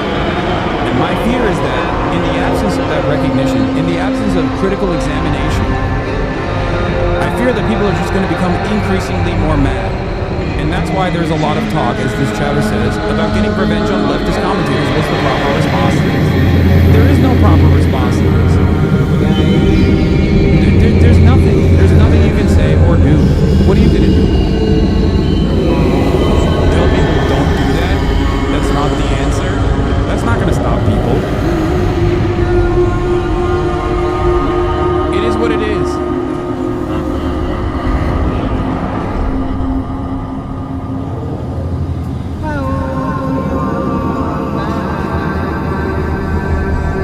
Is this literally all of Twitter? I've noticed that the left-of-center response has been condemnation of the violence, while the right-wing response has largely been some variation of, we need to physically destroy liberals. Yeah. No, that's it. Liberals, for the most part, are saying, like, this is really fucked up. We can't have any sort of political violence whatsoever. And a lot of Republicans are basically saying, nah, we should just kill every leftist now, actually. We should kill them. We should kill them dead. Once again, people who fail to comprehend that, like, I myself clearly am an ideological opponent to Charlie Kirk. I despise his worldview. I have debated him on numerous occasions, and I was slated to debate him again. So clearly, my method, or what I think is the appropriate thing to do in this circumstance, was not political violence.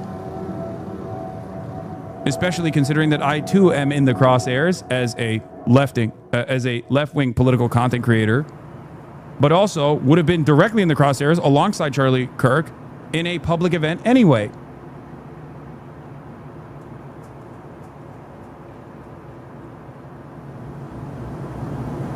Don't go? Well, I don't think that debate is happening any longer, chatter. Obviously. I don't think that there will be any public events for people like myself in the future.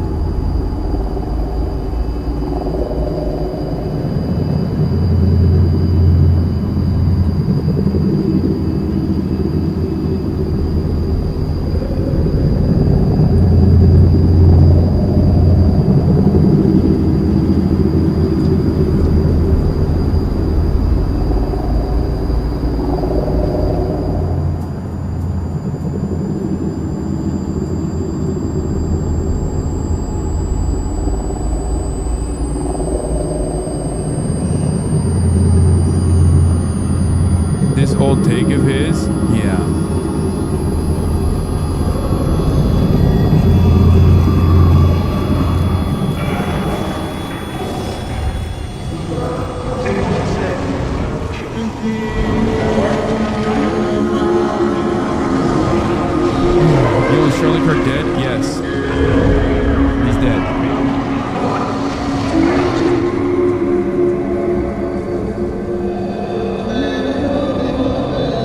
Gutfeld actually making sense? It's interesting. You know, we don't know did this, but I do know it doesn't come from the left, which makes me think, is it the left? I don't know. We don't know, but it feels professional. That's crazy. That's crazy that Greg Gutfeld has found a moment of honesty. What a unique situation.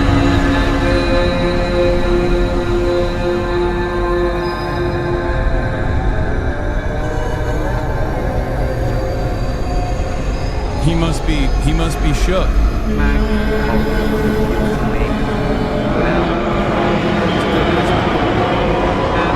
Jesse Waters took no fucking moment to immediately go on with, well, political violence, it's time to fucking dish it back to the left, as though the left is responsible for this.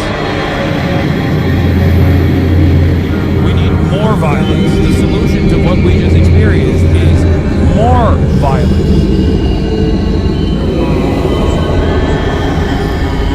Judging by the shameful, opportunistic, and politicizing rhetoric of some right-wingers on this hell site and their cynical use of Charlie Kirk's horrific murder for political point scoring, it's almost as if Representative Melissa Hortman wasn't murdered by a MAGA maniac just 12 weeks ago.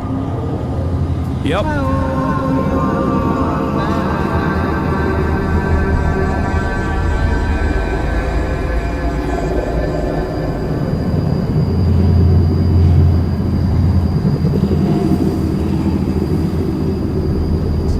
We should not have a utopia.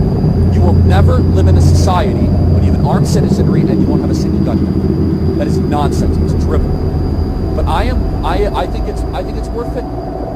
I think it's worth to have the cost of, unfortunately, some gun deaths every single year, so that we can have the Second Amendment to protect our other God-given rights. That is a prudent deal. It is rational. Nobody talks like this. They live in a complete alternate universe. So how do you reduce? Very simple. People say, oh, Charlie, how do you stop school shootings? I don't know. How do we stop shootings at baseball games? Because we have armed guards outside of baseball games. That's why. How do we stop all the shootings at airports? We have armed guards outside of airports. How do we stop all the shootings at banks? We have armed guards outside of banks. How do we stop all the shootings at gun shows? Notice there's not a lot of mass shootings at gun shows. There's all these guns because everyone's armed.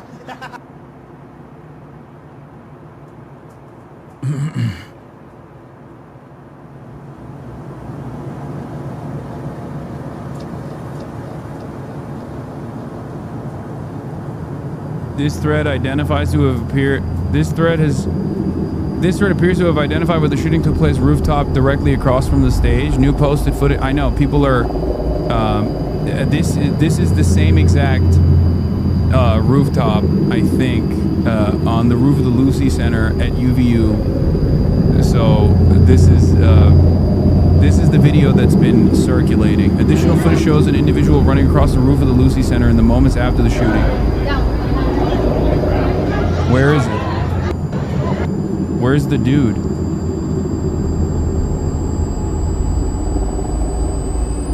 Oh, right here? No. Oh, there it is. Oh my God. Okay, never mind. Oh my God. Is that the one? Is that? Yeah, look right here. Do you see that?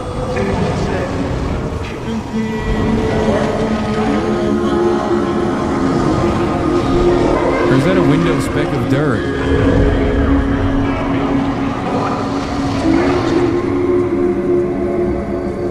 It might be, it could be a speck of dirt, I don't know, but it feels like it, I mean, it's moving. I don't think it's a, is it moving? Is it not moving? I can't tell. It looks like it's moving. It moves with the camera? Yeah, because it's running in the opposite direction.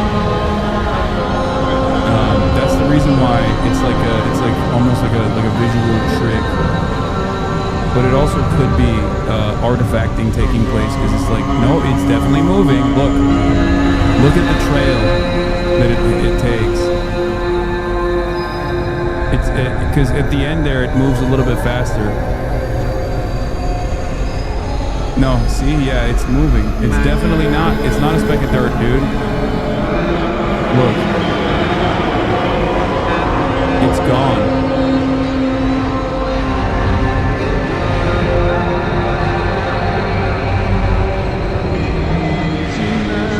I saw that the account Luxinger was created just to post another angle of the roof. There's something very suspicious. I mean, there's always like insanely weird, insanely suspicious shit that happens in the aftermath of incidents like this. This is the original video that I didn't want to show you because I didn't see I didn't see enough.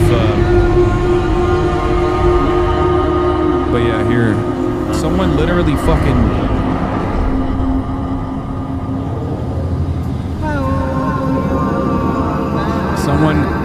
Someone filmed this guy? I mean, I don't understand.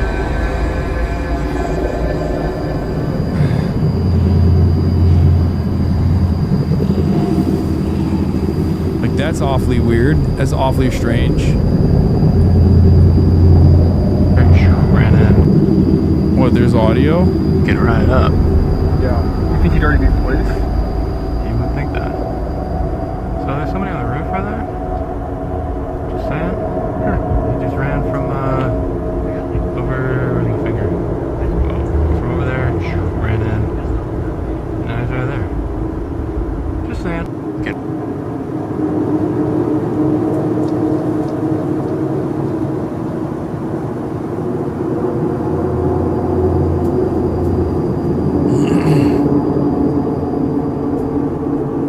Like, why would they even think to film that? I mean, I guess that's not that crazy. And also, they probably thought that it was security, because there are sniper rifles at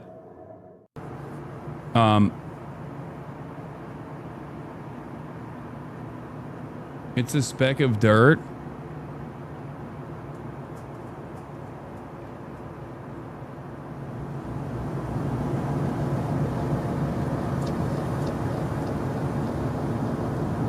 It doesn't look like a speck of dirt from that video that you're posting. I don't understand. Also, there are different angles. There are literally different angles where they show that. I mean, I think this is the same roof. Yeah.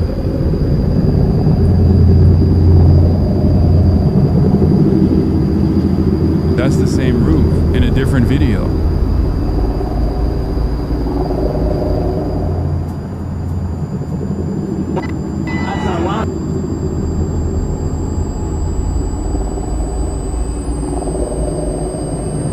CNN reports Vance is going to Utah next Thursday. Look.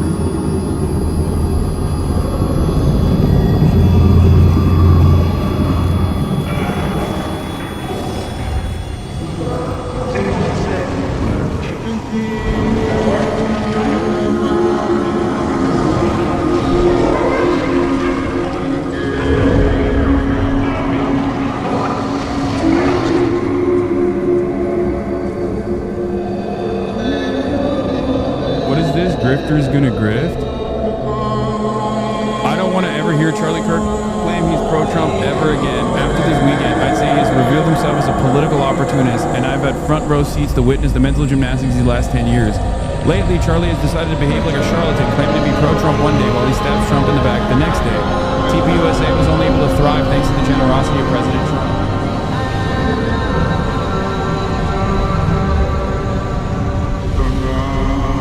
He got killed because he was anti-Israel, and you can't have someone who's that powerful over the right be anti-Israel. What the fuck? Charlie Kirk is one of the biggest deep throaters of Israel out there. What the fuck are you talking about? You think Charlie Kirk is anti-Israel? Oh my God. It's official. We now officially have the Arab version of like he was just about to buy an NFL team. That's gotta be, this is the Arab version of that. Oh, that prominent figure was just about to buy an NFL team until they took him out. Benjamin Netanyahu literally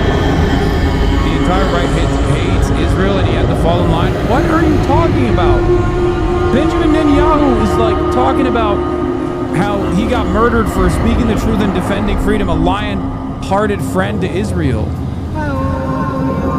Where is this coming from? I'm not going to name names. What? This is a fucking InfoWars guy, Harrison A. Smith. I'm not going to name names, but I was told by someone close to Charlie Kirk that Charlie thinks Israel will kill him if he turns against them. Are you guys crazy? What do words mean? Charlie Kirk was anti-Israel is a absolutely psychotic assessment to make. You are just not living on the same planet that we're all living on if you think that he was fucking anti-Israel in any capacity, man.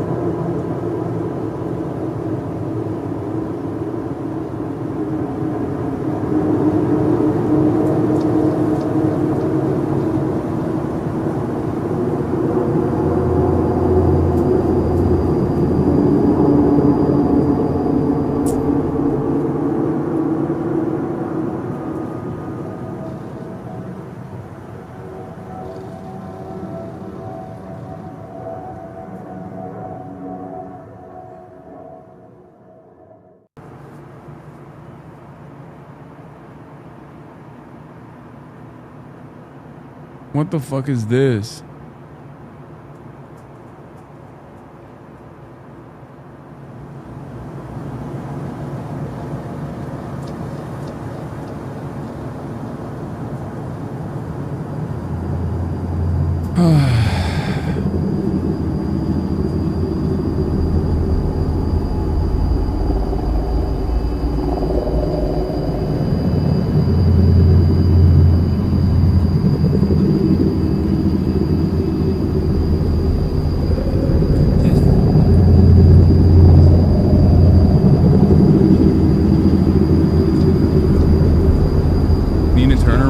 To you?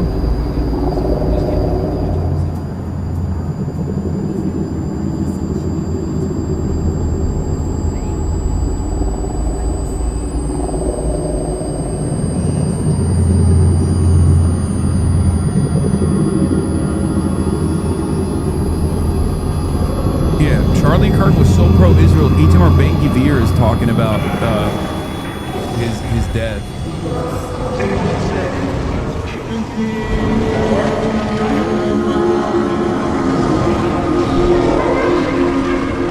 Basically, everyone in the government of Israel is fucking talking about how they're praying for the champion of the free world. And this is yet another one of these tweets from Charlie. The deaths of women and children in Gaza are the fault of Hamas, not Israel. Just like the deaths in Japan during World War II were the fault of Japan, not America. When a government engages in unprovoked murderous aggression, they are to blame for everything that results.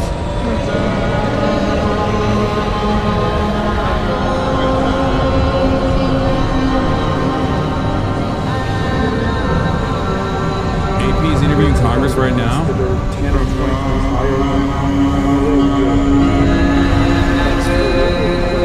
So that's something concrete that we can do to try to turn this nightmare around. Obviously, I don't want people engaging in political violence of anything, whether it's with guns or... His most recent video on Qatar, Charlie asked if we should start questioning Israel more. Man, that's a delicate fucking tightrope that he has to dance on. That's not enough for Israel to assassinate him, okay? What are you talking about?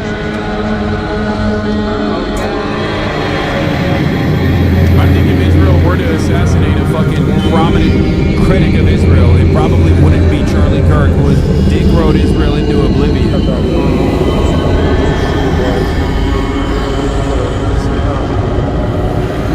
think it doesn't help a very difficult situation for people to be blaming violence like this on political parties or political factions. I certainly resisted that when I heard people doing that after the Minnesota killings or after Paul Pelosi was attacked, and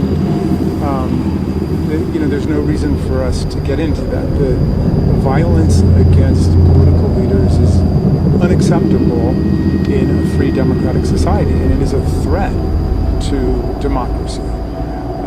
So we all have to denounce it, we all have to reject it, and we should all resist the temptation just to point fingers, that takes us nowhere. We should be rejecting gun violence and political violence in all of their forms, regardless of who the target is. As far as the political rhetoric goes, though, the lawmakers on both sides need to tone this down. Sure, I definitely believe lawmakers need to tone it down, and we should do our best to try to make friends with people on the other side of the aisle. I mean, we're all Americans, right? So I just don't accept the idea that to belong to a different political party means that you're in some kind of enemy camp, and we all have to reject that and struggle against it.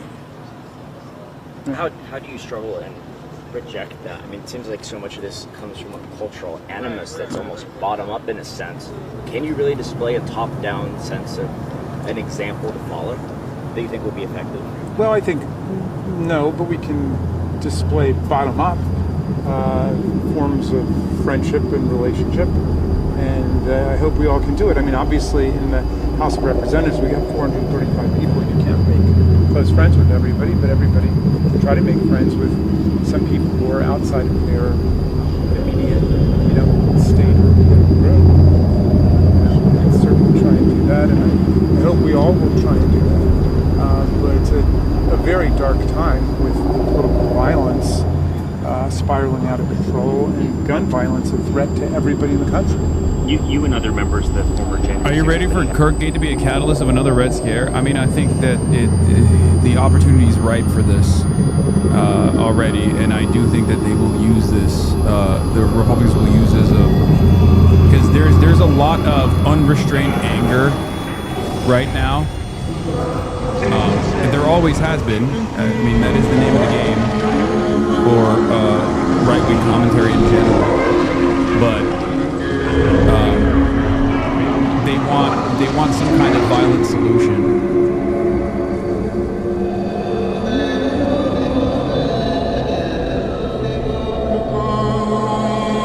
So we will have more videos from the incident come out.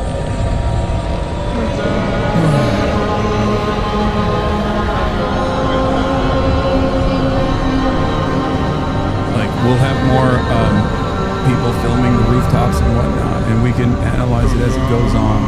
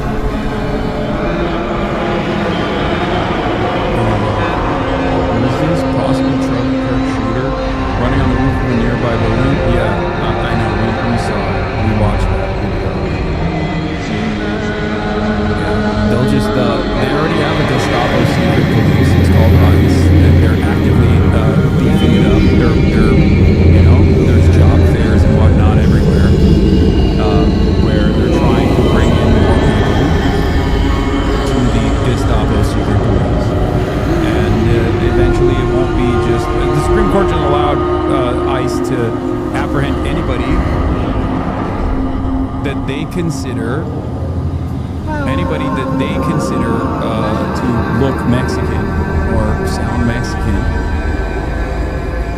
Now they'll just look for people who look woke. Something along those lines, Sad. Of course, it'll be interesting to see how the politics of this all plays out, but surely a horrific and tragic event that has united both sides of the political aisle here. Calls from Democrats and Republicans that this should not happen. This cannot happen in this country. And they've really united behind that. The moment of silence, of course, on Capitol Hill. We've heard from Democratic leaders, Republican leaders. So I'm sure that we will continue to hear from them. I know that we won't, at least in person, hear from the president tonight. We haven't seen him on camera today. He had that event. I know we've been talking about this, but he's had that event, that dinner scheduled for tonight at 7 o'clock over at the White House, where I'm told a bunch of cabinet officials were supposed to be present. He's canceled that. He's getting updates from his team, rolling updates from his team. I'm told the FBI Director Kash Patel was over at the White House earlier today. So obviously that has been postponed. I think it's likely you could hear from the president, at least on camera, tomorrow about this. But this surely is something that he continues to monitor as law enforcement continues to get more information from the ground, from the federal law enforcement presence on the ground. I know that the FBI is surging people in. I could expect at this news are coming up that they will likely say that federal authorities are taking the lead on this, as typically happens here. But still lots of questions that need to be answered for the community, for the people who were attending that event, Charlie Kirk and his family, that need to be cleared up, including whether or not they do. I don't trust Kash Patel, but even though he is the least trustworthy person in the United States of America, the least trustworthy person in the United States of America has said the subject for the horrific shooting today that took the life of Charlie Kirk is now in custody. Thank you for the local and state authorities in Utah for your partnership with the FBI. We will provide updates when able.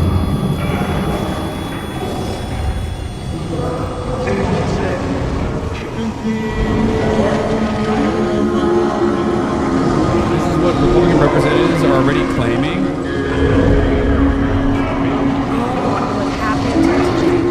Nancy Mace's very first words to reporters on Charlie Kirk was, Democrats own what happened today. Oh my God. Devastated. My kids have called panicking. They probably, all the kids of every conservative in the country called panicking. Just because you speak your mind on an issue doesn't mean you get shot.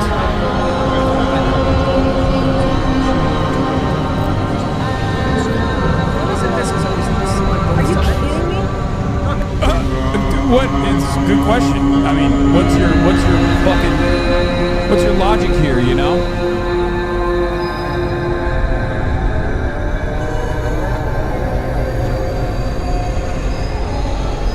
We don't know what condition Charlie Kirk is in right now.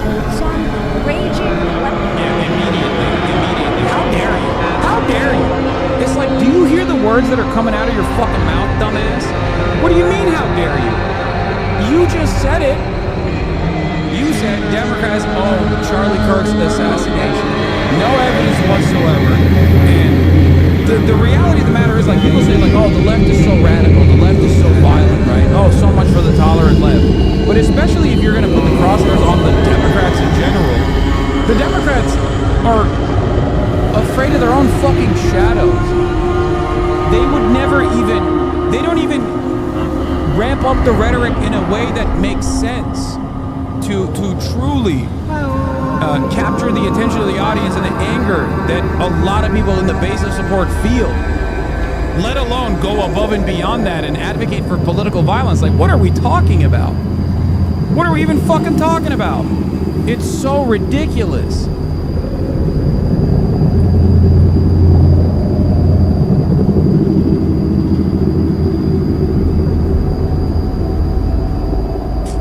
Yes, I know the FBI has announced that they have the suspect in custody.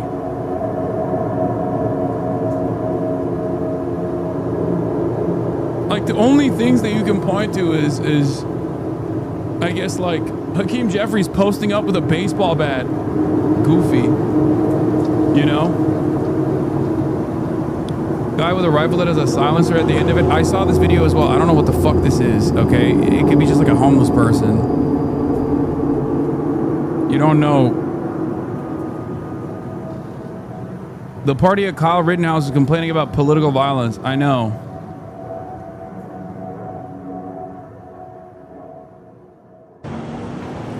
I think they just found the guy. Right.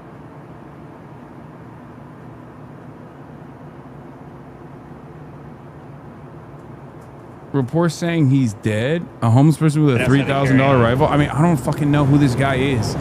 We don't know anything. He could be anything. It could be the guy, but it could also be something totally irrelevant. You know what I mean? Why would you?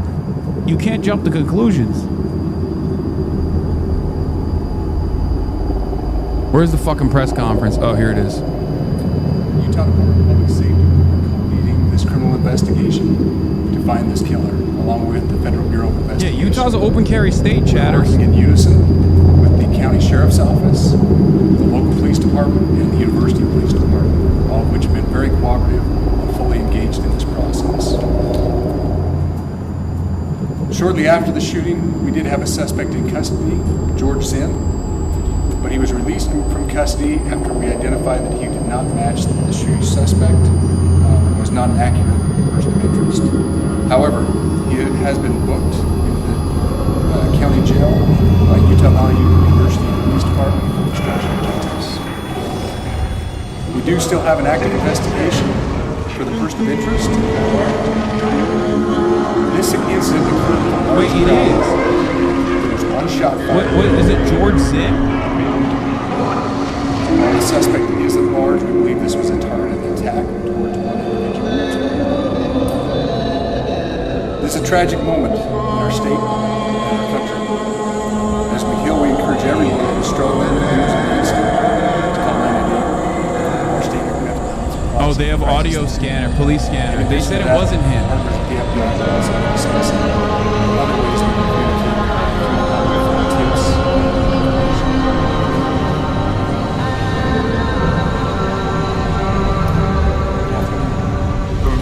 On behalf of the FBI, we extend our sincerest condolences to the family and friends of Charlie Kirk. Our thoughts are also with the people. He's no longer at large. FBI says they got him. We know that what you experienced was great. What the fuck's going on? FBI says they got him. These guys are saying, local law enforcement saying they don't got him. As soon as we heard about the shooting, special agents and personnel from the Salt Lake City office responded immediately. We have full resources devoted to this investigation and tactical operation and investigating other damages. To be clear, we have provided full support for this investigation alongside with partners. We are working on scaling the digital media platform misuse of this past year. I know there's a lot of questions.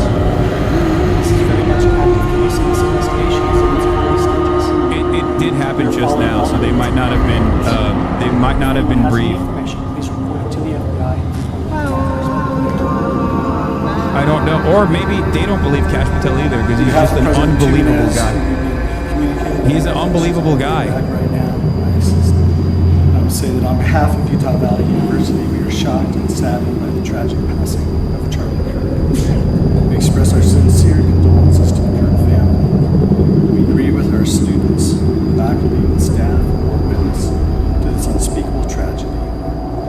He was invited by the student group. What the fuck is happening? Man, it's so incompetent. We firmly believe that UVU is a place to share ideas and to debate openly and respectfully. Any attempt to infringe on those rights has no place here. We do not condone any form of violence at UVU. What the fuck? What was that?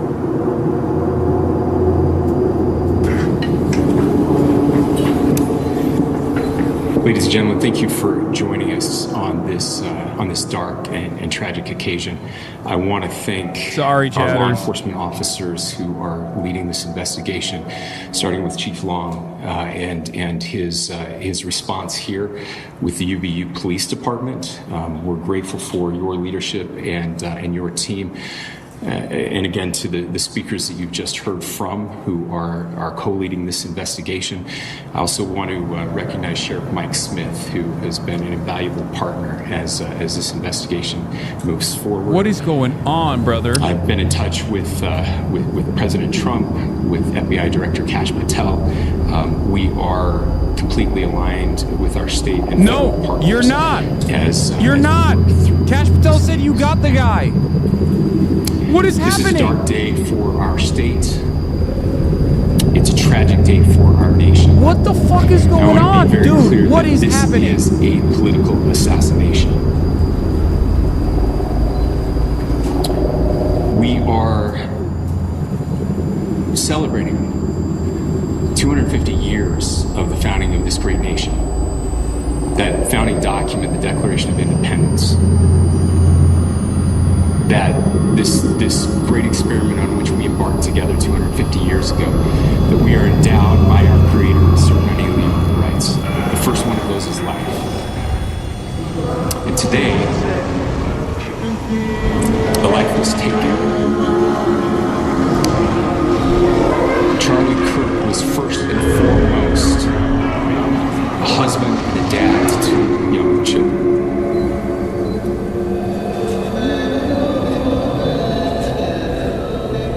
He was also very much politically involved, and that's why he was here on campus. Charlie believed in the power of free speech and debate to shape ideas and to persuade people. Historically, our university campuses in this nation, here in the state of Utah, have been the place where truth and ideas are formulated and debated. And that's what he does. He comes on college campuses and he debates. That is foundational to the formation of our country, to our most basic constitutional rights. And when someone takes the life of a person because of their ideas or their ideals, then that very constitutional foundation is threatened. Now, we have a person of interest in custody. The investigation is ongoing. But I want to make it crystal clear right now to whoever did this, we will find you. We will try you. And we will hold you accountable to the furthest extent of the law. And I just want to remind people. Seemingly not, by the way. Like, they're saying this, but I don't know if this is true, because Kash Patel says they caught him. They're saying they haven't. I don't even know if Kash Patel deleted his tweet. Our nation is broken. Oh my fucking God. Oh my God. Oh my God. Oh my God. No fucking shot. Where is the tweet? Recently in Minnesota, we had an attempted assassination. Head of the fucking FBI, dude. And we had an attempted assassination on a presidential. No, he hasn't deleted it. President of the United States. He hasn't. It's still here. It's still there. It's still there. It's still there. It's still there. But I still don't know. I don't know. I don't know why these guys are saying that he hasn't. Nothing I can say right now can fix what is broken. Why? Why? Nothing I can say can bring back Charlie Kirk. Our hearts are broken. We mourn with his wife, his children, his family, his friends. We mourn as a nation. If anyone in the sound of my voice celebrated even a little bit at the news of this shooting. Wait, they said this. They have a person in custody. Wait, why are they saying the manhunt still continues? And to see if you can. So they have a person of interest. I don't care what his politics are. I care that he was an American. Dude, they said they have a person of interest, and he's still talking about, if you did this, we will find you, and we will do whatever the fuck we have to. But more than the leaders, we just am I crazy? Every single person in this country. They're both saying the exact same thing. They're both saying the suspect is in custody, but they're not perfectly sure if he's the guy. I don't understand the confusion. To ask ourselves, is this it? Is this what 250 years has brought on us? I pray that that's not the case. I pray that those who hated what Charlie Kirk stood for will put down their social media and their pens. Okay, Mason, we did have a suspect in custody, but he was released after we identified that he was not an accurate person of interest. However, he has been booked in the county jail for obstruction of justice. This was who he was talking about, the first guy that they actually arrested. Okay? There's also a miscommunication in terms of like whether or not they have another actual suspect. Oh, okay. Dude, that is not George Zinn. That is not George Zinn. That is correct. Okay. I wasn't alone in being confused, chatters. Yes, we are actively looking for anyone and everyone who has any possible information relating to this shooting. Can you tell us details about the suspect?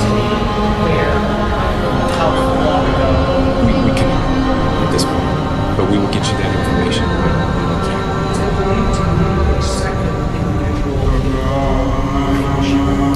At this point, there is no information that will lead us to believe that there is a second person involved.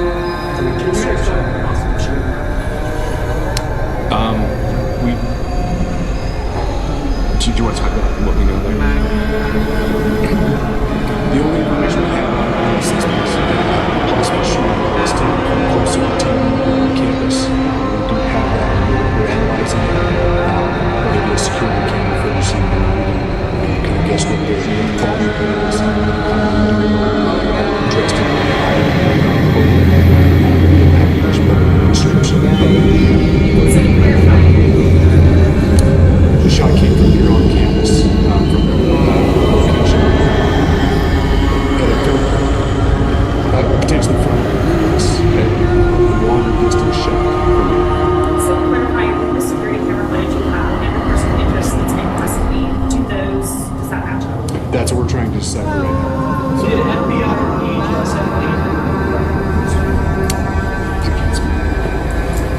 I'll just say that the investigation's ongoing, and as soon as we have further information, we will be sure to release it. Any information or intelligence involved?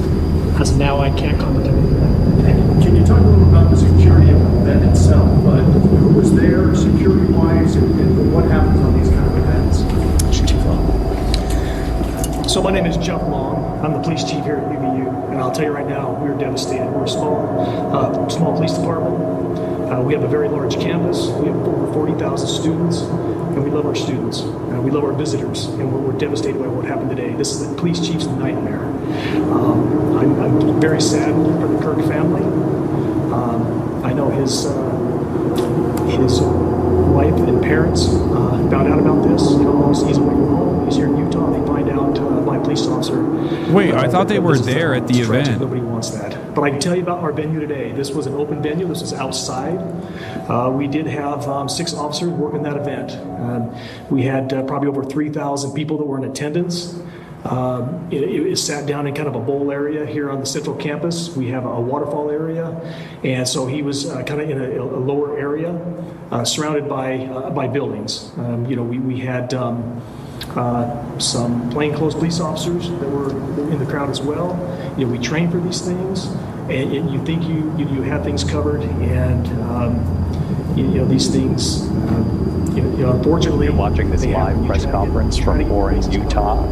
Normally we were on the air with World News Tonight. We will join the broadcast in just a moment. I want to bring you up to speed on what we just learned. There is a person of interest now in custody. They are interviewing this person. It is not the same person that was taken into custody for a short period of time earlier in the day. That person has been cleared. Again, there is a person of interest in custody. They have no intelligence at this point to believe that there was anyone else involved as of yet. They believe that shot was fired from a building on campus, a separate location, a distance away from where Charlie Kirk was. Again, Charlie Kirk shot and killed on that Utah campus this afternoon. Our team is standing by. We'll have much more throughout the evening. And for those of you from the East, World News Tonight starts just moments from now. Yeah, I mean...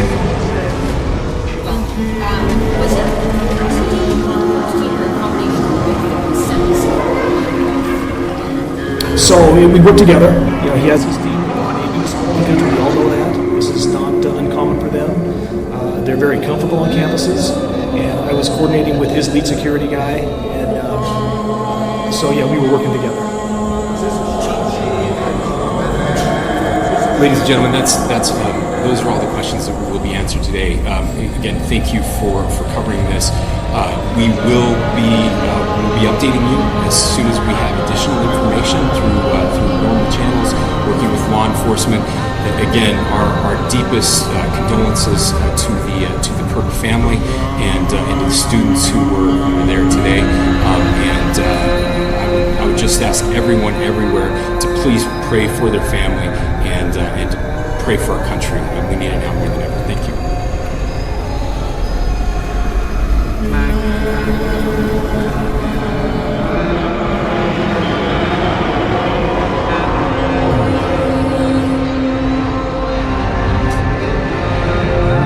Updates through one channel of information, whether it's... Okay, there's also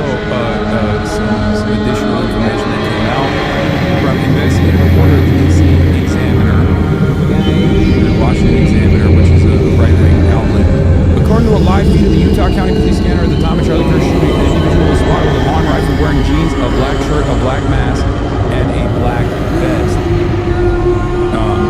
It starts off with inaudible on top of the building on the far north side, just east of the library, wearing jeans, black shirt, black vest. A speaker on the police scanner says, "Here's the audio of the moment Utah County Police dispatchers responded to the Charlie Kirk shooting." UVU by the sound stand reported one individual that was shot, unknown where the shooter went. And let's be advised, UVU in Orem has an active shooter at the Charlie Kirk event. We're getting several calls. We're trying to get more information.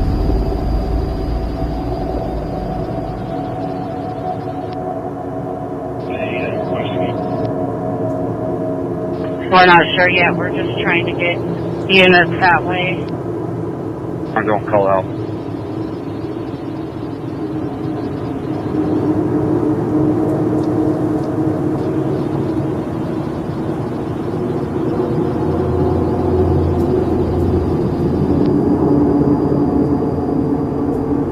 Are there other victims, or was this a target attack? No, dude, no other victims, just Charlie Kirk. Straight neck shot. No one else. It was very clearly, he was very clearly the target. Okay? Center and 500 West, no further. He didn't even shoot multiple times, which is... That's part of the reason why I think people are... Even Greg Buttfeld was saying that this is like the work of someone who might be a little bit more professional. Like the work of a competent actor, because like lone wolf shootings and incidents like that oftentimes devolve into a mass shooting, mass casualty event, because in that moment the dude is like panicking. In that moment the dude is like panicking and worried about like people shooting back at him, you know what I mean? Like there's a couple panic shots even in the direction of the target. This was just straight up one shot, one kill. Like he aimed, he had Charlie Kirk on his sights, and he hit him right in the fucking jugular. It is insane.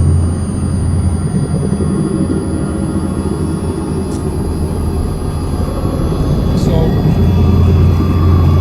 I do feel like it kind of narrows the field a little bit as far as like who could potentially be a suspect.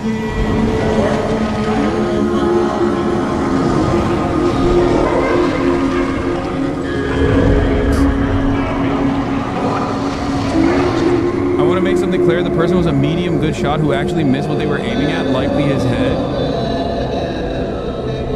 Maybe. But he only shot once.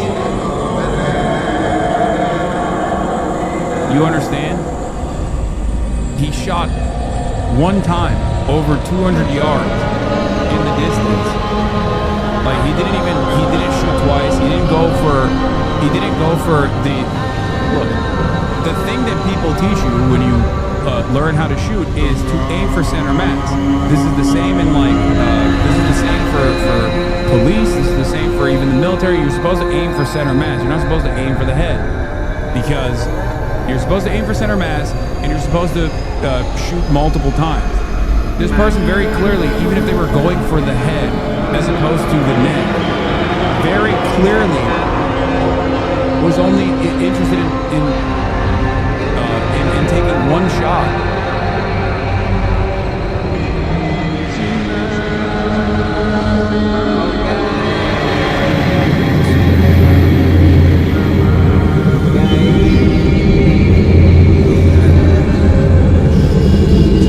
Sounds a bit far-fetched because I think it is. The figure on the roof in several videos ID is the shooter was 128 yards away, give or take 1 yard while prone, seconds before the shot. Still an insane shot, but more reasonable than the 200-yard number going around. I mean, that's still a crazy shot, no? Especially in a like this is ultimately still a moving target in a very active environment, and it's a very small target. From that distance, but I don't know. I just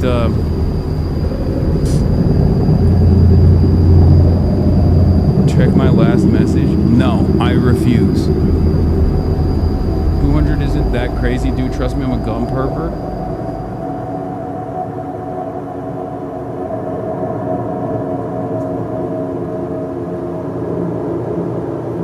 What is this? Konstantin Kissin. Who the fuck? Oh, it's the trigonometry guys. I hope I'm wrong, but tonight feels like some sort of invisible line has been crossed that we didn't even know was there. Last time I felt like this was 9/11 when it was clear without knowing how and the what. The world was about to change forever. Like the rules of the game had been permanently altered and there was simply no going back to the innocent, peaceful past. I didn't feel like this is an attempt that was made. I didn't feel like this when an attempt was made on President Trump's life. If I had to rationalize why I didn't, I guess it was because several U.S. presidents have been shot and even assassinated. Somehow it was within the realms of the possible, no matter how awful. But to murder a young father simply for doing debates and mobilizing young people to vote for a party that represents half of America, this is something else. Charlie's death is a tragedy for his wife, his children, his family. I don't pray often. I'm praying for them tonight. But I fear his murder will be a tragedy for all of us in ways we will only understand as time unfolds. I hope I'm wrong. I mean, he's not a liberal. He's a right-winger. The trigonometry guys are right-wingers. The thing with Kirk in this particular moment was that he was gradually becoming the face of untrustworthy hackish partisanship on the right, to the point that someone who built his career around crashing his events and insulting him personally, Fuentes, was gaining rapid fame. Now his legacy is going to be solidified as it was when he was at the peak of his fame, influence, and credibility. There will never be a process in which his fans become disillusioned with him. This is a very good thing for TPUSA and will allow it to remain influential over the long haul, even if the Trump administration writ large crashes and burns.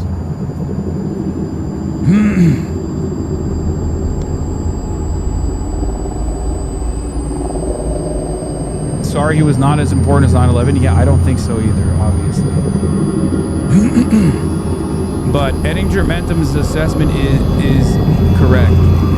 That there was definitely, with the Epstein stuff especially, with Israel, but also with the Epstein stuff, there was disillusionment with Charlie Kirk. Not that it matters at this point, because obviously this is he will now be revered as a martyr and a hero to the modern Republican movement. But especially with the Epstein stuff, like when he had that famous moment where he said, like, I got a call from the Trump administration and they told me not to talk about the Epstein stuff, so I'm gonna stop talking about the Epstein stuff. That in and of itself, I think, is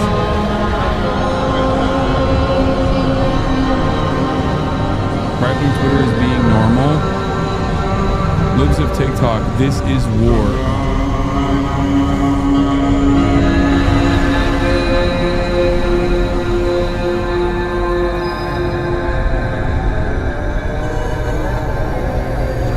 Guys, before you think this is like a false flag incident for what comes next, please think. Do you think Donald Trump would do a false flag incident by burning Charlie Kirk? The answer is no, okay? I'm not even gonna, no, don't say yes. There are a million other people that the administration would probably fucking martyr if they were going to unironically kill somebody. And then before Charlie Kirk, you guys are fucking crazy.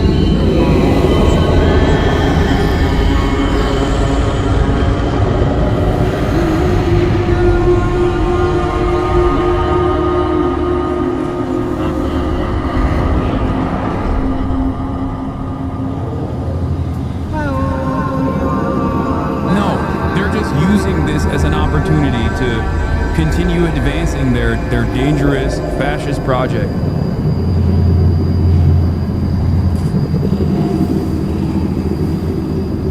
I don't know, people talk about like shooting a small target from 200 yards or 128 yards or whatnot, but they fail to consider like what that means, okay? I don't think it works that way. I don't think it starts with like your first target.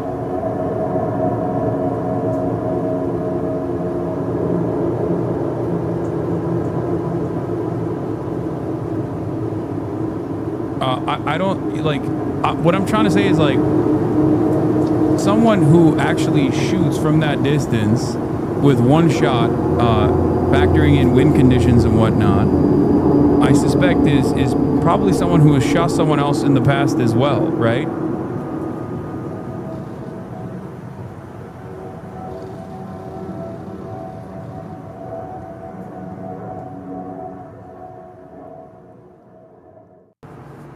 Hasan, you always do this. You don't know.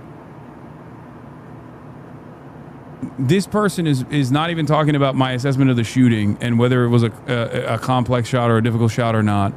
This person is mad because I said, I don't think Donald Trump would fucking martyr Charlie Kirk. That's what you're saying. Yeah, of course I don't know if that's a possibility.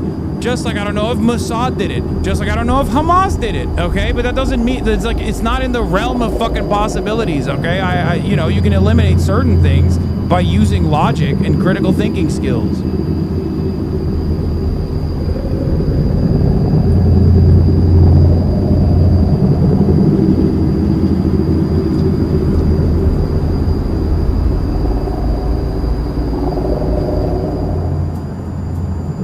That's crazy.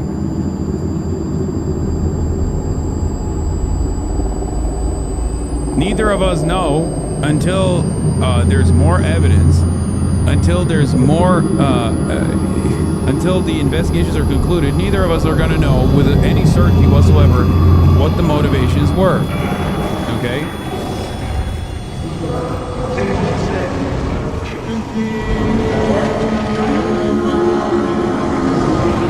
Having said that, however, I see a lot of people throwing conspiracies around with the notion that, like,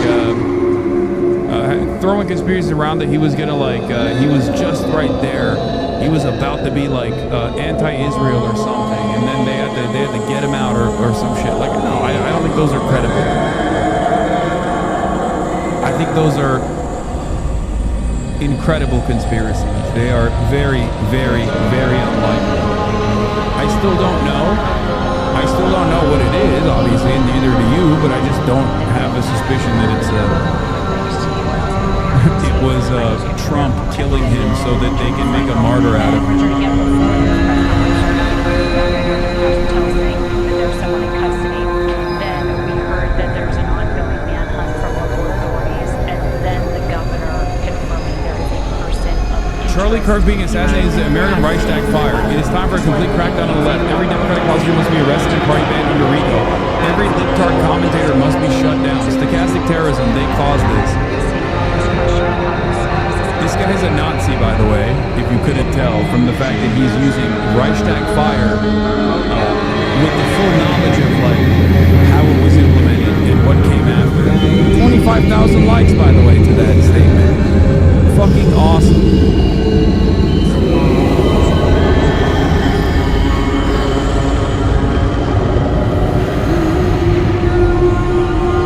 Fucking awesome, dude.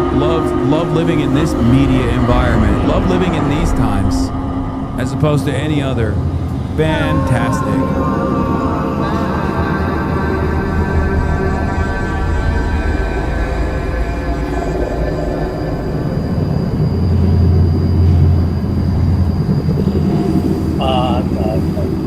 Terms, basically, terrorism.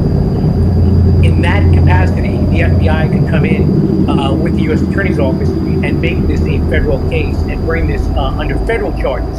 So you might have state case, state charges, and also federal charges. But they'll work together on it because the evidence that they're trying to gain is the same. They're trying to prove who shot. Who shot Charlie Kirk? Who shot Charlie. And you know, the other thing that was a little bit telling was that when they were asking the questions of the FBI, somebody did ask, "Hey, is there even a foreign power involved?"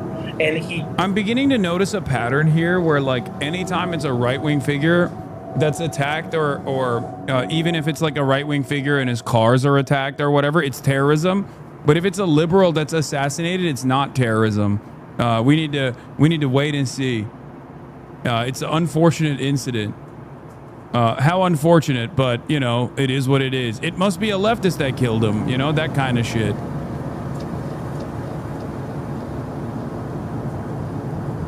It's very interesting. Senior White House correspondent Selena Wang, and Selena certainly mourning across this country, but perhaps nowhere more than Washington, D.C. right now.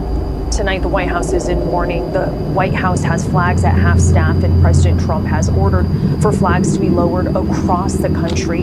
This is an administration and a Capitol that is rattled by this act of violence. You had that moment of silence, of mourning on Capitol Hill, a real bipartisan push to lower the temperature, the tone of political rhetoric in this country, bipartisan condemnation across the political aisle on both sides of the political spectrum to condemn this sort of political violence. And President Trump tonight in mourning, grieving as well. The president had posted that Charlie Kirk was loved and admired by all, especially me. We've been talking about how hard it is to overstate the influence that Charlie Kirk had with this administration, but also to this broader matter. Check Twitter, babe. What? Murder of a young father and husband, and certainly the country of mourning. Selena Ryan, thanks to you, and thank you for streaming with us. I'm Kana Whitworth. We take you now live to ABC News Live Prime with Lindsay Davis for more breaking news coverage, again, of conservative activist Charlie Kirk, who was shot and killed in Utah. As you look across this country, hug your families and pay attention to those American flags that will be flown at half staff.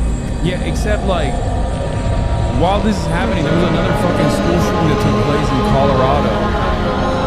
It's so crazy that it's just like, that's how commonplace this is, you know?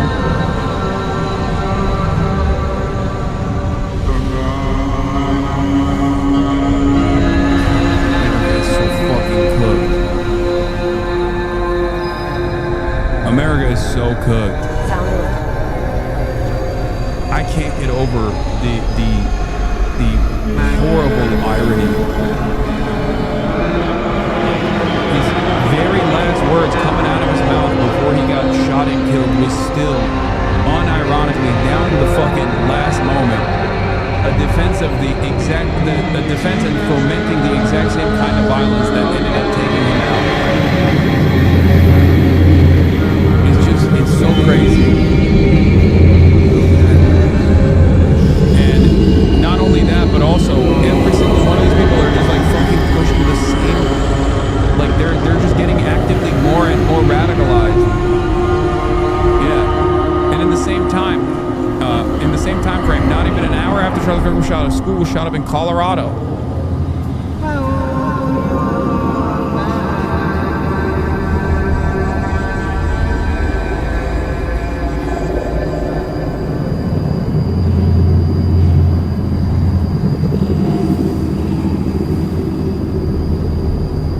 The shooting at a college to bring you news of a shooting at a high school. Yeah. This is America, man.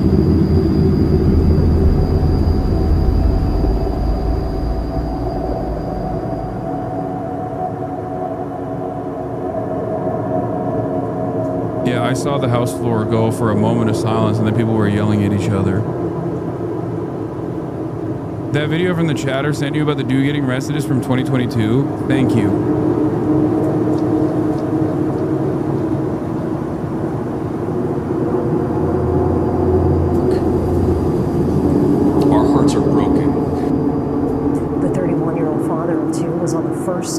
Yeah, it is crazy. It is not crazy how this is being reacted to. The FBI guy was basically giving a eulogy and the president ordering flags to half-mast, just saying it wouldn't be the same if it was a political commentator on the other side. Yes, the reality of the matter is if any political commentary person on the other side, myself included, was assassinated in a similar vein, there would be no fucking half-mast flags, okay? That's just the truth. And I don't even think the Democrats would present this as, like, the Democrats would not be calling for fucking violence. Not saying that that's the smart thing to do in this situation at all. And virtually every Republican, including active Republicans in Congress, would be celebrating it, as they did. This is not even a hypothetical that I need to, like, make up in my mind, because we saw it happen. We saw it happen 2 months ago. We saw it happen 2 months ago. A Democratic politician was assassinated with numerous other Democratic politicians on the hit list of the assassin. And Republicans either celebrated it or immediately blamed the left. They said, oh, the left did this. They made jokes about it.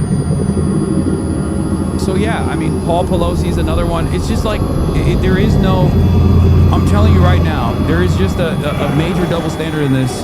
Everybody understands it, I think, at this point. It's just like, there is a 30% base of support within the Republican Party that is not only responsible for the metric ton of like a big chunk of the violent rhetoric coming in the realm of politics, but also simultaneously are like claiming victim in this circumstance as well.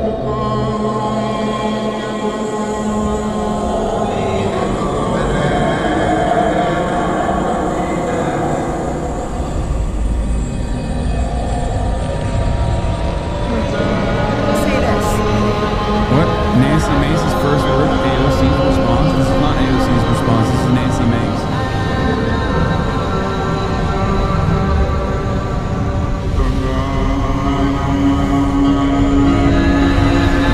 16K likes on this.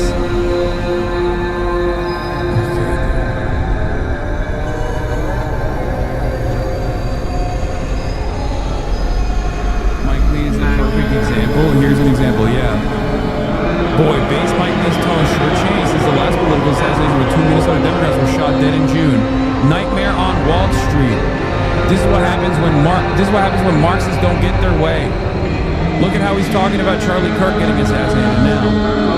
Noticeable pattern shift here, noticeable tone shift.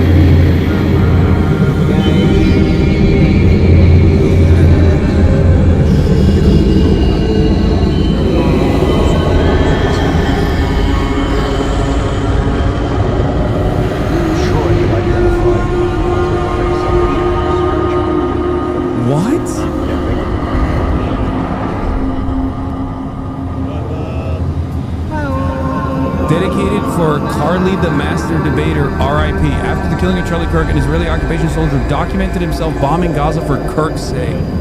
There's no way, bro.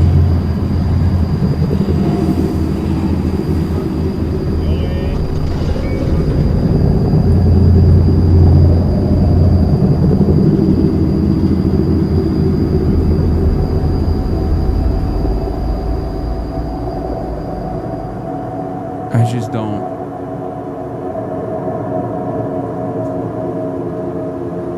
Sus, maybe fake. I mean, tracking genocide is pretty good on this stuff, to be fair.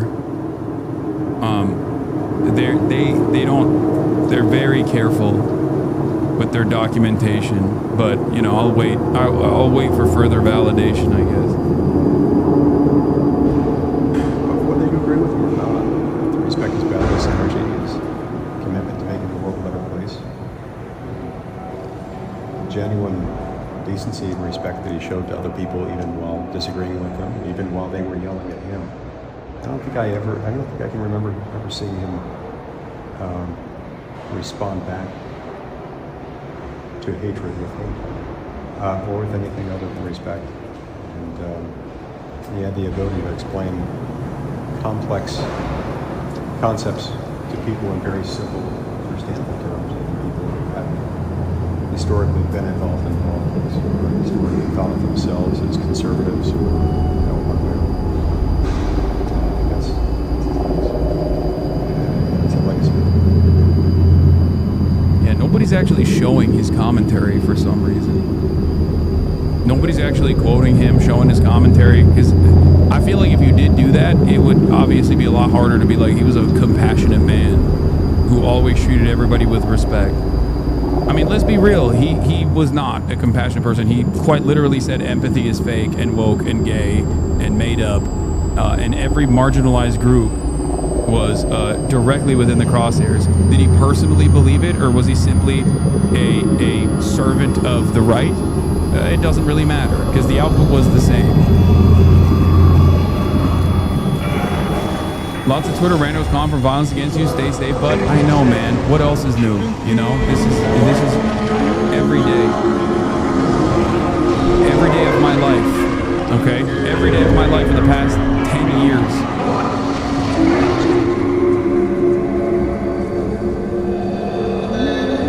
It is what it is. It's been happening. Dude, people will be like, oh, dude, there is a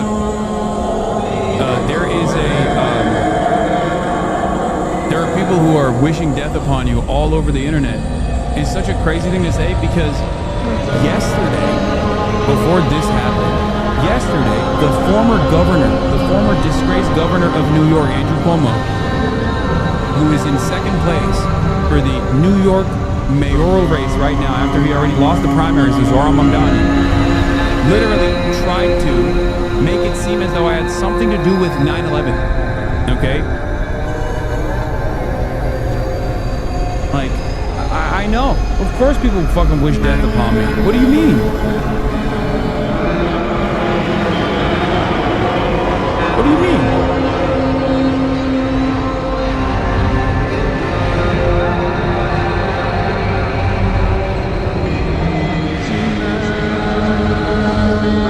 What do you think that is? Why do you even say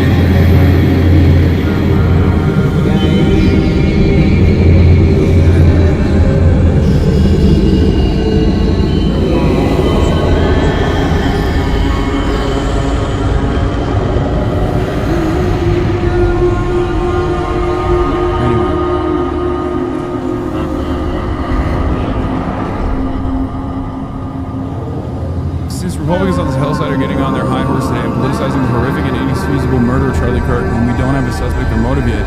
It's worth reminding them of this Trump-endorsed GOP gubernatorial candidate last year. Lieutenant Mark Robinson at North Carolina church meeting, some folks need killing.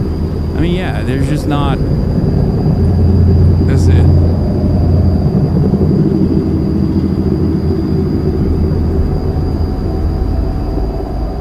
This kind of violence, specifically political violence, is only going to ramp up in its intensity, in its frequency, in its magnitude.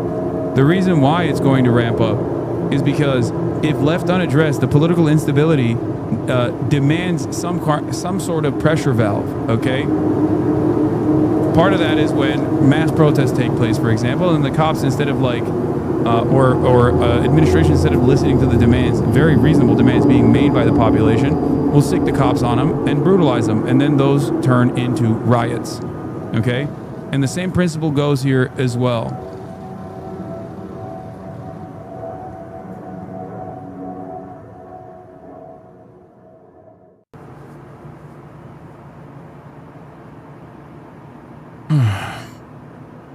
In the absence of any sort of real legislative change here, and it's seemingly impossible, I think that decentralized versions of violence such as this one will only continue to ramp up in its intensity, in its frequency, in its magnitude. It is an inevitability. This is why we advocate for a systemic change. This is why we advocate for a radical change in the legislative agenda. Okay? Did have some moments of confusion. Do they or do they not have the person in custody that they, for all intents and purposes, know did this or not? Can you tell? They have a person in custody who they've referred to as a person of interest, but this is essentially their main suspect right now. How do they get there? Let's go back to that footage of the rooftop with the yellow tape. When the shots fired, individuals saw a figure on a rooftop. Now this rooftop is the only one that has crime scene tape on it. It fits that 200-yard distance. It's way far away behind a building and then behind a lower building. And this is the taller building where someone could have been in the corner of that building with a flare vents on and actually got a straight line of sight all the way across down that amphitheater to where Kirk was in that tent. I mean, you know, Tim Clemente, the horrible reality of this, to be that far away, let's say 200 yards, right? Right. 200 yards with a single shot, that requires somebody who knows what they're doing, right? It does, Aaron. It's not a spectacular shot. I was training snipers this morning. Classic fucking gun guys, dude. Every gun guy in the they were taking shots out 500, 600 yards routinely. So 200 yards isn't a terrible distance, but you need to know how to aim and control your trigger pull, and that's about all it takes at 200 yards to make an effective shot like that.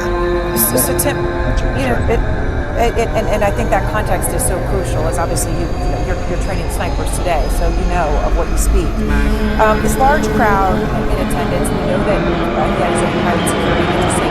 What Emma was saying that there was a police presence, but not as much as she and colleagues would have expected when they were there. Tim, just to think about this moment that we're in, as you are training snipers today, and all of a sudden you see this headline, how big of a shock is something like this happening in this country? It's horrific. It's a terrible shock. This takes us back to a period of time in the 1960s. Leaders on both sides were being killed. And, we don't expect that today, but here it's, one of my sons texted me and said it's so tragic and this is over hurt feelings. Charlie Kirk never hurt anyone. He just had political opposition to some people and religious beliefs that were in opposition. Because of those belief differences, he's now dead. And we can't survive as a nation when someone who speaks differently than you, who says things you don't agree with, is somebody you're willing to kill. And I don't know how we get past this without bringing people together. And you mentioned early in the story how Charlie Kirk liked to go to these rallies and ask questions of people that disagreed with him so they could debate. And debate is the one thing that's lacking in the country. So we have Emma back now from the Deseret News. Emma, can I just ask you, when that question happened, and just to be clear, we understand, they're pointing to the possibility of this person having been on the roof. That's the entire direction that this is going right now, that's the person of interest, person on the roof, and sniper. But the question obviously was asked from the ground. But could you see anything about the questioner? When at the press conference, they seemed to indicate they still didn't know who that individual was. I'll be honest, I hadn't thought of it, but when that journalist did ask that, it kind of did, it made me pause and think, it's almost like a dark irony of that was the question that was asked. But again, we don't know enough information, and law enforcement hasn't shared more on that. Yeah, we don't know. Of course, as we played it, the question was about transgender shooters right before the shot was fired. Adam Wren, you have been on this program so many times because of your incredible reporting on MAGA influencers and those media juggernauts in the MAGA influencer world. Charlie Kirk, one of them. You interviewed him multiple times for Politico. I know you spoke to Laura Loomer tonight, who is also obviously crucial in the movement and knew Charlie Kirk well. So what is the reaction? What are you hearing from MAGA about this horrific, what seems to be assassination?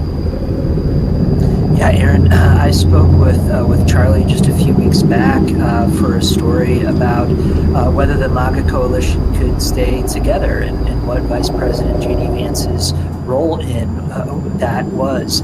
And, he told me that he thought that Vance would inherit the coalition, that he wanted to see him, if Vance himself wanted to see him run in 2028, but was always sort of struck by his cheeriness. He, always seemed to be, in a good mood about this. But what I'm hearing from influencers like Laura Loomer is they see this moment as a real rallying cry for the right. They want the left to be punished over this. They see the left as producing a disproportionate number of violent people. They point to the assassination attempts against President Trump last year. And of course, we can zero back in and find instances of the right on violence as well. But they clearly see this as a rallying cry and want vengeance. Some of them have used that word specifically, vengeance. Loomer is saying that this was a professional hit job on Charlie Kirk. And so it doesn't seem like we can unwind the accordion of violence. I mean, the word vengeance is a horrible word. I know others have used it worse. Horrible in the context of where we are right now. Juliet, I feel like I'm going crazy. Like, these guys talk about, like, the unacceptable form of violence. It's not. It's true. It is true that violence is unacceptable. But it's the very same people that overlook the charred flesh of dead Palestinian children and just say, hey, man, there's a reason for it. October 7. Remember October 7. Hamas. What do you think? Like, obviously, these two things are not the same. I mean, I see those images as well. I'm shocked by the cruelty of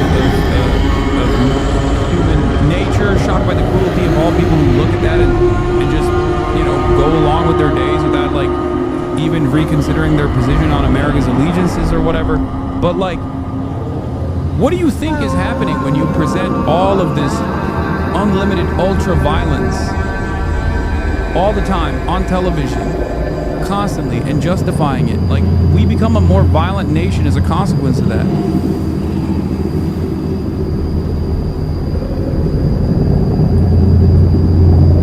This is it. Why are we treating this death any differently from Brian Thompson's? What do you mean? Are you talking about we as in this community, or are you talking about like people in general? Because there's plenty of people still also saying, you know, R.I.P. Packwatch or whatever. If you're asking me why, you know, my assessment in this is way more restrained, think a little bit. It's not that hard for you to comprehend, don't you think? As a person who is the recipient of numerous death threats every single fucking day, what happened to Charlie Kirk is, who I was supposed to be debating 2 weeks from now, hits a little close home to, it's a little bit closer to home. Like, think about it, especially as like people are actively fantasizing about doing vengeance to left content creators right now. Think. I mean, I don't like Charlie Kirk. I did not like Charlie Kirk. I think his worldview is horrifying. I think he's a bad person overall. But I also knew Charlie Kirk. For the past 10 years, I've debated Charlie Kirk. I've stood next to him on a public stage twice.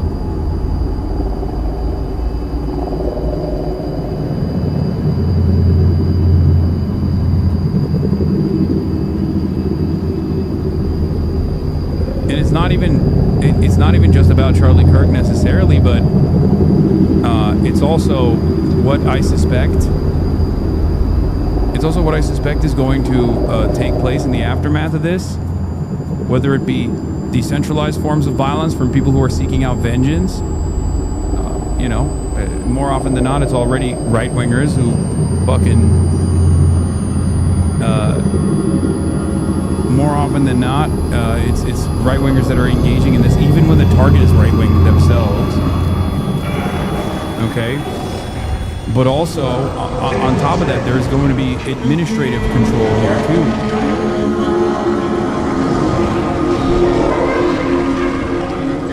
There's going to be political repression. More political repression, I suspect.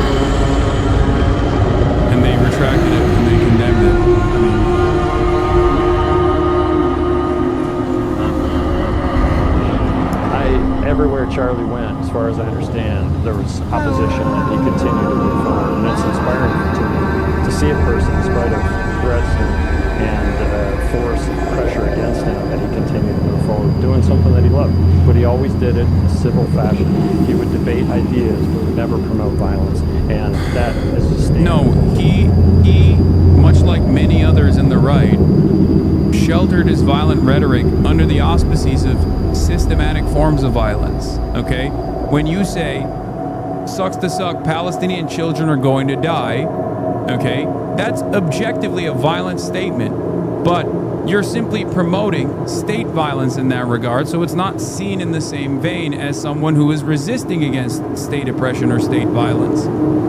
That's it. Whenever he said, oh, there is no such thing as a Palestinian, as they were being ethnically cleansed, whenever he denied the genocide, those are objectively violent statements. The problem, of course, from the audience reception, and this is including liberals as well, and this is the major problem with like the way liberals often lose these sorts of conversations, is that as long as you refuse to reckon with systematic forms of violence, then obviously it's not going to be, as long as you don't understand that systematic forms of violence are still violence, no matter how normalized, you're not going to be able to comprehend that. You're not going to be able to understand that.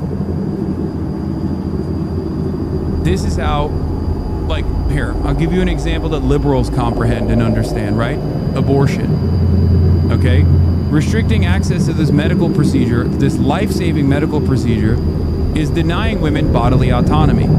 Okay? So when you have a right-wing commentator who says, abortion is murder, we have to put an end to it, and then an administration that responds to those calls and actually tries to restrict access to this life-saving medical intervention, that inevitably leads to a shit ton of violence for a lot of women, including deaths for a lot of women who have ectopic pregnancies that they can't actually take care of, for example, because the medical professionals involved are terrified of legal repercussions. So then they die. That's violence. It's just a more socialized version of said violence. But you can always turn around and say, hey, that wasn't violent rhetoric at all. He just wanted to debate people. He just wanted to... No, he didn't. He didn't care about opposing perspectives. You can say political violence is completely unacceptable. I certainly believe that. Okay, you can say the images that you saw were gruesome and abhorrent. I certainly believe that. Okay, but you don't have to... you don't have to lie. But of course, that's all what these guys do. Because all that these guys do is just lie about this shit.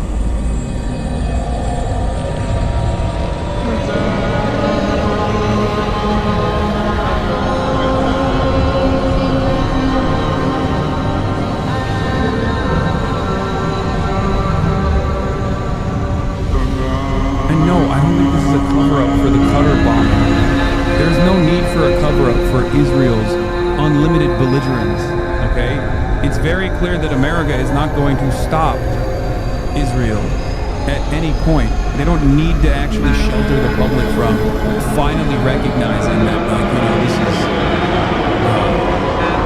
Israel is an unstable nation.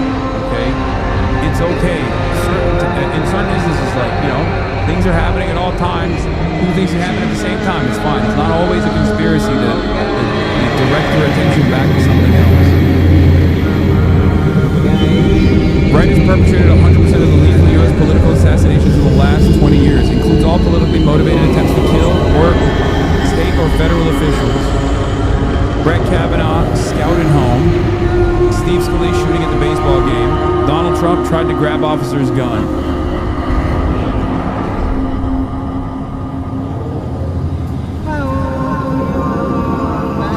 I mean, this doesn't have Donald Trump. Oh, scouted off golf course.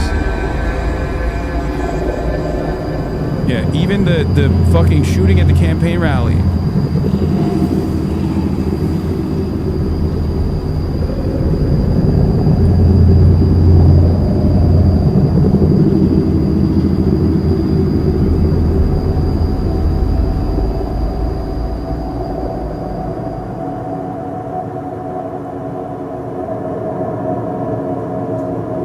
When did Trump try to grab a cop's gun? I guess someone tried to grab a cop's gun around Donald Trump or something. Holy fuck, the Yankees held a moment of silence for Charlie Kirk. Kirk founded the youth activist group Turning Point USA and had become a fixture on college campuses.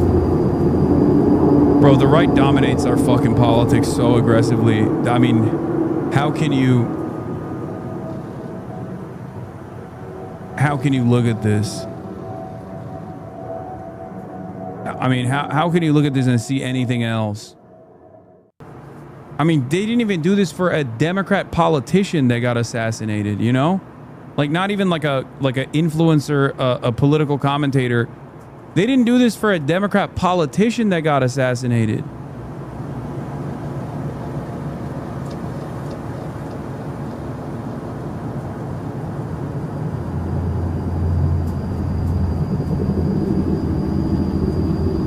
There is no way in which, like, I'm telling you, like, there is no, maybe for like Anderson Cooper would they do such a thing, you know, if a similar tragedy unfolded, but I don't know.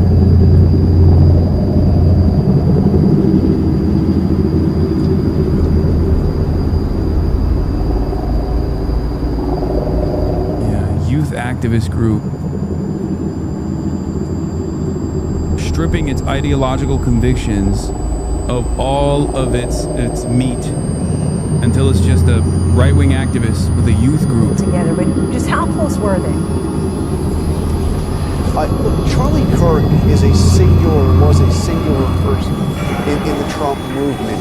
He was in many ways a beating heart of the MAGA movement, and very close personally to Donald Trump himself, and particularly to the Trump children, especially Donald Trump Jr. Donald Trump Jr. just a short while ago put out a lengthy statement about somebody he described as my friend Charlie Kirk, but he was more than my friend. He was more like a brother to me. And you saw that. They were often together, they traveled together, their families were engaged together. He was more than just a pro-Trump activist. He was central to the Trump movement and also very close personally to the Trumps. Jonathan Carl, thanks to you. Tonight, the president is asking that flags be flown at half-staff, and there are calls for Republicans and Democrats alike tonight to turn the temperature down in this country to stop the political violence. Mary Bruce joins us now live from the White House. And Mary, we know that the Secret Service is not taking any chances tonight. Tell us about the level of security President Trump is now in. Well, Lindsay, Secret Service tonight is trying to reassure the American public that they adjust their posture to respond to any evolving threats, and making it clear that the president, as president, does have the highest level of protection. Of course, President They're Trump lynching anyone who brings up Charlie Kirk's assassination. actual deeds and his rhetoric. Even the most liberal leaders on their knees kissing his feet. Yeah, I mean, it feels like a full-blown capitulation to right framing on every issue. I mean, it makes sense. It's a tragic incident.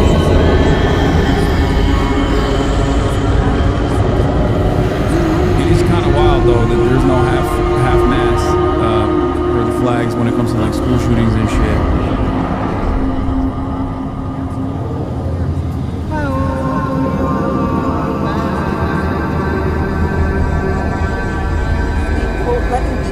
Political violence has no place in America, adding we all must work together to ensure this does not lead to more violence.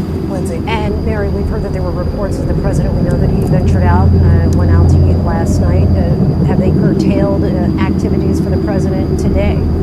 Well, the president cleared his schedule this afternoon after this horrific shooting, mostly just so that he could monitor what was going on. As we've discussed, they were incredibly close. The president was expected to have a dinner here at the Rose Garden with cabinet secretaries and other officials. That was scrapped. The president tomorrow is still expected, of course, to mark the anniversary of 9/11. But the president personally monitoring this all afternoon.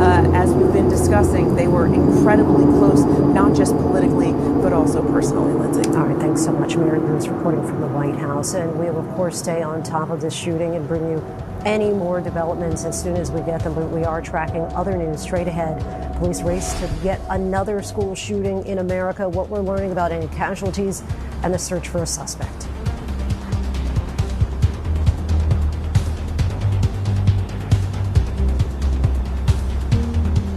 Nothing about that looked accidental. Lester! We found a secret room in the Draconia. The mob ran an illegal casino. There's been this palace down here the whole time? To be fair, I just found out this building has a gym. I play cards here because it's the murder building. We need to go face to face with the mob. I didn't realize there's ad breaks on the fucking YouTube live streams. That's crazy. Is 9/11 tomorrow too? I know. Sure glad that former governor of New York tried to fucking posterize me as the face of 9/11 in order to get a dig at his opposition yesterday. Fantastic. Fantastic stuff.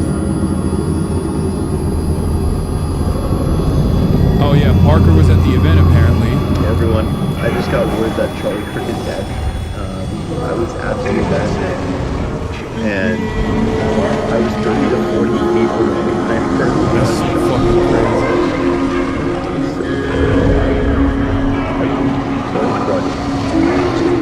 I honestly, like, I wasn't sure if it was a gunshot again. I assumed, and I thought that it was likely that it was like a mass shooting or something like that. And I just started around me started crying the hardest, and there were people dry heaving, throwing up, and crying, like everything. And we heard for a bit that he was in critical condition. He was alive, but he was just pronounced dead.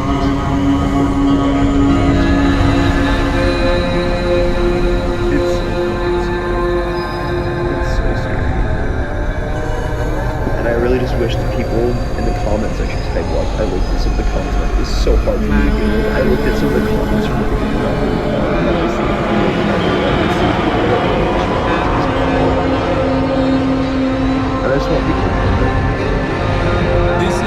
Parker, he's one of the liberal debate guys. He was there. These guys, him and Dean, like, they follow Charlie Kirk around. And they try to debate him. When he does these, when he used to do these, change my mind videos and stuff like that.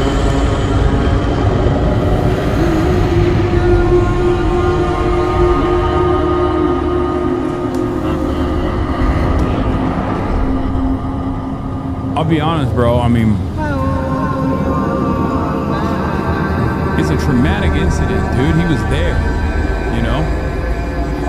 It's just, it's understandable that he would feel some type of way.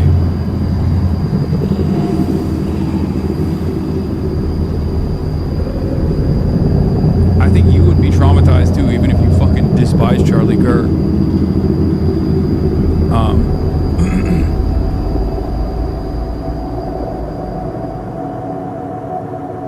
Charlie's family, his daughter, is going to live without a dad. His wife is going to live without a husband. And that's not okay. That's horrible. And no one should be justifying that. Any single person that's in the comment section that is saying that or who does believe that, I want you to unfollow me and unsubscribe me right now, because there is a clear line of division between us. And I don't support. And I think what you believe is fucking horrible. And my thoughts and wishes go out to Charlie's family and anyone who was there and traumatized, honestly, like how I am. It is honestly, genuinely terrifying. Seeing someone die on video and in real life in front of you is not the same shit. Chad doesn't get it. Yeah. I mean, he could have been fucking domed there. Like, he was there. You know what I mean? He was right there. He's probably in shock. Look, like I said, the reason there are of course a fuck ton of people who are on the right who would absolutely celebrate a role reversal style situation. Hopefully we never get to experience it. Okay? And of course there's going to be people who are liberals who have the same kind of attitude. I can't expect people to look at this guy if the only output that they've seen of him is just spewing bile, you know? That's it. Especially if you just see people as just people that you see on camera. You see them as like not real human beings, but instead it's just like beacons of hate or because of political ideology.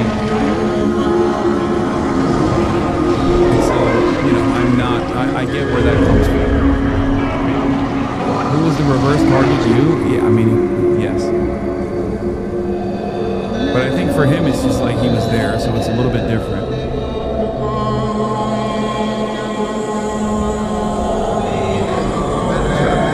Someone died within 30 to 40 feet of me that he interacted with, that I've really engaged with, and I don't like Charlie Kirk as a person. I don't like the ideology. Yeah, I mean, he's a horrible, monstrous person.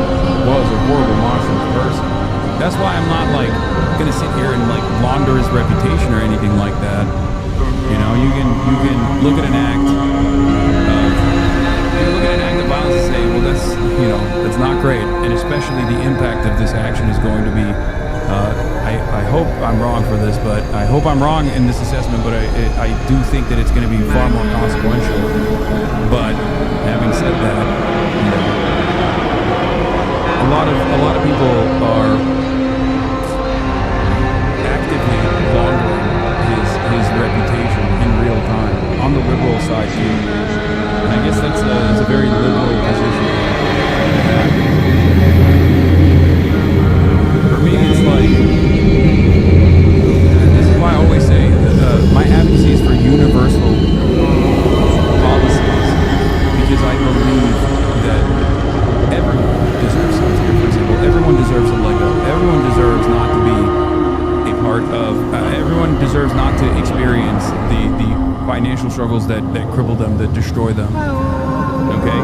Everyone means everyone. Universality means every single person, including people who you despise. Because the goal should always be to improve material conditions to a certain degree where that kind of attitude is seen as like unsustainable. That kind of attitude is seen as ridiculous by all.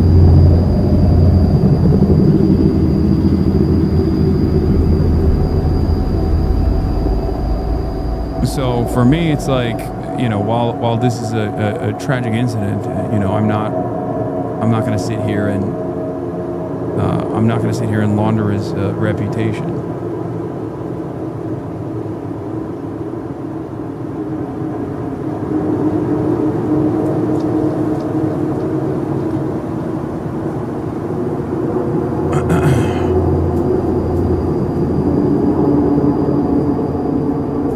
Of course, Chris Rufo is immediately. The last time the radical left orchestrated a wave of violence and terror, J. Edgar Hoover shut it down all within a few years. It is time, within the confines of the law, to infiltrate, disrupt, arrest, and incarcerate all of those who are responsible for this chaos. Like, I cannot begin to explain this enough. Why has no one said Melissa Hortman's name?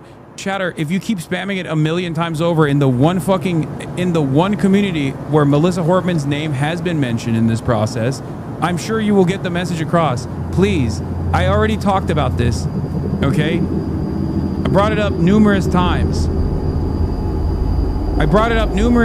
Chatter.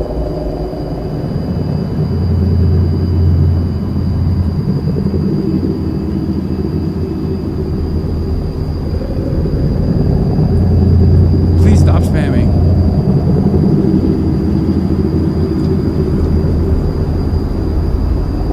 Anyway, once again, even if this was literally like a radical Antifa shooter, okay, even if it comes out that the suspect's motives were like that they are a radical Antifa shooter, this kind of reaction, this kind of retaliation is insane. Okay.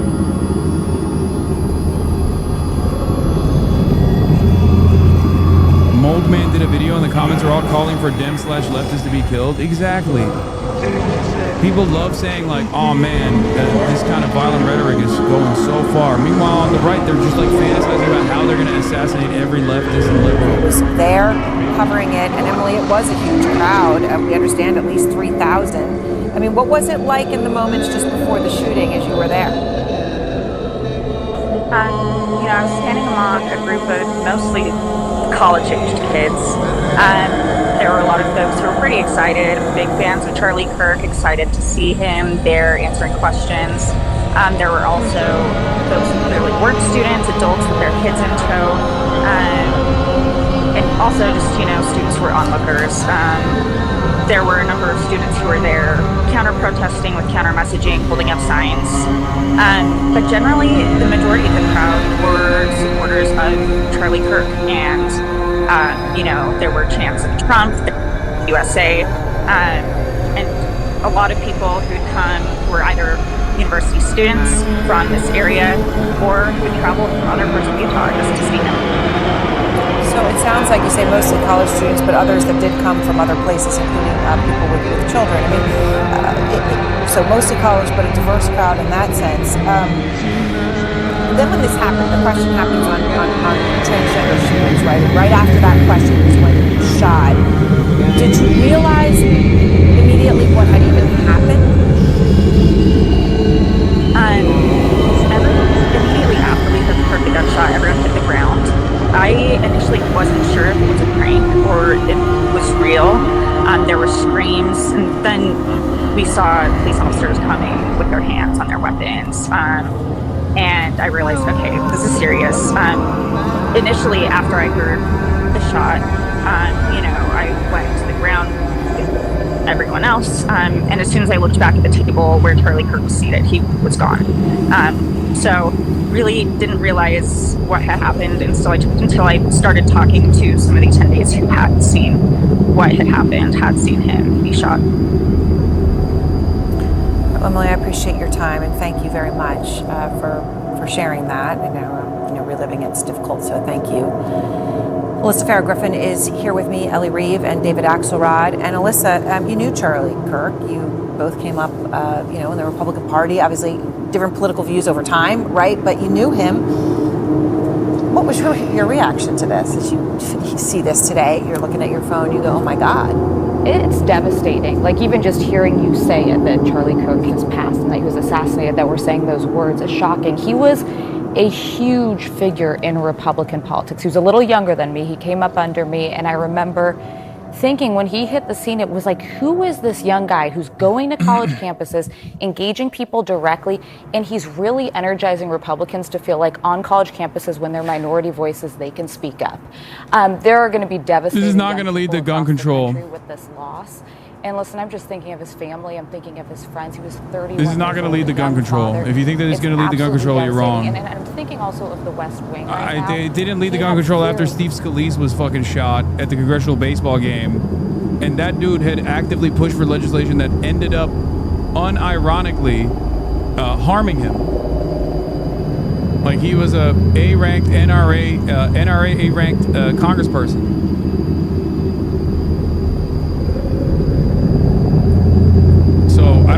I don't think it'll go anywhere for gun control at all. I think this will be utilized by the administration to enact unimaginable political repression for those who they have designed, who they have designated as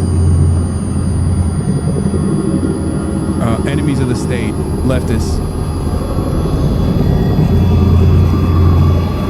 The left has been saying put a bullseye on Trump, a bullseye on his supporters. Charlie Kirk's a casualty of war. We're at war in this country. We are. They are at war with us. Yeah, whether we want to accept it or not, you see that? they are at This is good. This is good coverage. This is good coverage. Talk about the fucking violent rhetoric, you know? Ellie, you wanted to go cover Charlie on this tour next week, actually, because he was going across the country, college to college. You've interviewed him. What are you learning from his supporters now when we hear things like that from people like Steve Bannon and Alex Jones? Yeah, there's basically two types of reactions. First, there's horrified, speechless. People professionally speak for a living are afraid to talk. Like Candace Owens didn't have her show tonight. A publicist for conservative activists told me people were too devastated to speak. CJ Pearson, a conservative influencer, told me the conversation among other influencers was like, is it too dangerous to do this work? The other reaction is, this is an escalation of political violence. There's going to be more. One guy told me it would be very, very bad for the left when the right actually was provoked to respond. They see it as a very one-sided. David, with the context of history, how precarious is this moment? I just don't think this is going to scare like far right figures in this nation or not speaking. If anything, this is going to stop leftists and liberals from doing any sort of public incidents because these guys are screaming bloody murder all over the fucking internet. You mentioned history. I was a kid when we went through a period of assassination in the 1960s.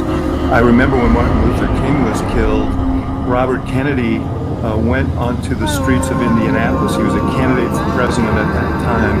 It was very, very dangerous, frankly, for him to be out there, but he insisted on going, and he spoke to the crowd. And Aaron, he finished, and I wanted to share this, he finished with a poem by Aeschylus, the ancient Greek poet, and it was, even in our sleep pain which cannot forget falls drop by drop upon the heart until in our own despair against our will comes wisdom through the awful grace of God. The question is, have we seen enough to embrace wisdom here and recognize that this is not a path that we want to go as a country? And let's be clear, I heard what those folks said. Charlie Kirk being compared to Martin Luther King? What is happening, bro? What am I, like...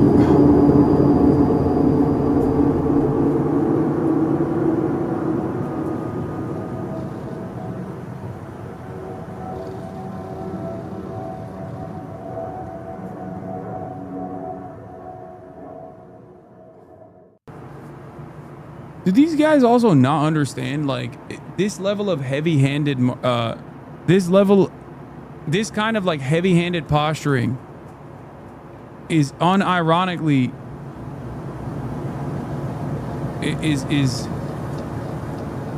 is playing a formative role in laundering his ideology as, like, a normal one, a good one, a positive force.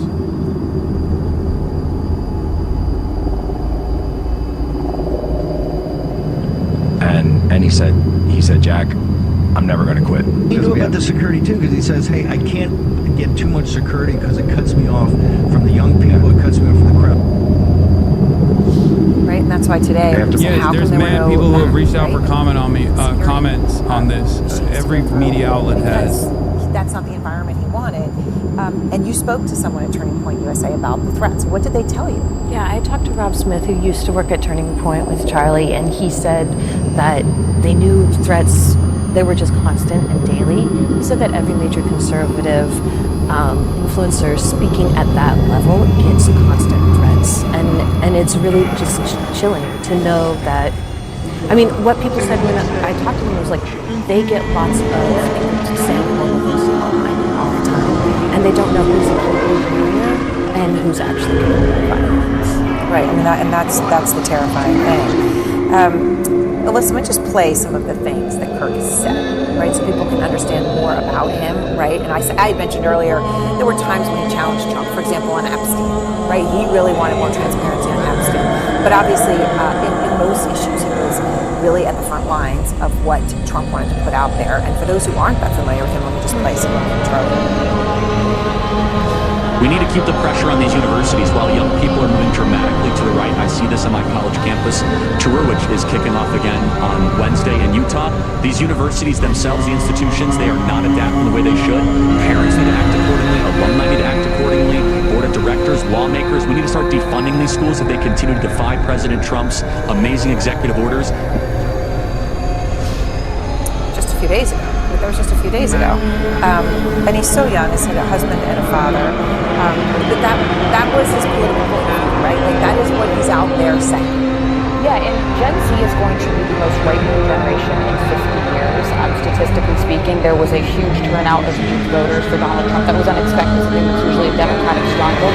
There's probably no individual more responsible for that than Charlie Kirk. You really can't underestimate and downplay how influential he was in activating young people and how hand-in-hand he was working with the Trump campaign to turn out younger voters. And I would just say this, echoing what David said. He was a father and a husband is the nicest thing you can say about him, which is why everyone's repeating it. Yeah. I don't know. Maybe I'm like I said, I'm a little biased. You missed the point after MLK got shot, RFK got shot 2 months later. He was stating that the political violence begets more political violence. Yeah, except neither of those figures are comparable to Charlie Kirk. And also, those figures are not like antagonistic either. Actually, as a matter of fact, it shows a similar pattern.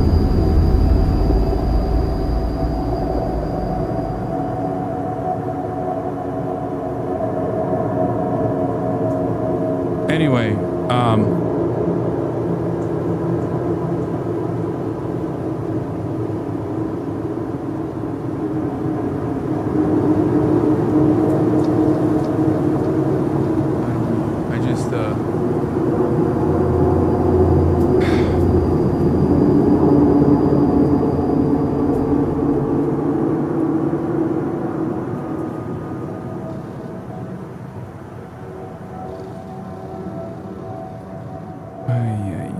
you all right, man? No, I'm not all Head right. on that. As we look at Charlie Kirk's vast... I don't know how to communicate how... I don't know how to communicate in this moment, because it's like... Like, how do you feel as though... How can you communicate that a violent act is unacceptable while simultaneously not offer sympathies to the person who was killed in the process? You know what I mean? Because I don't think anybody deserves this in general. I don't think anyone deserves this. Nobody deserves that. That's always been my position. So it's a problem for so many different. It's a problem that contains multitudes, right? Where, and I said this in the aftermath of Luigi Mangione allegedly shooting and killing Brian Thompson as well. Like this kind of decentralized, violent initiatives taken on by adventurists are reflected on in the way that they are reflected on because it is a pressure valve. Okay? And they only happen in the absence of real political change that people are desperate for. Does that make sense? You understand? It's like I want to fix this system so that never happens.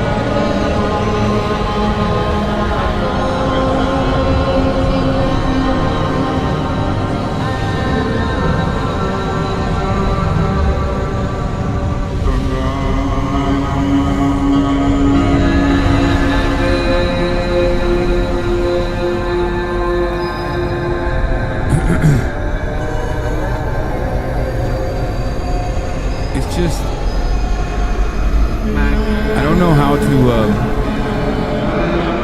don't know if I'm doing the best job explaining it. But even from the aspect of gun control, before we arrive at all of the other unimaginably cool and violent things that Charlie Kirk has advocated for, while still sheltering himself from coming across as like this really a violent individual because he's just demanding more of that same kind of permissible form of violence, systematic forms of cruelty. Even on the aspect of gun control, or a lack of gun control, like his advocacy on the matter was to distract away from real reasonable solutions, to put the crosshairs back on vulnerable populations, marginalized populations, claim that it's like trans shooters that are doing, like that was the last thing that he was debating before he got killed. A victim to his own advocacy in many ways.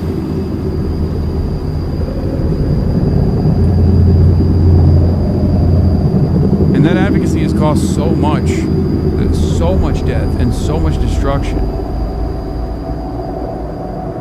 You know?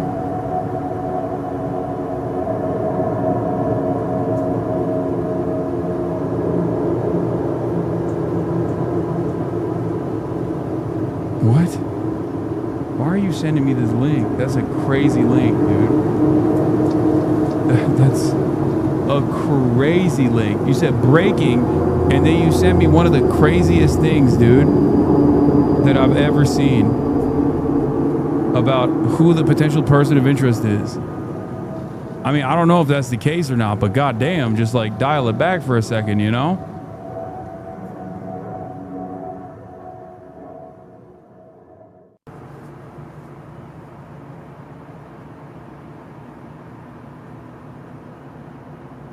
Yeah, he died mid-sentence claiming how most shootings were gang-related and gun control wasn't needed. Yeah.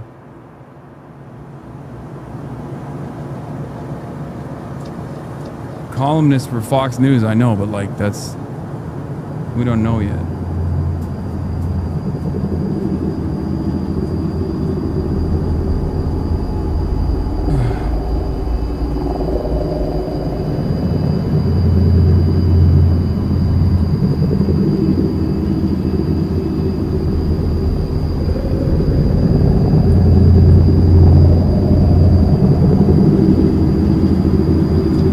They not confirmed a shooter yet. There's a person of interest, but they don't know. They don't know if they're conducting more investigations right now.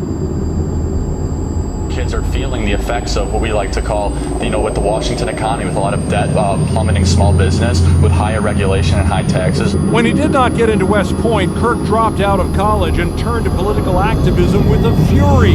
Universities are not about the pursuit of knowledge. If it's that guy that the person presented as, then it's a person that works for the Heritage Foundation. That sounds insane.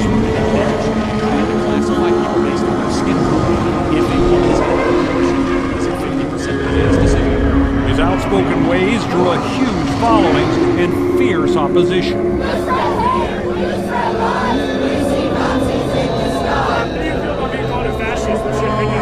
I don't care being lied about.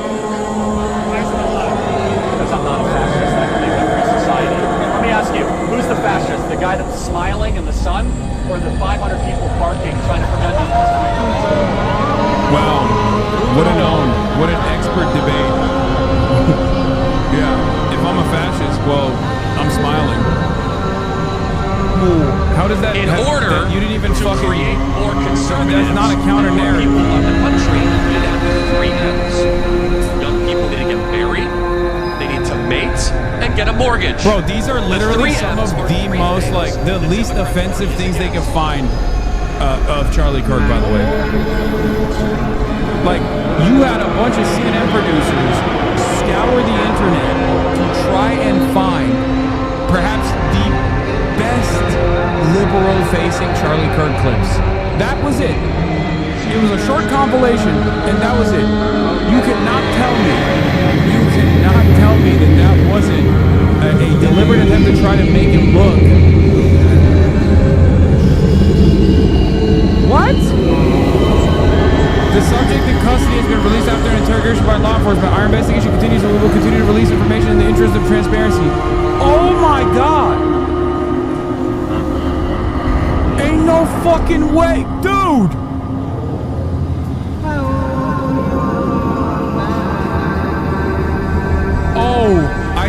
Dude, what the fuck? Brother. Is he talking about George Zinn, or is he talking about the new guy? Bro, there is what? Some might say the shooter never existed, I guess. Are they gonna find a guy?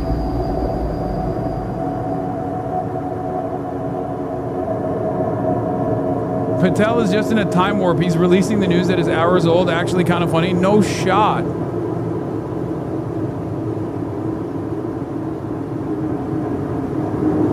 No shot.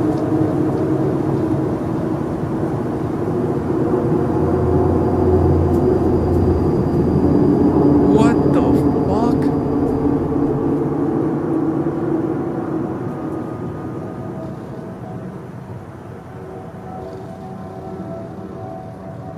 Stop sending me that Carol link, please.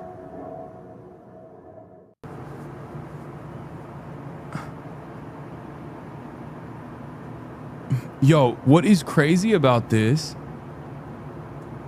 What is crazy about this process is, like, I can't tell if they're just like so incompetent. How is this possible?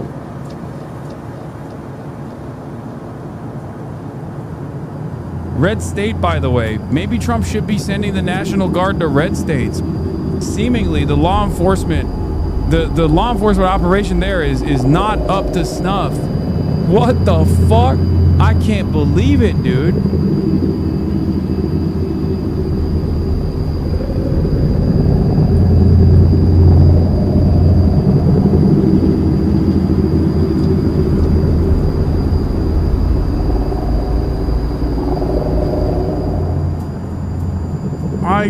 Wow. Wow. It's fucking real bad out here, dude. Hey, stop! Stop, folks! Stop! Back up! Charlie Kirk died a short time later. He was 31. He was a husband and a father of 2 young children. The president announced his death online. He wrote, the great and even legendary Charlie Kirk is dead. No one understood or had the heart. The second guy they arrested was wearing completely different clothing from the police scanner in the roof video, but was only 2.5 miles away when they arrested him and apparently had a gun on his dash. Are you fucking kidding me? So you mean to tell me Utah cops went and arrested the first Utah guy with a fucking long barrel rifle?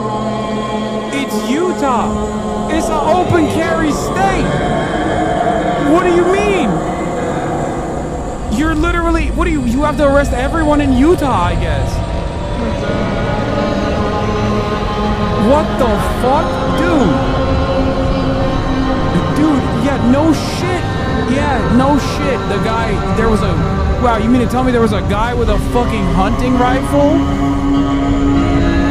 In a 3-mile radius of a shooting at any given moment in the state of Utah?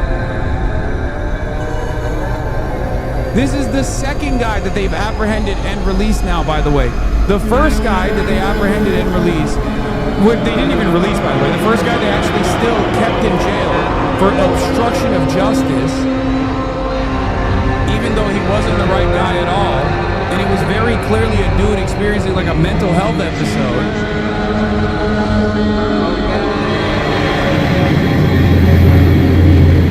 These two posts are the most embarrassing thing I've seen from an FBI director. So this is the guy that they fucking arrested, and it's a pellet gun with a silencer on it.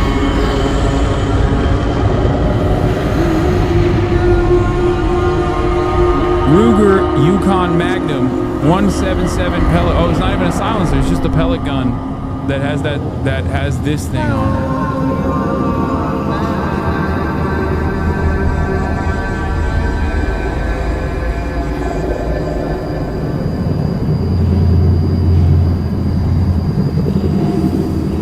Okay, look, I don't traffic in like Gladio. You're smiling in your thumbnail, change it. What thumbnail am I smiling in?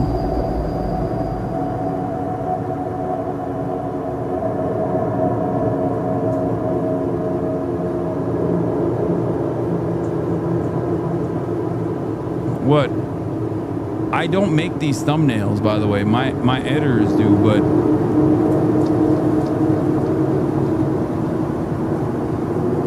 what are you talking about? Is it like a fucking random fan account or something? Or you mean my Twitch thumbnail? It looks like a smirk. Okay, you guys are fucking crazy. I think that's called a muzzle brake. I don't know why we would need it on a pellet.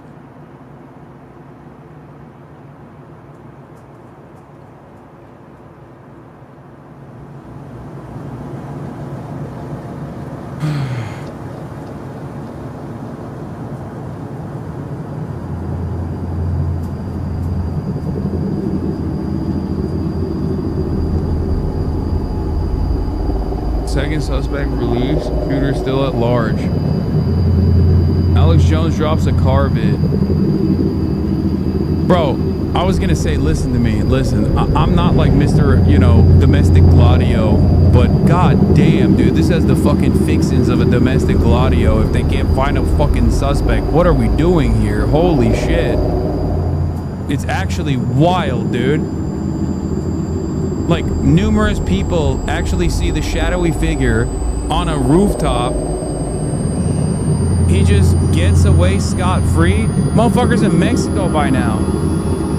What the hell?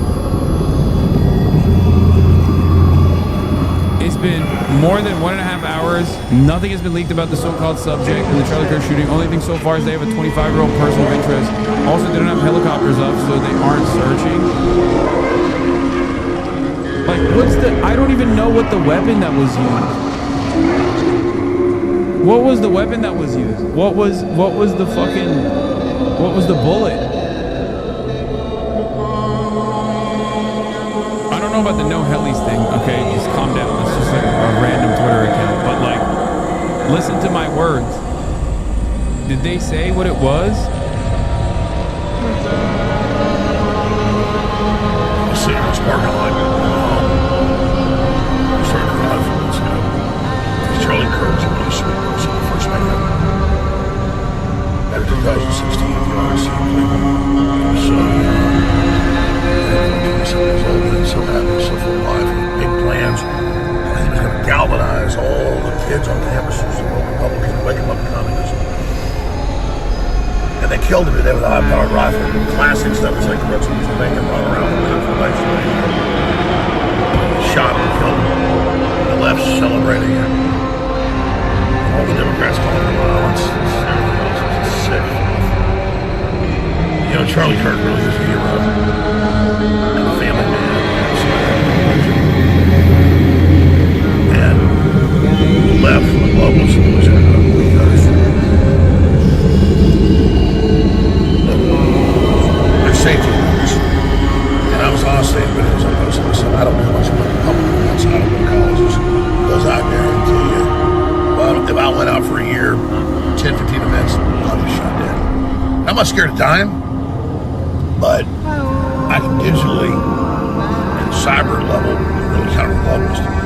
And I remember telling people, I think I even said it on there, I said, man, I was surprised Charlie Kirk's not dead. Because the left can't deal with this.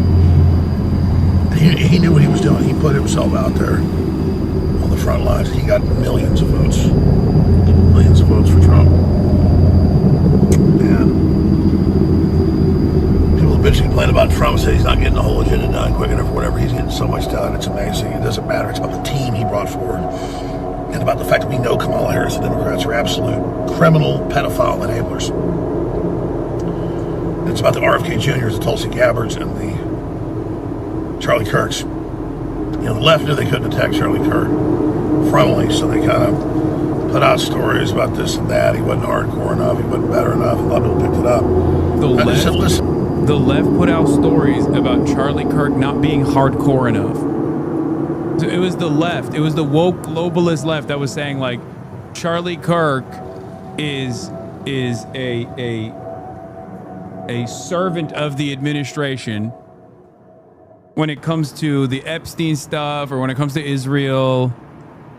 Like, what do you mean? Who is the left in this regard? Yeah, me, a leftist, always saying, Charlie Kirk, you need to be more racist, man. Why aren't you racist enough? You're not racist enough for my taste. I love racism and I want more of it. Like, that's what the fuck was going on, I guess. He's getting people registered to vote Republican. And they're night and day to Democrats. They're not purple, they're night and day. So he wasn't afraid to face evil. He wasn't afraid to put his life on the line. And I'm not the guy to act tough. Charlie Kirk had more courage than me. I've been honest about this on air. And I wouldn't even call it courage. Because I'm willing to die. I do a lot of events and go out and get attacked. I'm just saying, you go out on a regular basis and you're an Alex Jones, Charlie Kirk around the country for years. I mean, somebody's going to shoot at you. And I've had my security and other security firms just say, Jones, you shouldn't even do it. When I do it, I have to do it when I have to. When there's a lockdown or some incredible border tyranny and they're smuggling kids. Dude, this is so funny. Look at this. So Brian Krasenstein posts, fuck you, coming after you, at FBI Director at Cash Patel at X. Asmongold responds, You thought you were cute with the 8647 shirts and other coded calls for violence. Now it's happening to you. It's not going to stop. Now it's only going to get worse, and no one should have any sympathy for you. Be safe. Meanwhile, he just literally like an hour ago was like, oh, we got to stop these calls for violence. Dog, 8647 is a call for violence? Are we for fucking real? This same guy, by the way. Anyone surprised at what happened to Charlie Kirk hasn't been paying attention? Go anywhere, Reddit, Twitter, etc. You'll find thousands of unhinged direct calls to violence over politics. Until it's addressed for what it is, things like this will continue to happen. 12:46 p.m. September 10th.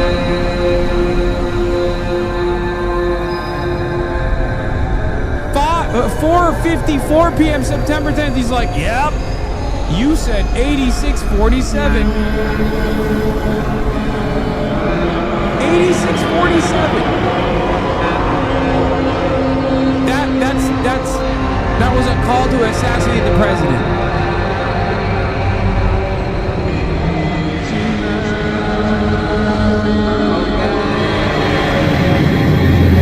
Like if that's enough for someone to be the recipient of death threats, which by the way, I mean, this is like, you know, this is every day, 1,000 times a day for me. But it's just, I don't know. I don't know what to say about it. 8647 is just like, you know, cancel Trump, like a cancellation of the order. But Republicans tried to make like fake controversy out of it to be like, oh, this is an assassination request.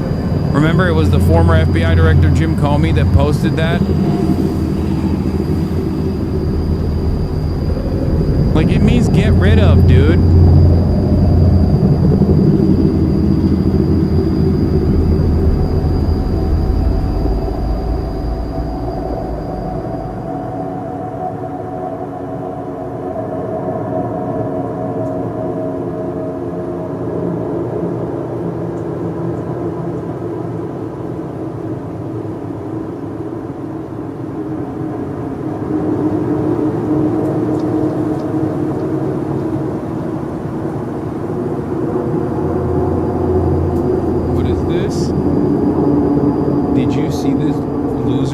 Bullying about you? Wait, what? What is this? Hopefully Hasan gets black bagged one day by Sam Hyde. Streamer Hasan Piker makes a public appeal against fascism at the National March. You are a despicable piece of shit. Surely people on the right will now stop calling for the death of Hasan, right? Surely they will now take a moment to think that their words have real consequences, right? This guy says you're a despicable piece of shit. Here he is saying, hopefully Hasan gets black bagged one day by Sam Hyde. Every single person online talking about the Charlie Kirk situation right now that is on the political right has at some point actively called for my death. Okay? Actively. Not that it fucking matters. Everybody does this so much that it's just like, it is what it is, you know? It's just every day. Every fucking day.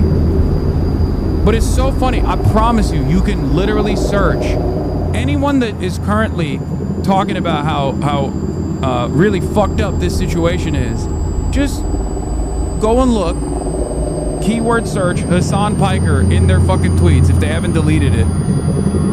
Under every tweet I see, people are advocating for you to be next or saying you call for this. It's concerning. Now, what's really stupid about those people saying that is, why the fuck would I call for it if I was going to debate him 2 weeks from now, dumbass? I was supposed to fucking debate him. It makes no sense. Yeah, dude, yeah, definitely. I want to be shot and killed on stage alongside Charlie Kirk. That's what I wanted. I wanted there to be a fucking mass shooting incident, you know, in my own fucking public appearance as a political commentator.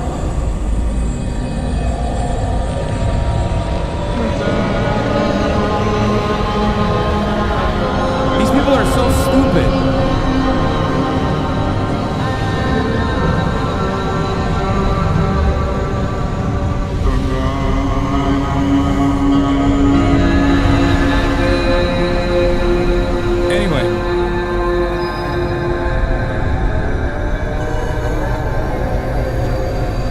Do we know it's not a Groyper? Didn't they all hate him? We don't know. They're literally showing your tweets about Charlie criticizing him and saying he wanted him dead. Yeah. I don't think I would be, you know, I don't think I would put myself in a close proximity to Charlie Kirk if that was my wish, right? Because that would put myself in the crosshairs, don't you think? It makes no fucking sense.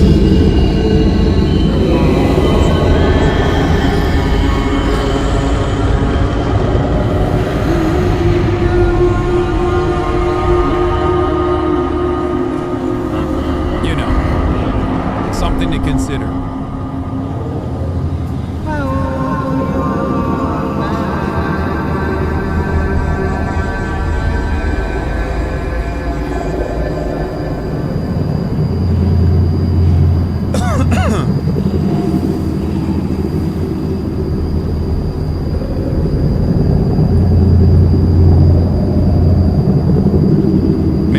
For people's deaths, then you're worse than Charlie. We as a country need to be better, and you certainly aren't helping the issues here.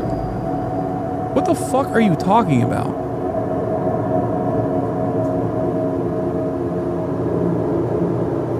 Sleepy Joe could have sleptwalked through this election.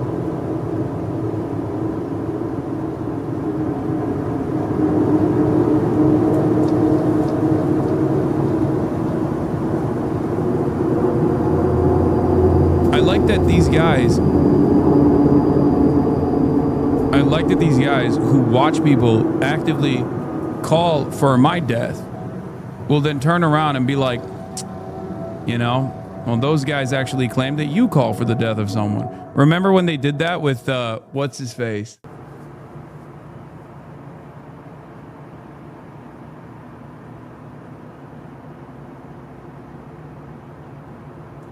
Remember when they were like, when I said if Republicans take, you know, Medicare fraud seriously, they would offer the capital punishment, the death penalty, to their own famous Rick Scott incident. And they were like, that's a death threat, which of course it wasn't a death threat, because if it was, I would have been fucking visited by the FBI, you know?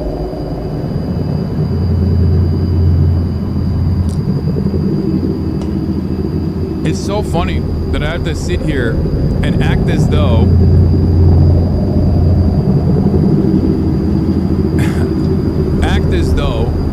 the motherfuckers that have spent the last year, and even longer than that really for some of them, who have openly said that I deserve to be killed by someone, shot down in the street by someone, are now talking about how I'm inciting violence.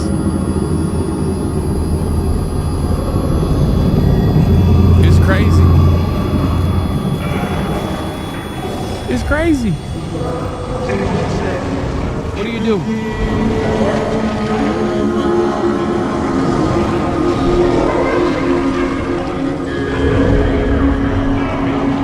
Like, this guy literally said I encouraged 9/11.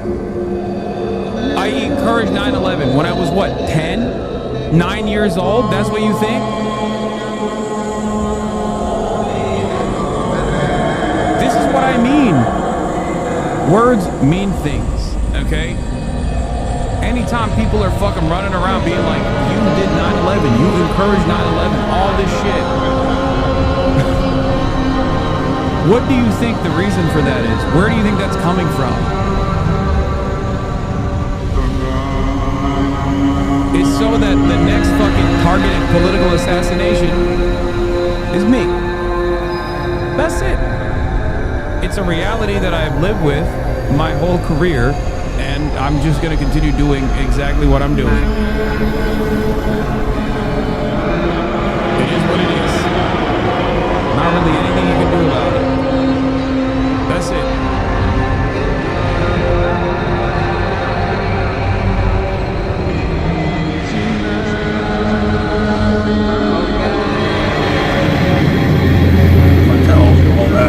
Stop me. I mean, I'll do what I have to. But also understand his brain. Hasan loves this stuff, makes him richer, right? Yeah, no, totally.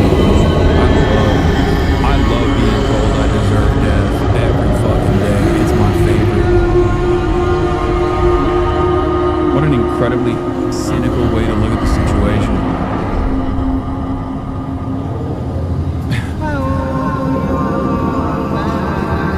People will be like, wow, sure seems like a lot of people are tuning in right now to Hasan. He must be profiting off of this. It's like, dog, I was live before this incident, okay? I'm live every day. I cover the news.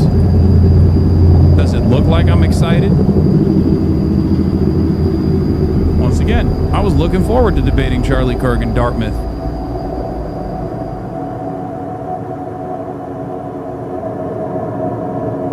Is sub only off now? Where are these chatters coming from? No, we just put it on sub only just now. We normally never do sub only.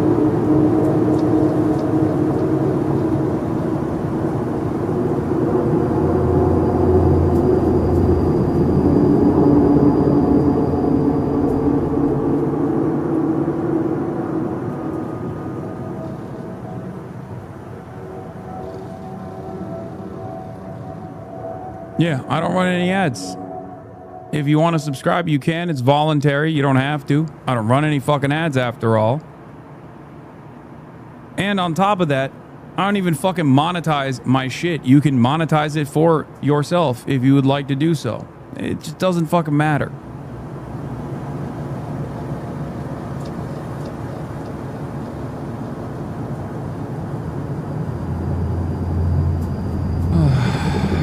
I've got to kind of stay alive. Charlie Kirk knew that, but he decided to, Christ-like, put it all on the line. And man, like watching that Ukrainian woman bleed to death, nobody help her. And then watching Charlie get hit with a high-powered rifle in the neck was such a blast wave, it makes his whole shirt go crazy. So I thought it was hit in the chest. I'm just like, damn, that's a man right there, man. That's a fucking... Jesus Christ, bro. That is an insane assessment to make. Good man right there. He was smart. He knew it was coming. But he was so energetic and so positive. You all see, this person won for Trump, that person won, Elon did it, I did it, Trump did it. Without all this team, would have done it without Charlie Kirk. And so, the left's come with their violence. More times. And we can imagine the hell it'll be if we let them win and submit to them. So we're not scared of their attacks. And I guess the answer is we all have to go out. You know, in fact, I'm going to announce I'm going to go into a nationwide tour of universities. Charlie.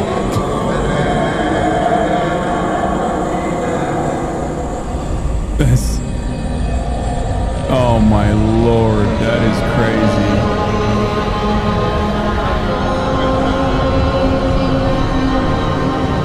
That is crazy. I think we can all do it. We have to take his example and we walk down the big front door. And I was strategic about it, like, oh, I'm not going to do it. I'm not going to do it over here, but you know that's coming. Because if one guy will do it and get killed and intimidates us, they win. No, we all have to peacefully hit the streets. We all have to speak out at city councils, colleges. Everybody's got to be Charlie Kirk, like Spartacus. True story, not as famous. Charlie Kirk. Romans were getting ready to crucify 10,000 of these people to become Spartacus. He finally said, "For I'm Spartacus," and everybody else goes, "No, I'm Spartacus." We're all Charlie Kirk.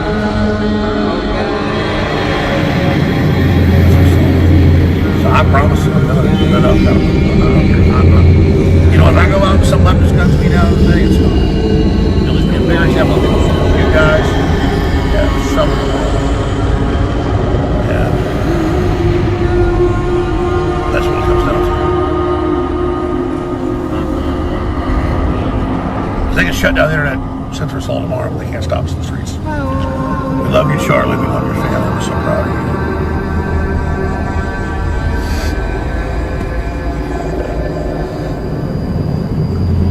Think about these bastards. They just, corporate media covers everything up. They love it. I don't.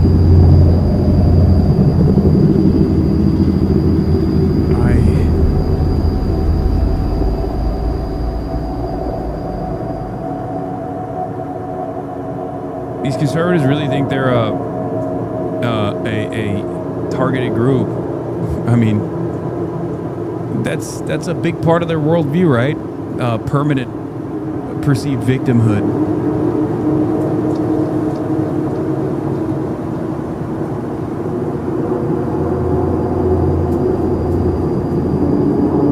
That's it. Of death and scum, we're gonna get them. We're gonna save this country and the world together. Because people like Charlie Kirk's courage. We love you, Charlie. God bless you.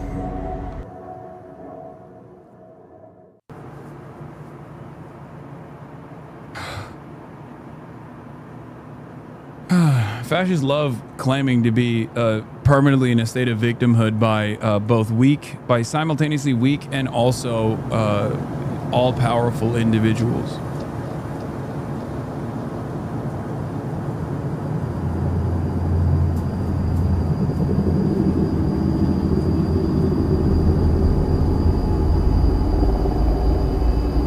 It's crazy because he's Mr. fucking mass shootings are fake. You know, remember, he is such a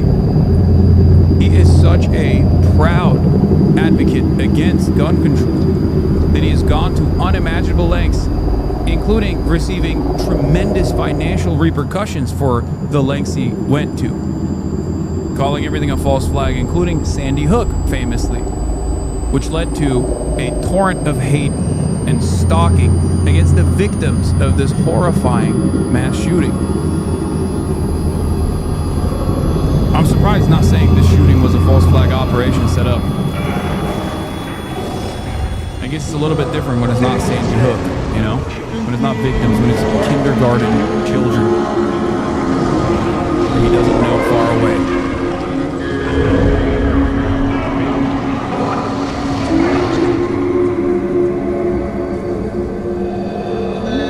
But yeah, as I was saying, every single Republican today being like, this is despicable, you're a despicable piece of shit, whatever.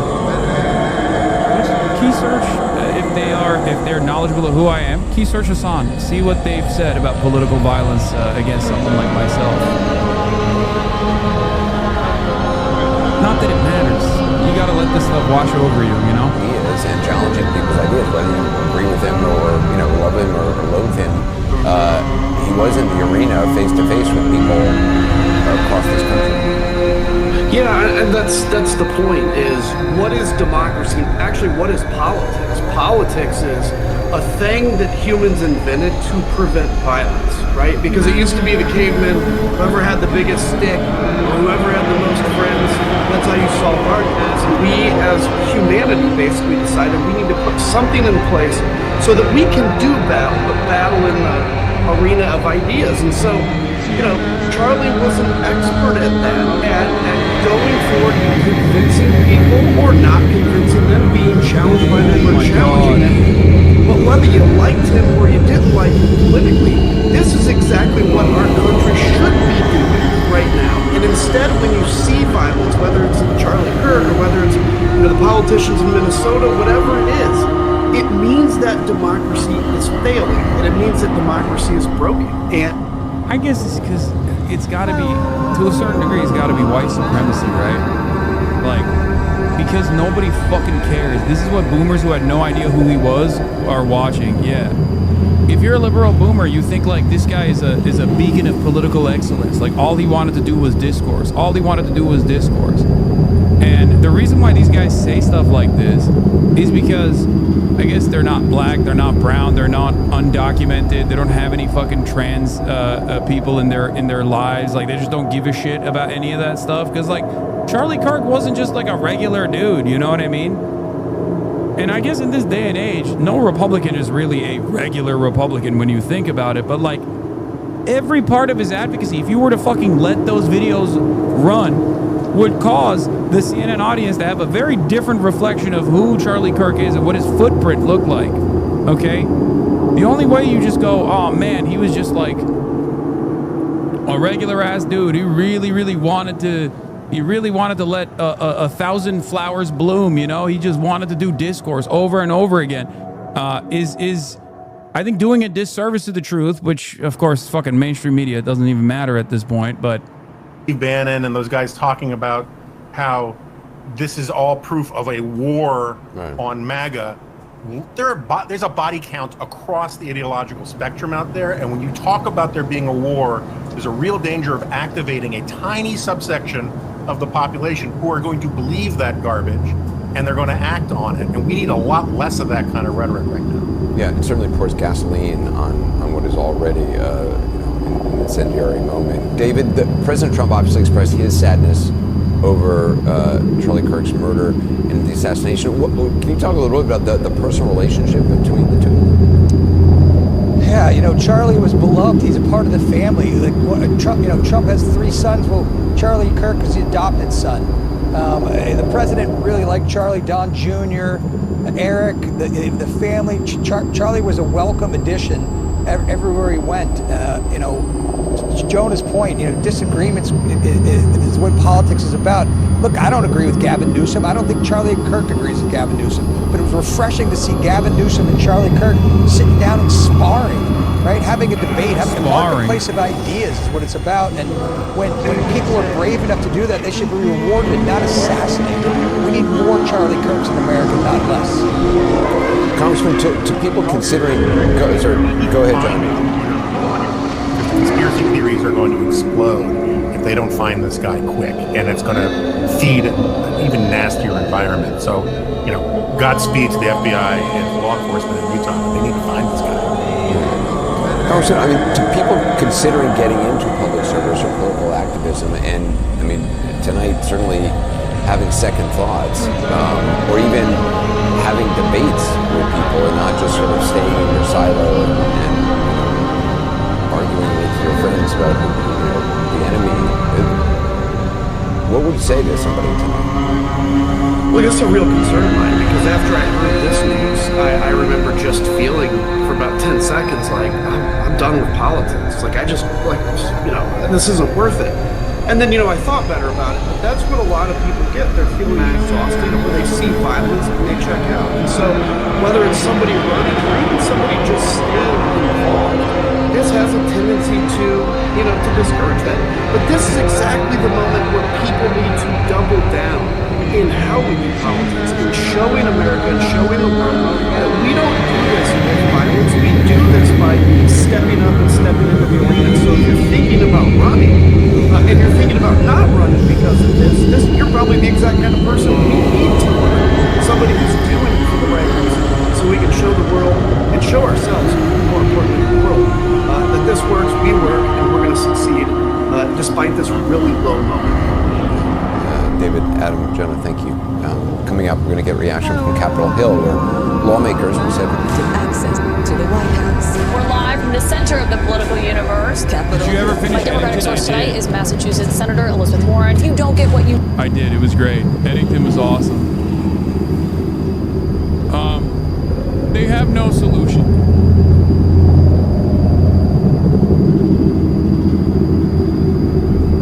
They have no solutions. They just don't. Because the one solution to this is everyone is tackling this from the angle everyone's tackling this from the angle of political violence, right? Which is understandable. This is an act of political violence, okay? It is unique in that regard. It's not the normal type of violence that you see. And I guess for an audience that is increasingly more receptive to consistently seeing little kids die in schools and shit, this is a different type of mass shooting, or not even a mass shooting. This is a different type of a shooting, all right? But overall, a solution not just for this, but just in general for all shootings is obvious, and none of these motherfuckers want to do that. So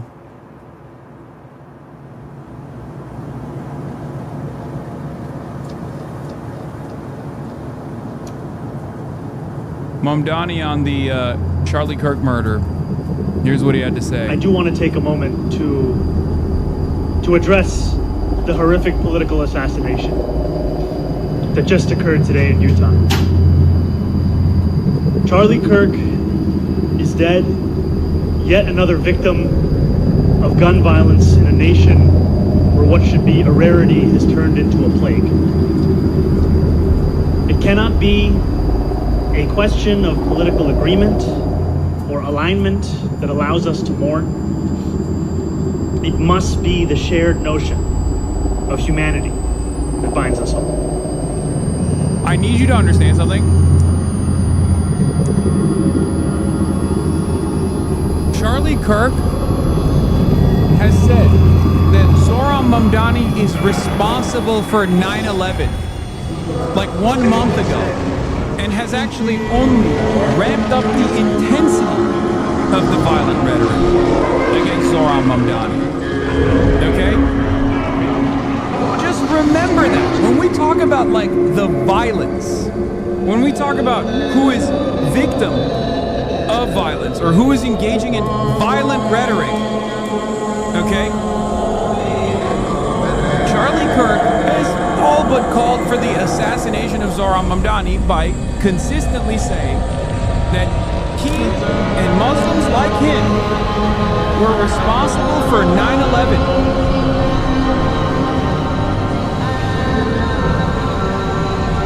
Just remember that.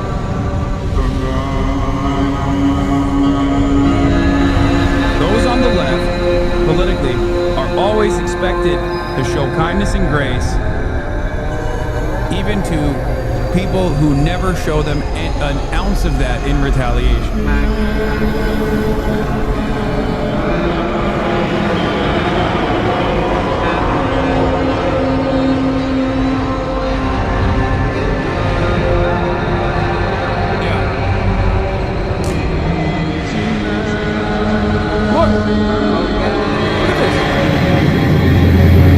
This is what Charlie Kirk had to say when Zohran Mamdani won the Democratic primary. 24 years ago, a group of Muslims killed 2,753 people on 9/11. Now a Muslim socialist is on pace to run New York City. Jessica Tarkov responds says, Charlie, this is so gross and Islamophobic. Take it down. Debate me on the merits. Just don't throw out petty, thought-terminating cliches. This is in 2015. That doesn't work anymore. What Muslim country do you prefer to live in, Jessica? What Western city or country has improved as the Muslim population has increased? America's largest city was attacked by radical Islam 24 years ago, and now a similar form of that pernicious force is poised to capture City Hall. Be courageous enough as a liberal to call it out.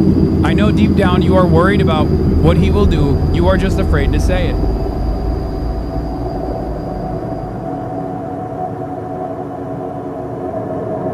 Just, you know, will CNN show this? Probably not.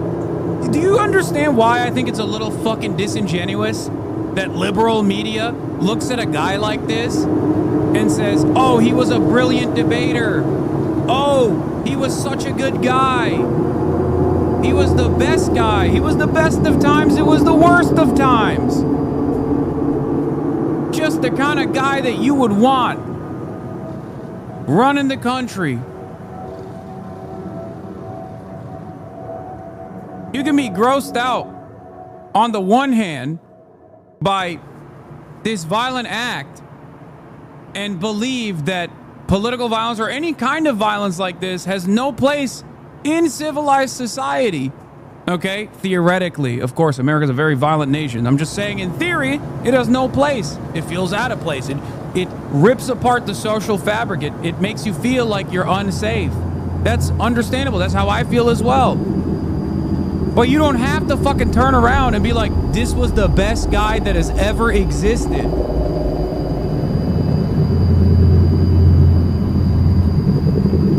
Okay? That's it. And it's clear that there are plenty of fucking people that are capable of doing that. So one must ask the question why CNN is incapable of doing that. Maybe it's because they don't give a fuck about this kind of stuff coming out of Charlie Kirk. And this is just one group, by the way.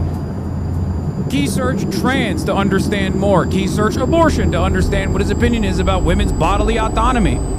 Key search migrants to understand how much death and destruction he wanted for the migrant labor force of this fucking country. Our neighbors. That's it. Press it.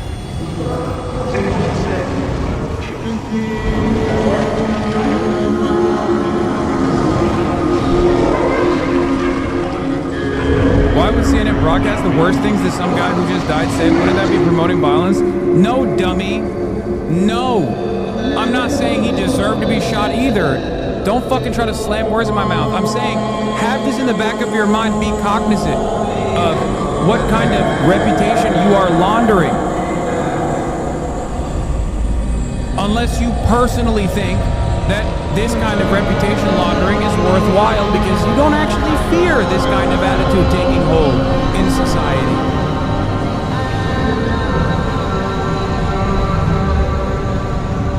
I doubt they would give you the same reception. Fuck no, I would get no reception. I don't expect that. I don't care.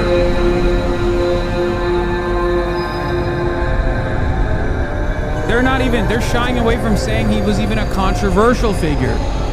And the reason why they're doing that is because they're worried about the backlash from the right. But if this is his output, you obviously should be a little bit more careful in the way that you reflect upon this person's entire career, especially when you're talking about his political contributions. Do you understand? Because that is what his political contributions are. This doesn't mean he deserved to be shot and killed, but that's what his political contributions are. So if you turn around in the aftermath of his untimely demise and launder his reputation, you're basically saying, I like this political contribution. Or at the very least, I don't care that this is the political contribution that he has done to American discourse. It is a normalization of some of the most heinous, racist, fascist forms of thought.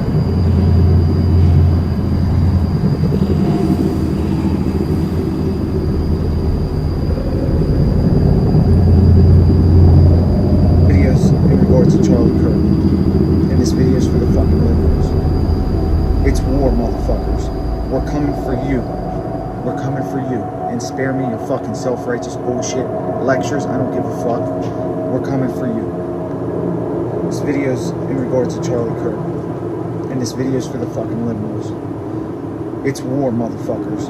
We're coming for you. We're coming for you. And spare me your fucking self-righteous bullshit lectures. I don't give a fuck.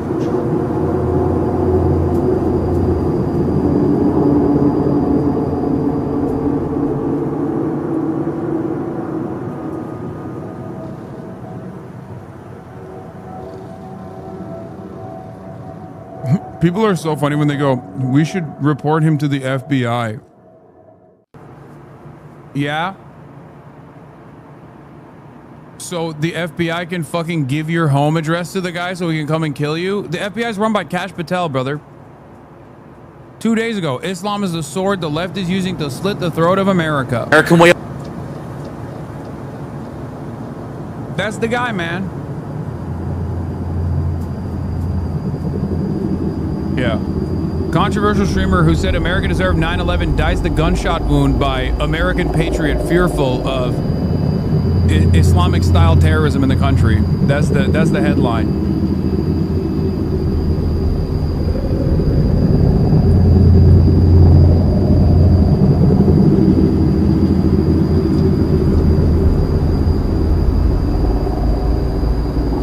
You're misunderstanding my point, chatters. My point is not that the media should reflect critically of Charlie Kirk's entire political contributions. But at the very least, they should be cognizant of said political contributions and not whitewash and launder his reputation. Anyway, let's get back to Zoran. And that humanity, it reminds us that this news is not just that of the murder of a prominent political figure, but also the news of a wife who grieves her husband, of a 1-year-old and a 3-year-old who will grow up without a father, and the fact that there are families feeling that same anguish right now in Colorado as they wait for their children, also shot at a school, to emerge from surgery. It is the same anguish that too many across our city and our nation reckon with in silence every day as we contend with an epidemic of suffering. to challenge the status quo that has allowed this pain to become routine. Trump addresses the nation? What the fuck? To my great fellow Americans, I am filled with grief and anger at the heinous assassination of... He could have State of the Nation for this. That's crazy. ...of Charlie Kirk on a college campus in Utah. Charlie inspired millions, and tonight all who knew him and loved him are united in shock and horror. Charlie was a patriot who devoted his life to the cause of open debate and the country that he loved so much, the United States of America. He fought for liberty, democracy. Why is everybody saying AI?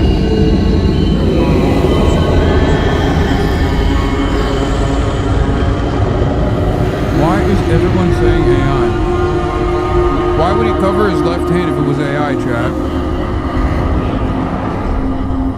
Justice and the American people. He's a martyr for truth and freedom, and there's never been anyone who was so respected by youth.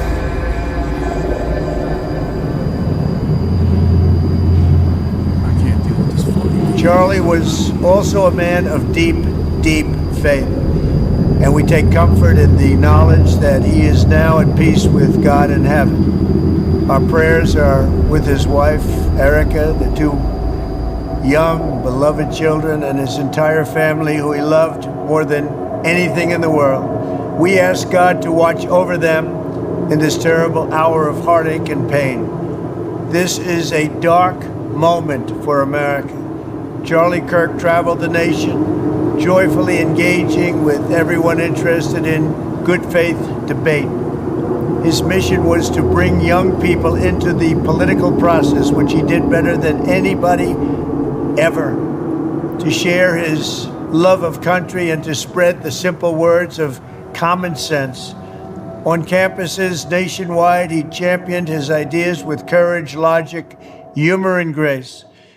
It's a long past time for all Americans and the media to confront the fact that violence and murder are the tragic consequence of demonizing those with whom you disagree day after day, year after year, in the most hateful and despicable way possible. Yeah, he's gonna be like, it's now illegal to criticize Republicans because otherwise, you know, people shoot at Republicans sometimes. They shoot at Democrats mostly.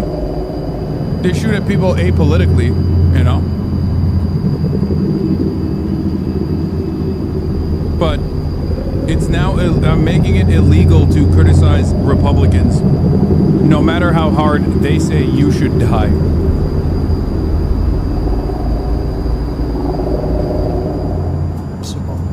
For years, those on the radical left have compared wonderful Americans like Charlie to Nazis and the world's worst mass murderers and criminals.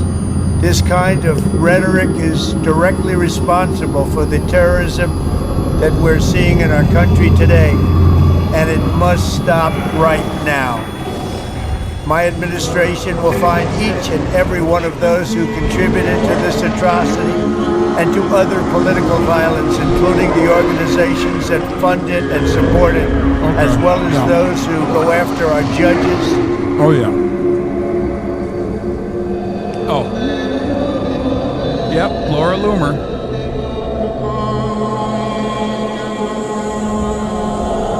Here we go, baby.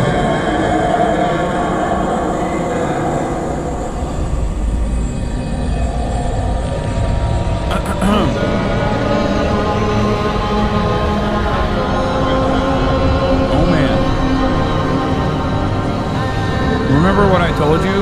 There's two different things that I'm worried about. One was decentralized violence from people who are seeking out revenge fantasies.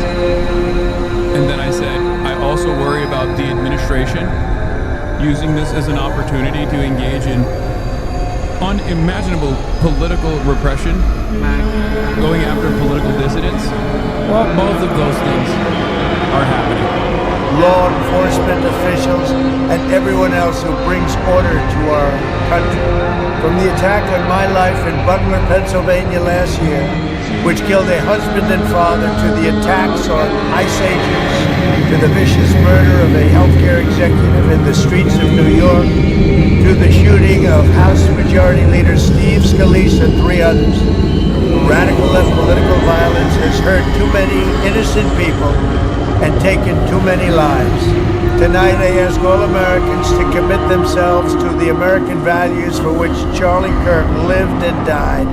The values of free speech, citizenship, the rule of law, and the patriotic devotion and love.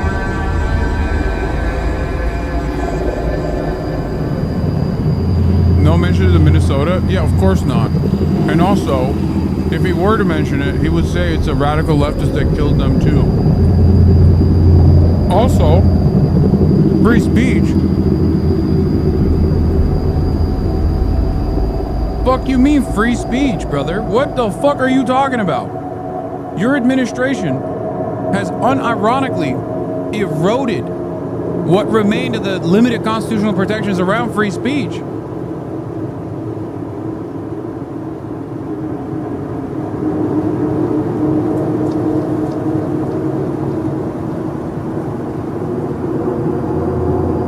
Love of God. Charlie was the best of America, and the monster who attacked him was attacking our whole country. An assassin tried to silence him with a bullet, but he failed, because together we will ensure that his voice, his message, and his legacy will live on for countless generations to come. Today, because of this heinous act, Charlie's voice has become bigger and grander than ever before, and it's not even close. May God bless his memory, may God watch over his family, and may God bless the United States of America. Thank you.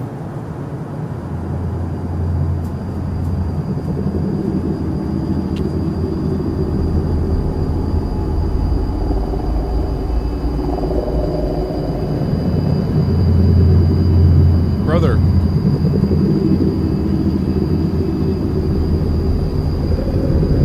When a Republican calls someone a terrorist, that person goes to jail.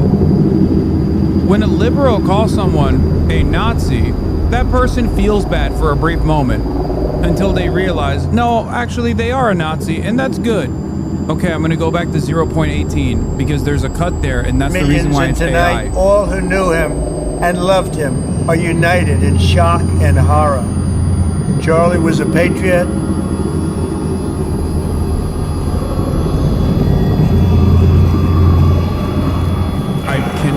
Begin to explain how stupid you guys are. Stop.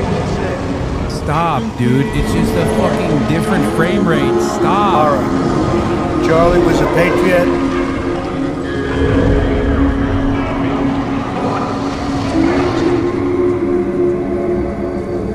It's just, bro, you are the stupid one. Oh my god, it's a little sus, I'm not gonna lie. Dude, it most likely is artificially boosted like a filter. Are united in shock and horror. Charlie was a patriot. Yeah, the tree moved when he moved his hand. I see it. The tree in the background moved when he moved his hand. One must ask the question,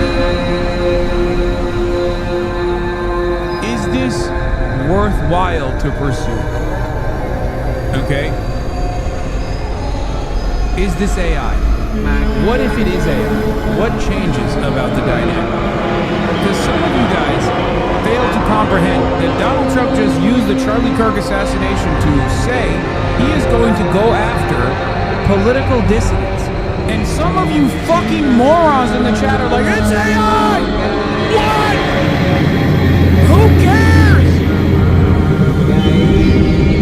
The president just officially declared war on political dissidents, and you're looking at some fucking Adobe Premiere artificially boosted artifacting that took place in the background of the video! Wake up!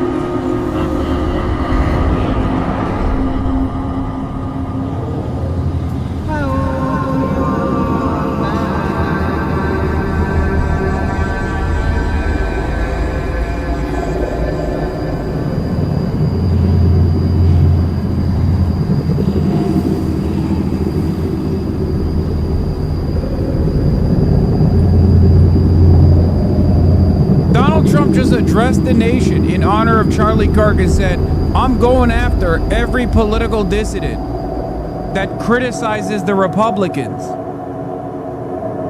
And your fucking asses are focusing on AI.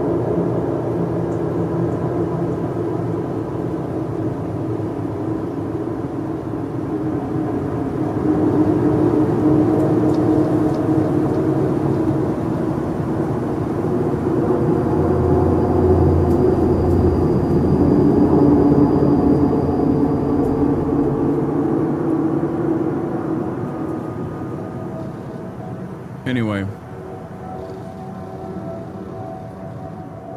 obviously Donald Trump is not a protector of free speech at all. And I think the reason why he mentioned this is because he's not a protector of free speech at all. And he mentioned this because he wants to go after any sort of free expression of political dissidents. They are at war with us. Whether we want to accept it or not, they are at war with us. And what are we going to do about it? Kara, what do you make of that rhetoric?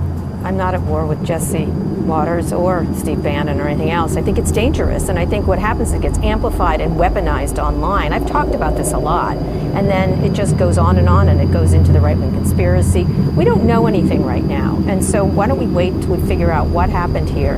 At the same time, lower the temperature, and it's very hard to do that online because it's so attractive to scream and yell and dunk, and sometimes it's funny, but much of the time, like this, it's incredibly ugly. There's, I mean, Donnie, I mean, you've looked into this a lot. I mean, there's not only a whole ecosystem, but there's profit to be made in outrage on all sides of political aisle. Yeah, massively. And I mean, just saw those comments from the president right now on set. I was going to say, when it comes to the talking heads on MAGA media, you know, you can understand potentially, you know, many of them were personal friends with Kirk. Maybe in a heated moment today. What I was going to say was hopefully the president would maybe try and calm things a little bit, but clearly that doesn't seem to be the case. And look, this is precisely what I guess the mantra that many in the MAGA sphere push every day, that the country is at war, that the left is trying to violently attack you. And so I guess it's unfortunately not surprising it's being pushed in this way. Yeah. Kara, we only have like 30 seconds left, but it's interesting to me that Charlie Kirk, again, whatever you thought of what he was arguing, he was in the arena. He was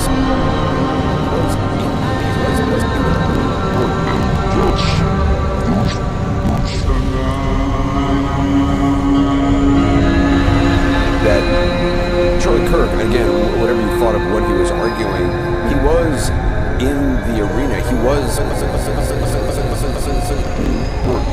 Okay, we're gonna skip that. I don't know what the fuck's going on there. Let's take a look at what Sean handles. As the country now mourns what is a tragic loss. Now, moments ago, President Trump just released a video online reacting and addressing the nation from the Oval Office regarding Charlie's assassination. Momentarily, it was just released. The Vice President Trump first reported his untrue social. This is what he wrote. The great and even legendary Charlie Kirk in the United States of America, veteran Charlie. He was loved and admired by all, especially me, and now he is no longer with us. Melania, and my sympathies go out to his beautiful wife, Erica, and family. Charlie, we love you. We'll play his comments in a minute. Also, President Trump ordered all American flags to be flown at half-staff now through 6 p.m. on Sunday. And tonight, the manhunt for the shooter continues after one subject was brought into custody but released after an interrogation with law enforcement. According to the FBI Director, Kash Patel, I hope this individual is found swiftly, brought to justice, and prosecuted to the fullest extent of the law. Tonight, as we try to make sense of what is a senseless act of violence, we are filled with sadness, outrage, anger, rightly so, righteous indignation. You know, at what point do we finally say in this country, enough is enough? And let me be very clear here. This needs to stop. What we saw today was a political assassination. We're not going to show the video. Most of you probably have seen it online. It is horrific to watch as Utah Governor Spencer Cox said in no uncertain terms during an emotional press conference this evening. Take a look. This is a dark day for our state. It's a tragic day for our nation. And I want to be very clear that this is a political assassination. Charlie Kirk was first and foremost a husband and a dad to 2 young children.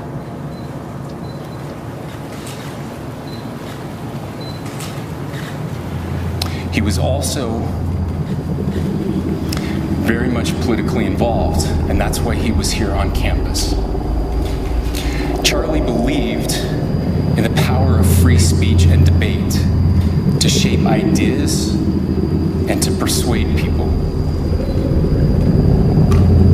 Historically, our university campuses in this nation and here in the state of Utah have been the place where truth and ideas are formulated and debated. And that's what he does. He comes on college campuses and he debates. That is foundational to the formation of our country, to our most basic constitutional rights. And when someone takes the life of a person because of their ideas or their ideals, then that very constitutional foundation is threatened. But I want to make it crystal clear right now to whoever did this, we will find you. We will try you. And we will hold you accountable to the furthest extent of the law. And I just want to remind people that we still have the death penalty here in the state of Utah. Now, we don't yet know about these circumstances surrounding today's assassination of Charlie Kirk. This does have all the earmarks of a political assassination. All Charlie wanted to do, and he did so bravely, he did it passionately, he did it with vigor, he did it with intelligence. There's often, for many on college campuses, validation for their political beliefs. Young people around the country, he often went into very hostile environments on liberal college campuses. He went there to have a dialogue. He'd always answer any and all questions. He challenged the institutionalized liberal indoctrination of many of these campuses. We've discussed this so many years. College campuses were supposed to be bastions of freedom of speech, the safe space, to use any liberal term, for free and open. I'm gonna keep it above 50. Is there any difference between what Sean Hannity is saying and what you have heard so far from CNN? Have you noticed that? Is there any difference whatsoever? Common sense will tell you that the odds are very, very high. This is political in nature. We will learn more in the coming days and weeks ahead. But I would argue that tonight is really not the night to show, which I can do. I can do our. Interesting. While expressing his political views. It happened on a college campus where open exchange of opposing ideas should be sacrosanct. Violence and vitriol must be purged from the public square, and members of other political parties are not our enemies. They are our fellow citizens. May Charlie Kirk's memory be a blessing, and our prayers are with his family, his friends, and those who loved him tonight. And as we come on the air this evening, we're hearing from President Trump, who just posted a video recorded from the Oval Office tonight. To my great fellow Americans, I am filled with grief and anger at the heinous assassination of Charlie Kirk on a college campus in Utah. Charlie inspired millions, and tonight all who knew him and loved him are united in shock and horror. Charlie was a patriot who devoted his life to the cause of open debate and the country that he loved so much, the United States of America. He fought for liberty, democracy, justice, and the American people. He's a martyr for truth and freedom, and there's never been anyone who was so respected by youth. Charlie was also a man of deep, deep faith, and we take comfort in the knowledge that he is now at peace with God in heaven. Our prayers are with his wife, Erica, the two young, beloved children and his entire family who he loved more than anything in the world. We ask God to watch over them in this terrible hour of heartache and pain. This is a dark moment for America. Charlie Kirk traveled the nation, joyfully engaging with everyone interested in good faith debate. His mission was to bring young people into the political process, which he did better than anybody ever, to share his love of country and to spread the simple words of common sense. On campuses nationwide, he championed his ideas with courage, logic, humor, and grace. It's long past time for all Americans and the media to confront the fact that violence and murder are the tragic consequence of demonizing those with whom you disagree day after day, year after year, in the most hateful and despicable way possible. For years, those on the radical left have compared wonderful Americans like Charlie to Nazis and the world's worst mass murderers and criminals. This kind of rhetoric is directly responsible for the terrorism that we're seeing in our country today, and it must stop right now. My administration will find each and every one of those who contributed to this atrocity and to other political violence, including the organizations that fund it and support it, as well as those who go after our judges, law enforcement officials, and everyone else who brings order to our country. From the attack on my life in Butler, Pennsylvania last year, which killed a husband and father, to the attacks on ICE agents, to the vicious murder of a healthcare executive in the streets of New York, to the shooting of House Majority Leader Steve Scalise and 3 others. Radical left political violence has hurt too many innocent people and taken too many lives. Tonight I ask all Americans to commit themselves to the American values for which Charlie Kirk lived and died. The values of free speech, citizenship, the rule of law, and the patriotic devotion and love of God. Charlie was the best of America, and the monster who attacked him was attacking our whole country.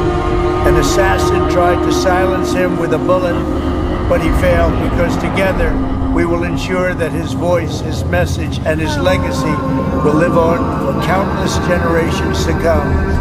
Today, because of this heinous act, Charlie's voice has become bigger and grander than ever before, and it's not even close.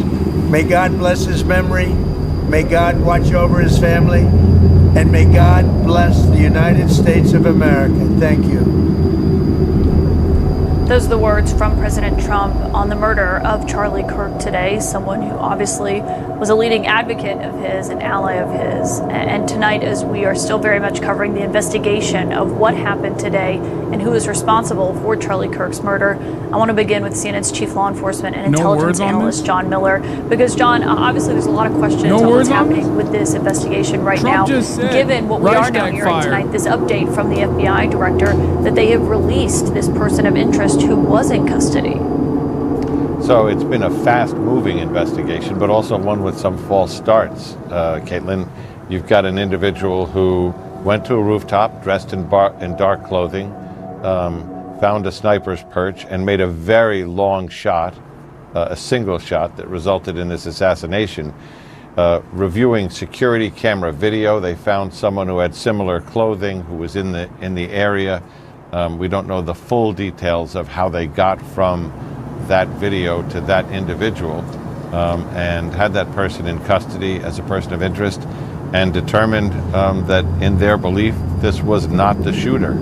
That brings them back to square one. We refer to it as a manhunt, but you know, in the manhunt, as you and I most often talk about them, it's you know who the person is and you have a dragnet out searching for them. In this case, there is another person of interest, but that's again someone that they want to talk to, someone they want to investigate, but not someone that they have enough evidence on to charge right away. So this is a very difficult case for the authorities in Utah and the FBI. So is it clear if anyone is in custody right now, or is the answer still no based on what we know so far? based on what we know so far, they have somebody they're interested in who, according to my sources, when I last spoke to them, was not in custody. But you know, in a case like this, you're looking for someone who has detachment and a lack of empathy, who likes to be in control. The offender characteristics of the assassin sniper are something that's been studied very closely, especially by the Secret Service. And it's someone who's methodical, impatient, self-reliant. In other words, Caitlin, this is the kind of person who would have planned to get in silently, try to be invisible, take this shot, accomplish the mission, take the gun with them, and leave little evidence behind, which is why I think they're having a very difficult time getting started on this. This is someone who is a planner. And John, also what stood out to me from what we heard from officials earlier was they said it was a single shot that was fired. It wasn't multiple shots in Charlie Kirk's direction. They said it was about 200 yards away from where he was sitting under that tent. What does that tell you about the person's familiarity with firearms?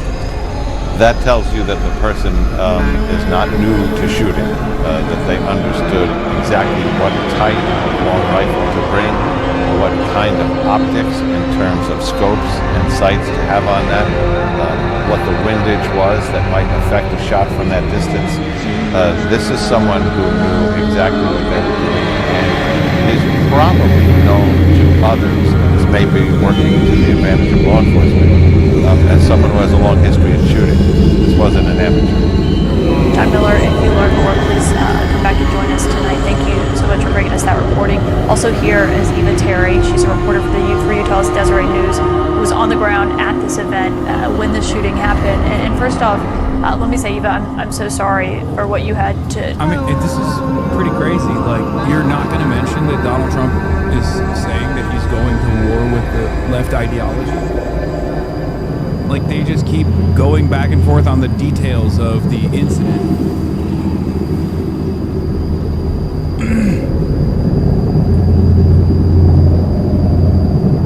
I know I initially said that this wasn't like, as time is passing, the more I look at this shooting in great detail, the more weird it gets. That's all I'm saying. Shooter has a clear-cut vantage point, no security, direct one shot, one kill. There's an incident that takes place in the aftermath of the shooting where there's like a crazy guy that's yelling that makes that draws a lot of the attention of the police. And then in the process of like drawing that attention, the shooter runs away. They have at this point apprehended 2 different people and released the second person. The first one they just put in prison for the first one they put in prison for what do you call it? For obstruction of justice.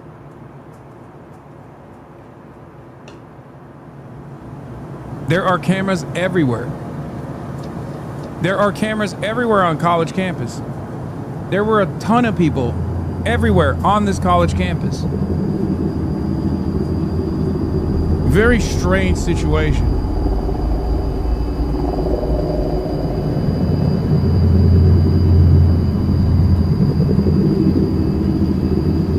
Admittedly, if you were going to go crazy at some point after seeing someone get a hole blown in their neck is a good time.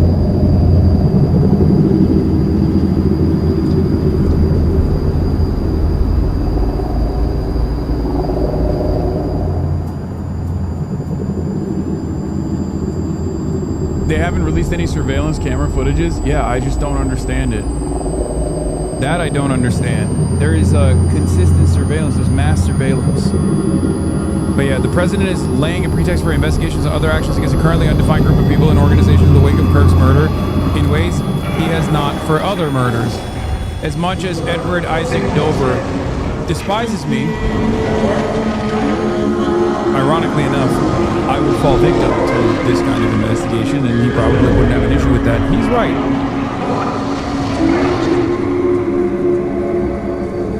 This is a truly terrifying statement that he just put out there, and it seems like CNN's not really talking about it.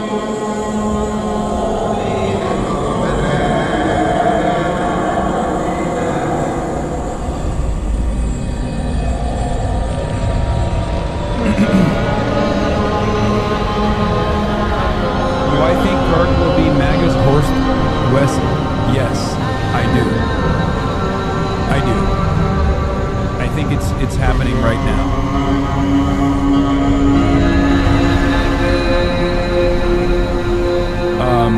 I don't think the media hagiography will have to move the needle. For instance, the Facebook squishy libs are not buying it from what I can tell. I mean, there isn't the same level of like anger and resentment towards Charlie Kirk, and so there isn't like a lot of people that are aware of his worldview are not as well. They're disturbed about the incident, but they're not as like, let's just get sad, right? But plenty of people don't know about Charlie Kirk's background at all. They only know him as just like an influencer that owns the libs or whatever. You're in the top 3 most liked comments under Trump's post? What do you mean? What are you talking about? Why did you just link me?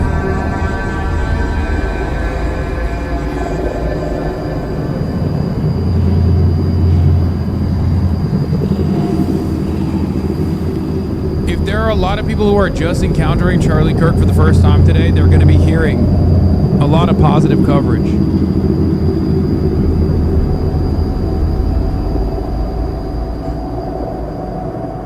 People are going to be encountering Charlie Kirk for the first time with statements like, oh, he's just like a positive force for American politics. He just wanted to bring people. He wanted to bring a diversity of opinion. He wanted to simply debate people. New York Times has another POV of the possible shooter on the rooftop, by the way. Let's take a look. No, it's not another POV. It's the same one that we just showed. Remember you guys said it was a speck of dust? Yeah.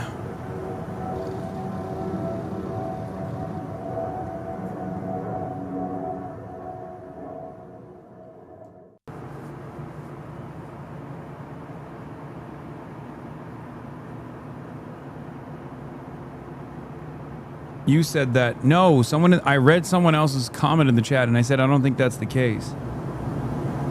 See, even a chatter apologized for calling it a speck of dust. I was so wrong.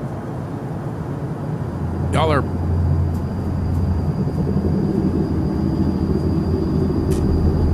Anyway. The man next to him in the white hat tips his hat, then starts recording a few seconds before he gets shot. What?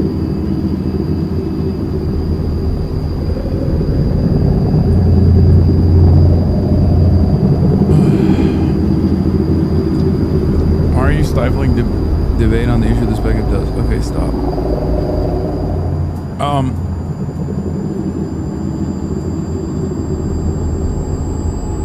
The first reply here to this? What? It's not. It's just this. Why do you guys keep saying that the first reply to this is what? I don't understand. Why don't you just link me the fucking reply?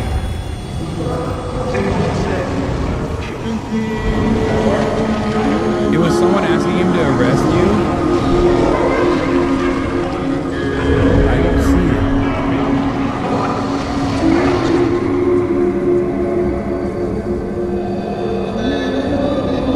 Oh, it's this.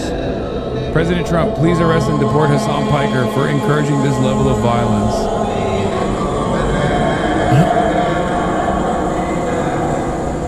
Guy whose username, Imperium First, Political Extremist, America First, Christ is King.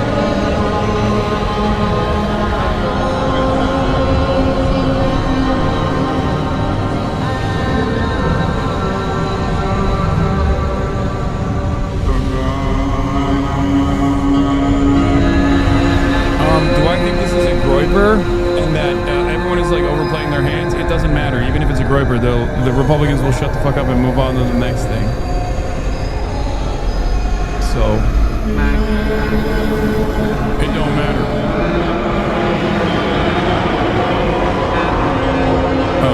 No, not this person. This person is a groiper. I'm saying, what is this? this going viral? What is happening? Before people say, wear a bulletproof vest. Oh yeah, this he got from shot earlier in the today. neck. A bulletproof vest would not have saved Charlie Kirk. Okay? Security did not save Charlie Kirk. The only thing that could have potentially saved Charlie Kirk from getting shot in the neck was if our administrations, prior to this one and this one as well, actually had reasonable gun control as a policy provision in the immediate aftermath of, I don't know, 100 other school shootings that took place. This is why I keep responding over and over again to people that go, hey man, why don't you get security? Hey man, why don't you get a vest? There's nothing, none of those things will save you.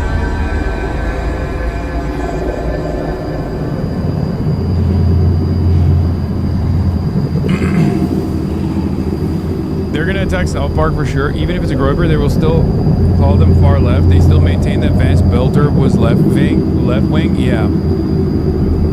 They just, that's all they do. They just fucking, they just lie about everything. They lie about everything. It don't matter.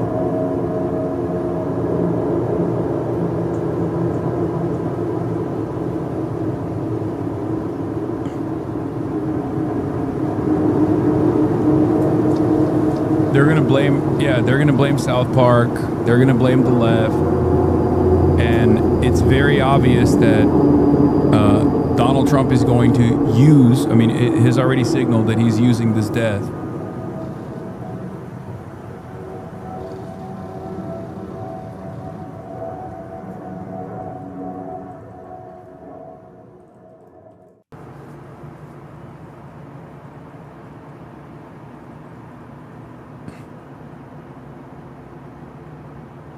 Grief and anger at the...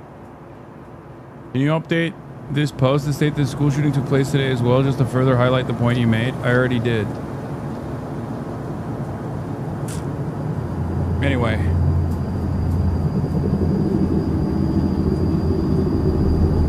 He called Charlie Kirk a martyr in the video.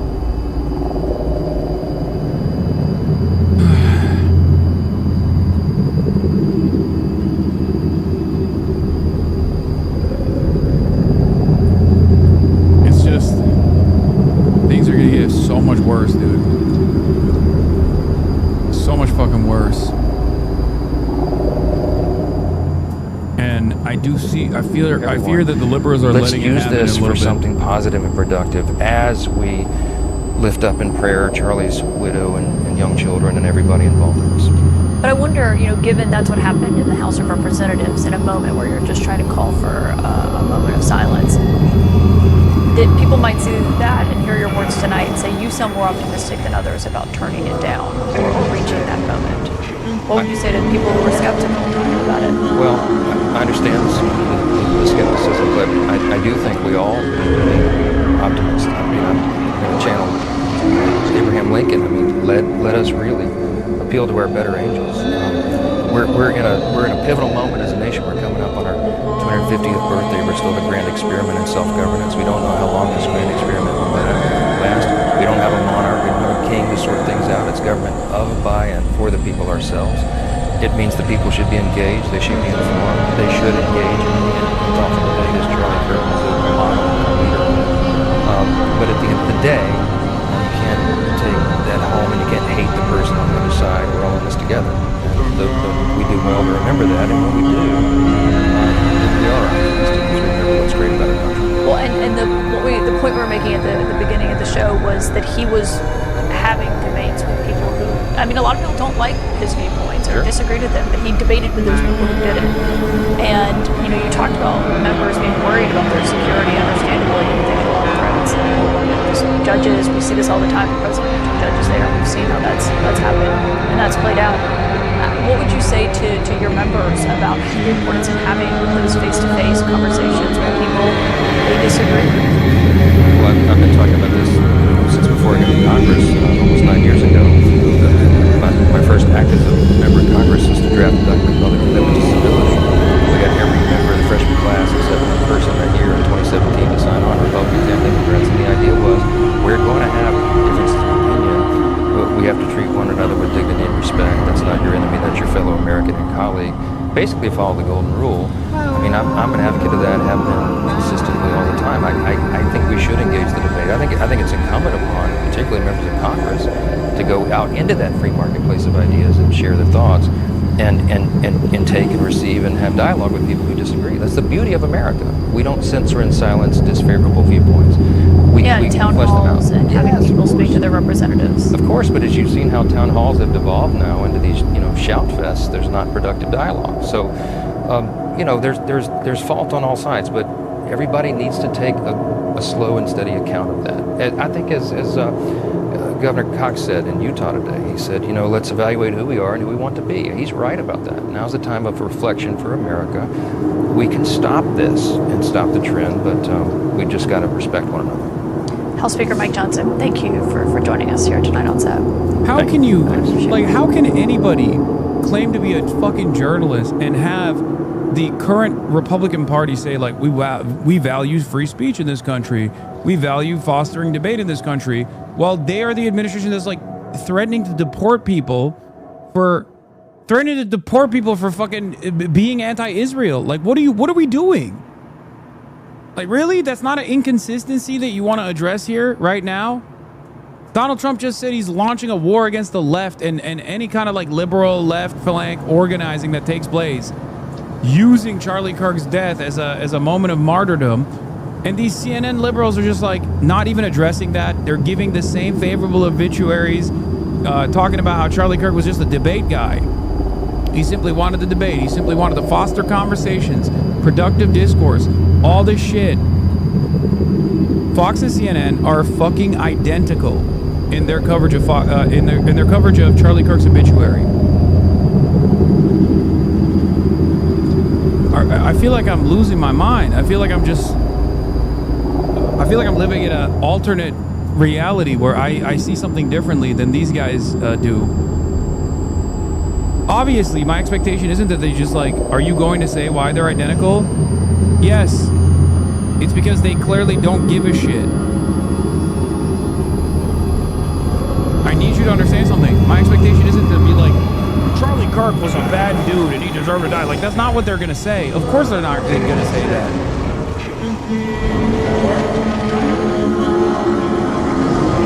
But Brian Stelter's assessment here is literally identical to Fox News.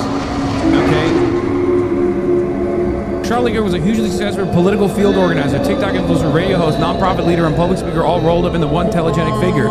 Charlie Kirk pioneered a new model for conservative political advocacy, merging multi-platform media commentary with in-person gatherings and get-out-the-vote drives, earning the envy of his rivals on the left. Here's our first take on his impact.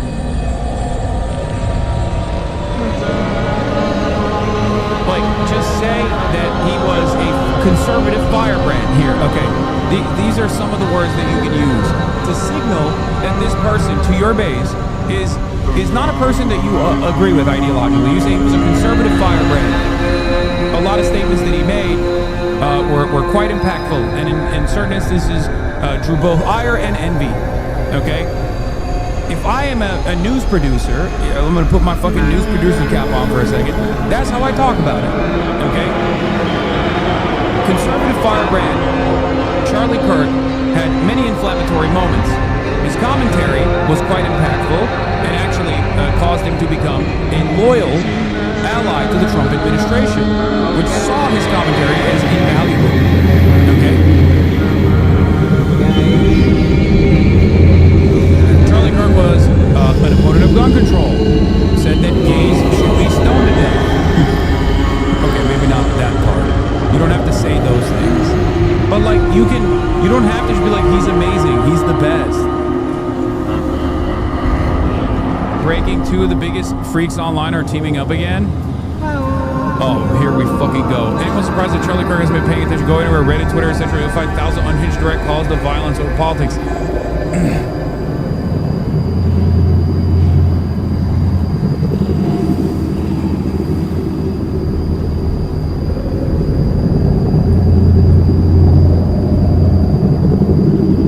I'm gonna get fucking killed, dude. I swear to God. Holy shit.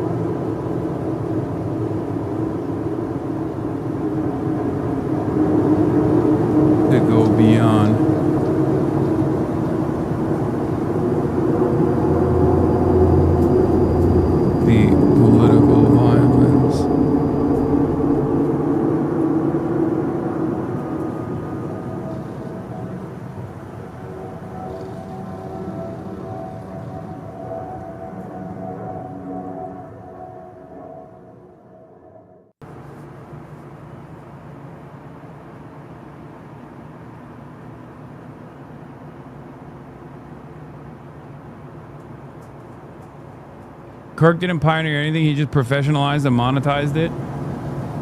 Can we do a vote on whether you should hire security? Oh my fucking lord, dude. We have reached new levels of parasocialism. Can we run a vote in the chat?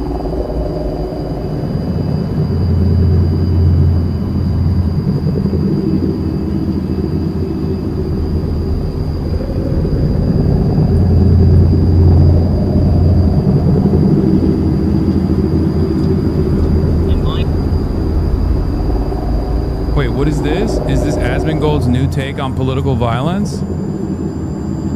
And giving this asymmetrical, in my opinion, advantage to left-wing people to fully and with complete freedom practice genuine terrorism on a daily. Dude, he's such a pussy. Just say you want me to be fucking killed, okay? What is this? What is this wishy-washy like, oh, the left gets to do terrorism and the left is defended for doing terrorism and they should actually experience the violence themselves. That's what he's trying to say. And then, you know, congratulate each other about how moral and how good they are for doing it because something bad that happened in Palestine or something bad that Donald Trump did 3 years ago. This is just Twitch partner streamer, by the way. Simply a response. This is what's going to happen. And so, and I think that that's probably what it's going to take for these left-wing people to realize what a bad idea what they've been doing is. Because until it starts happening to them, until they start having people that are their friends or, you know, their, you know, like icons that they look up to, same like people look up to Trump. Dude, this is so fucking stupid, okay? This person is more my contemporary on the opposing side than fucking this rat is. I was supposed to debate him 2 weeks from now. What the fuck are you talking about? I've known this person for longer than I've known Asmongold. He has abhorrent views, okay? And I despise his views. But he's over here using the death of a dude I was supposed to debate 2 weeks from now to fucking call for violence in the pussiest way possible without naming names here too. Because he doesn't want to get banned. He doesn't want to go that far because he already experienced that. He already experienced that issue one time when he actually said, you know, Palestinians deserve genocide. While he's fucking crying on the sidelines about 86-47, he's literally saying until the left start dropping like flies, they won't understand the violence that they're causing in this country. Why the fuck would I want to debate Charlie Kirk if I wanted him to be killed? It's so fucking stupid. This is a much more active death threat than any number of different clip chip things that he could point to about me, okay? Charlie Kirk, you know, until they start seeing those people get killed, I don't think it's really going to be real for them.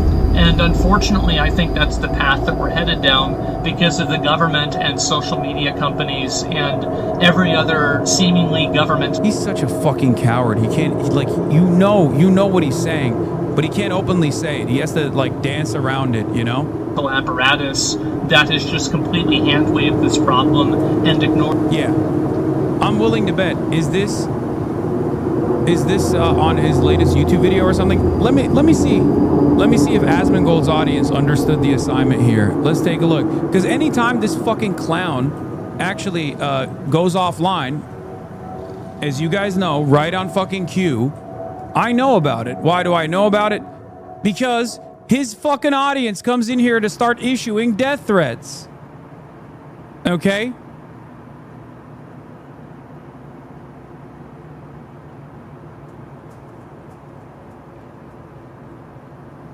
They kill us while calling us violent.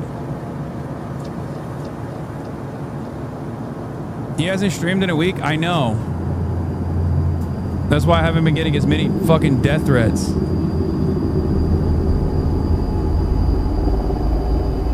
The way the left is celebrating this on Reddit and threads is absolutely disgusting, shameful. Which is why we must kill them!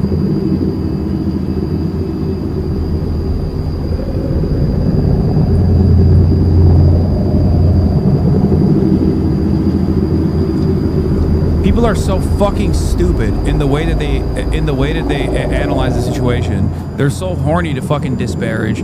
They're so horny to just be like, oh yeah, fuck this guy. Hasan deserves worse or whatever the fuck. They're so cowardly in their commentary and their rhetoric. Why would I advocate for violence to take place against a person that I'm supposed to be sitting next to in a public event? Well, like, it doesn't make any sense. It's also outside of my advocacy in general. It's not something that I advocate for anyway. But it's crazy that it doesn't even make sense from the perspective of just self-interest. It doesn't even make sense from self-interest.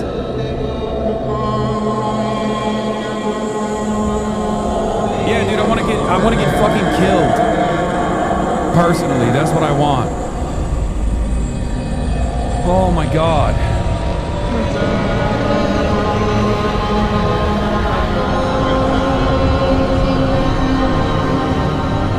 Using the death of a political commentator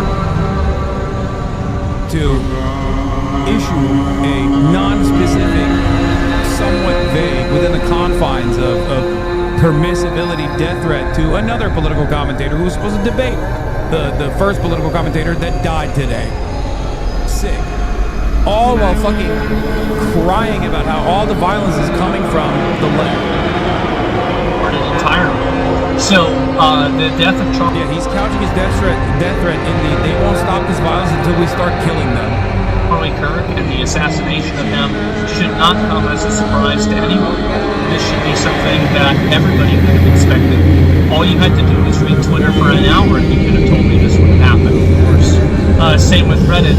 And until that core problem is addressed, you will continue to see a rapid decline in anyone who's been in the crosshairs of Asmongold has been the recipient of unlimited amounts of death threats, okay?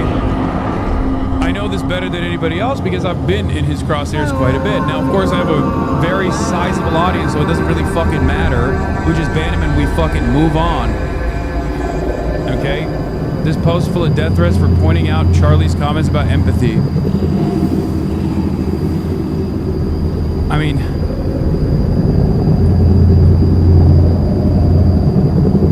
type of social discourse, and I'm actually kind of afraid to see what's going to happen next, because yeah, he doesn't have to worry about it because he doesn't do anything outside. He never leaves his fucking house. I do. I go out in public all the fucking time.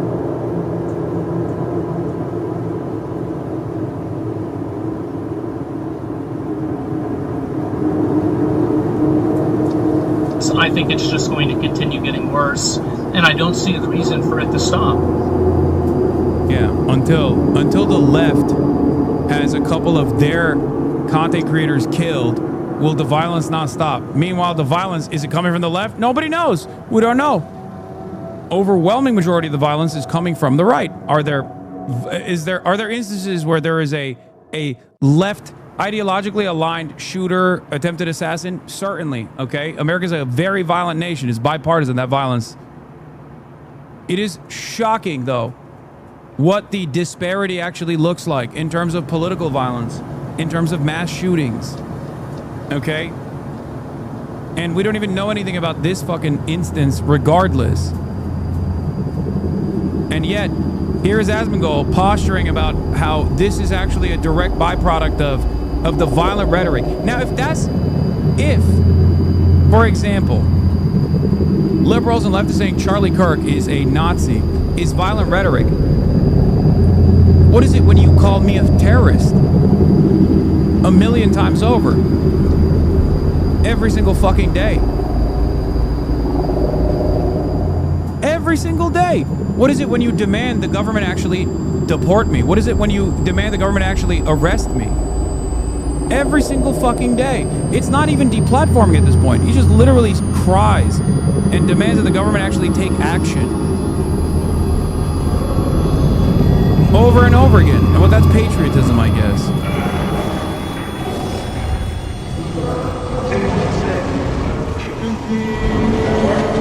Yeah. Anyone trying to play the blame game or the is fucking R-word. Read their comments, their manifesto. They're not left wing or right wing. No, they were. They were a Nazi. So of course it came out and was like, this is apolitical.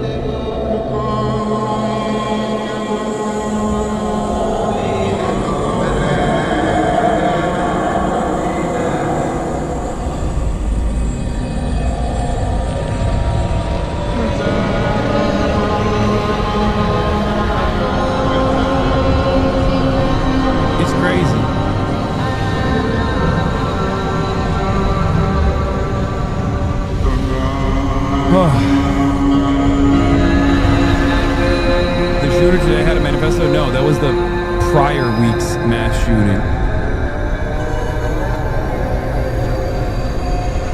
I agree with what you said, except that this is 90% left and 10% right in terms of violence. It's pretty even down the middle. The left side is just more recent. It's saying mostly the other is flat out wrong. I love this guy. This guy's like, listen, it's 50-50. It's not. It literally is not. Look at it. Look at the actual numbers and you'll realize it is not 50-50 at all.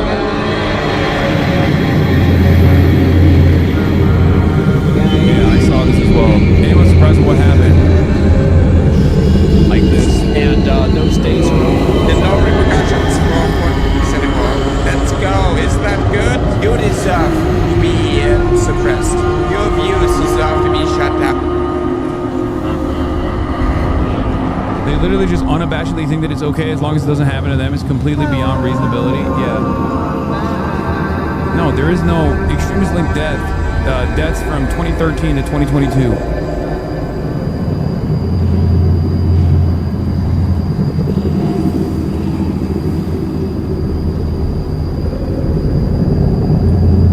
It's not even a question. By the way, this is ADL, so of course they have domestic Islamist extremists as a separate category. But back then,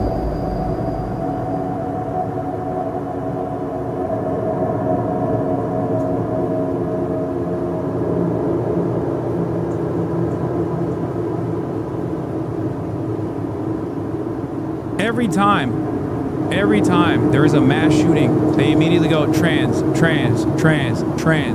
There are unironically people who think like trans people are overrepresented in mass shootings. That's how crazy it is. Isn't that wild?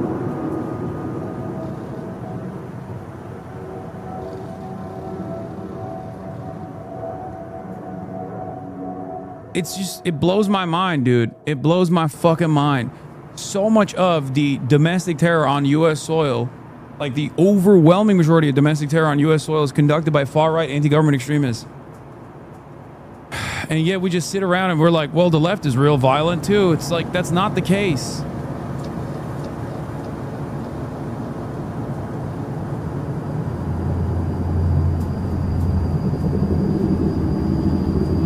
Ay, ay, ay.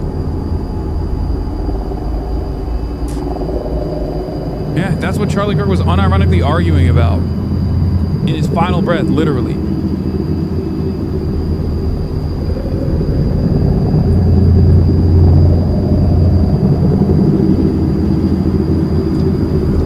Survey of Americans being asked, of all the U.S. murders linked to political extremism over the last decade, how many do you think have been committed by overall left-wing extremists? 25%. Right-wing extremists, overall, all Americans polled, almost close to 50%. This is from 2022. Biden voters overwhelmingly say it's right-wing extremists, which is ironic because they're correct. Democrats also say it's overwhelmingly right-wing extremists, which is also correct.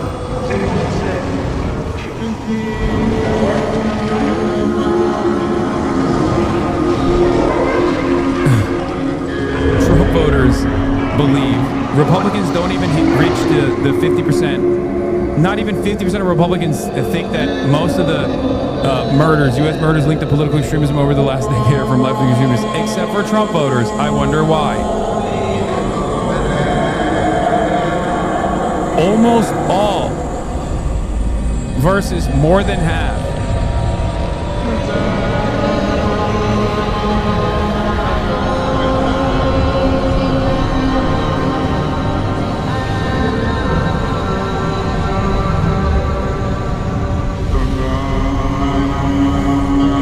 Yeah.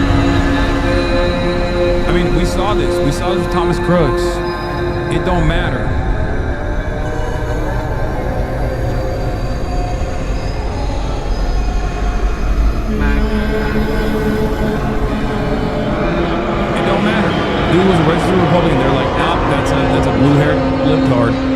That's right. He was blue-haired, registered Republican, wearing the gear. What is this? What the fuck is this? Hold on. This is start to finish the most Conor O'Malley video I've ever seen. Is your boy on the TikTok? One shot. Hey, it's not go.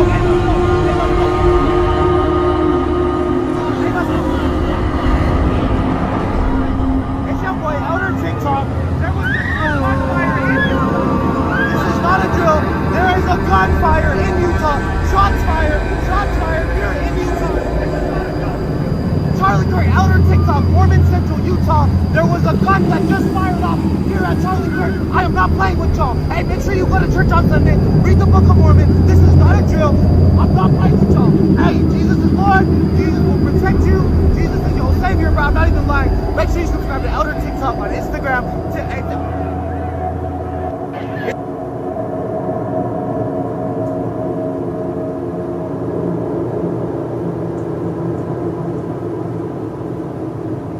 I mean, what do you say to this motherfucker?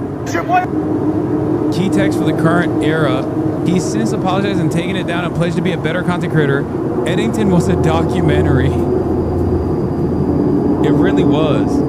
Especially when you consider how confusing and strange the incident is.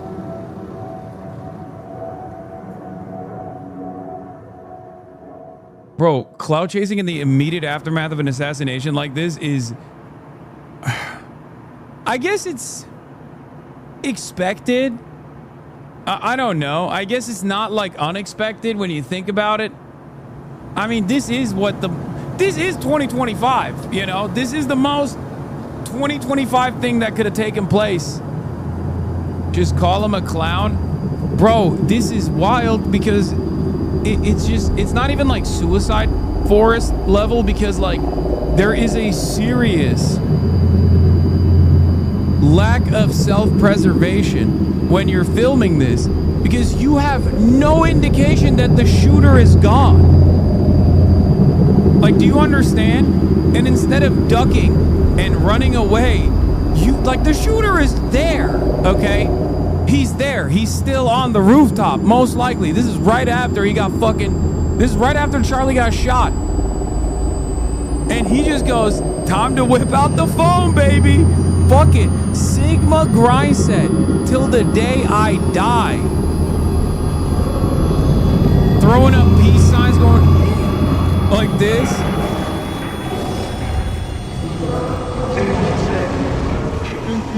You ain't never seen a real content creator demonstrate Sigma grind set, okay? You ain't never seen one like this. This is the guy who did it, perfect cover. To be fair, I would assume it was targeted and nobody else would get shot. That's a crazy assumption to have, man. I'm sorry. That is a crazy assumption to have. What are you guys talking about? He also plugged his TikTok like 18 times.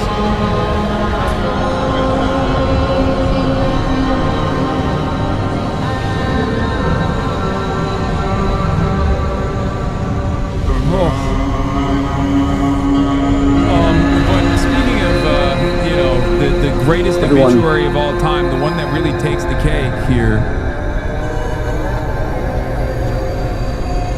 Rabbi Shmuley. Ladies and gentlemen, a lot of people were writing obituaries to Charlie Kirk. Rabbi Shmuley was doing something different. I'm just going to let this video speak for itself.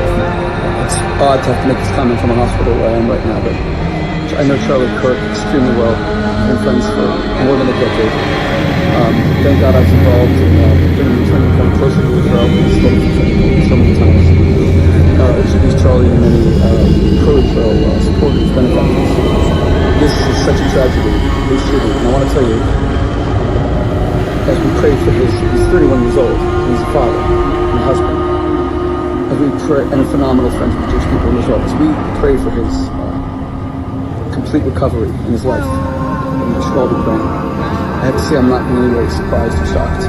The culture of demonization, especially pro-Israel activists, and he's so pro-Israel on campus, it's become lethal. And I live with lethal threats every day of my life, and it shocks my wife and my children and all the people around me. And it's become sick. And you'll say to me, okay, but the guy who shot him, we don't know why. Yeah, we don't, but we do know that it's the pro-Israel activism and activists who get the most threats. And from these disgusting anti-Semitic sickos. Yes, it's also demonization of conservative activists and MAGA and all that, of course. But Israel is the top of that list. And remember, like even with President Trump, the number one country trying to assassinate him is Iran. Not because of trans stuff or anything, but because of Trump's incredible support for Israel and how he took out customs of the money. So I pray for Charlie Kirk, and all of you should pray. My show's going to be dedicated to him today and his recovery. Watch it soon, God willing. I've spoken to my friend many times. I'm in shock and praying for his recovery. Help protect Rabbi Shmuley. GoFundMe. I'm sorry.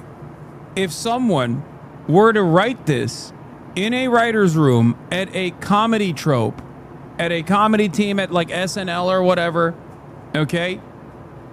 A rabbi who plugs his own GoFundMe while using the death of a friend to promote his show, you would understandably get fired for anti-Semitism. Okay? That would be, they would be like, that's insane. What the fuck are you? This is like a Nick Mullen bit. That is crazy. That is a crazy thing to do. Why is Rabbi Shmuley like this? I don't understand.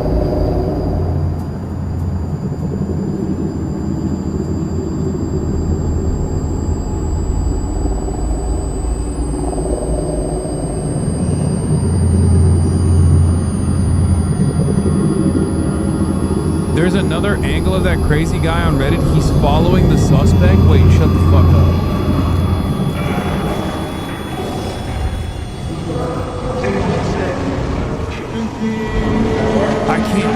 Dude, what a crazy. No, he probably followed the old man, the other TikToker.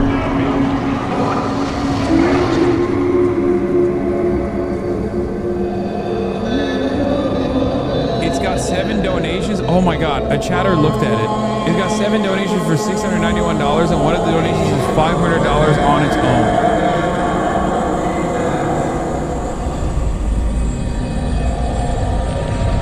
I don't know what else to say, but I do have to go because I have to do some media hits. So I'm gonna have to end it here right now at 8 hours.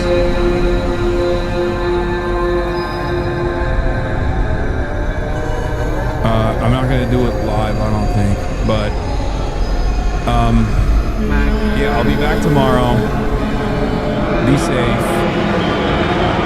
Be kind to one another. Free Palestine. What can I say? What a fucking insane. What a fucking insane man. Jesus Christ.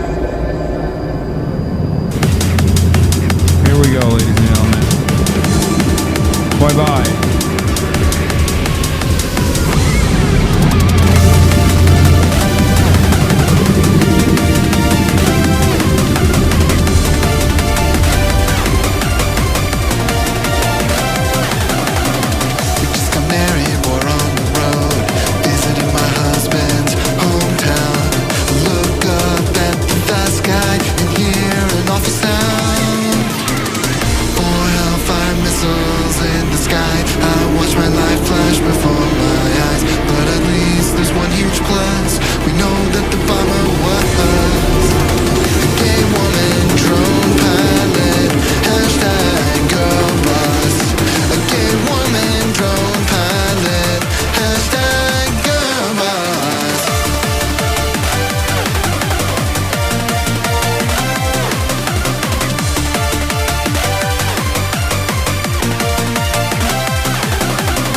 I'm here to get my kid from school. I pull up, don't see him at all. I stop the car to head inside when a black van cuts me off. An armed agent steps out of the van. Next thing I know, I'm in an ICE camp, and I won't see my son again. At least I wasn't deported by a man. Brown woman,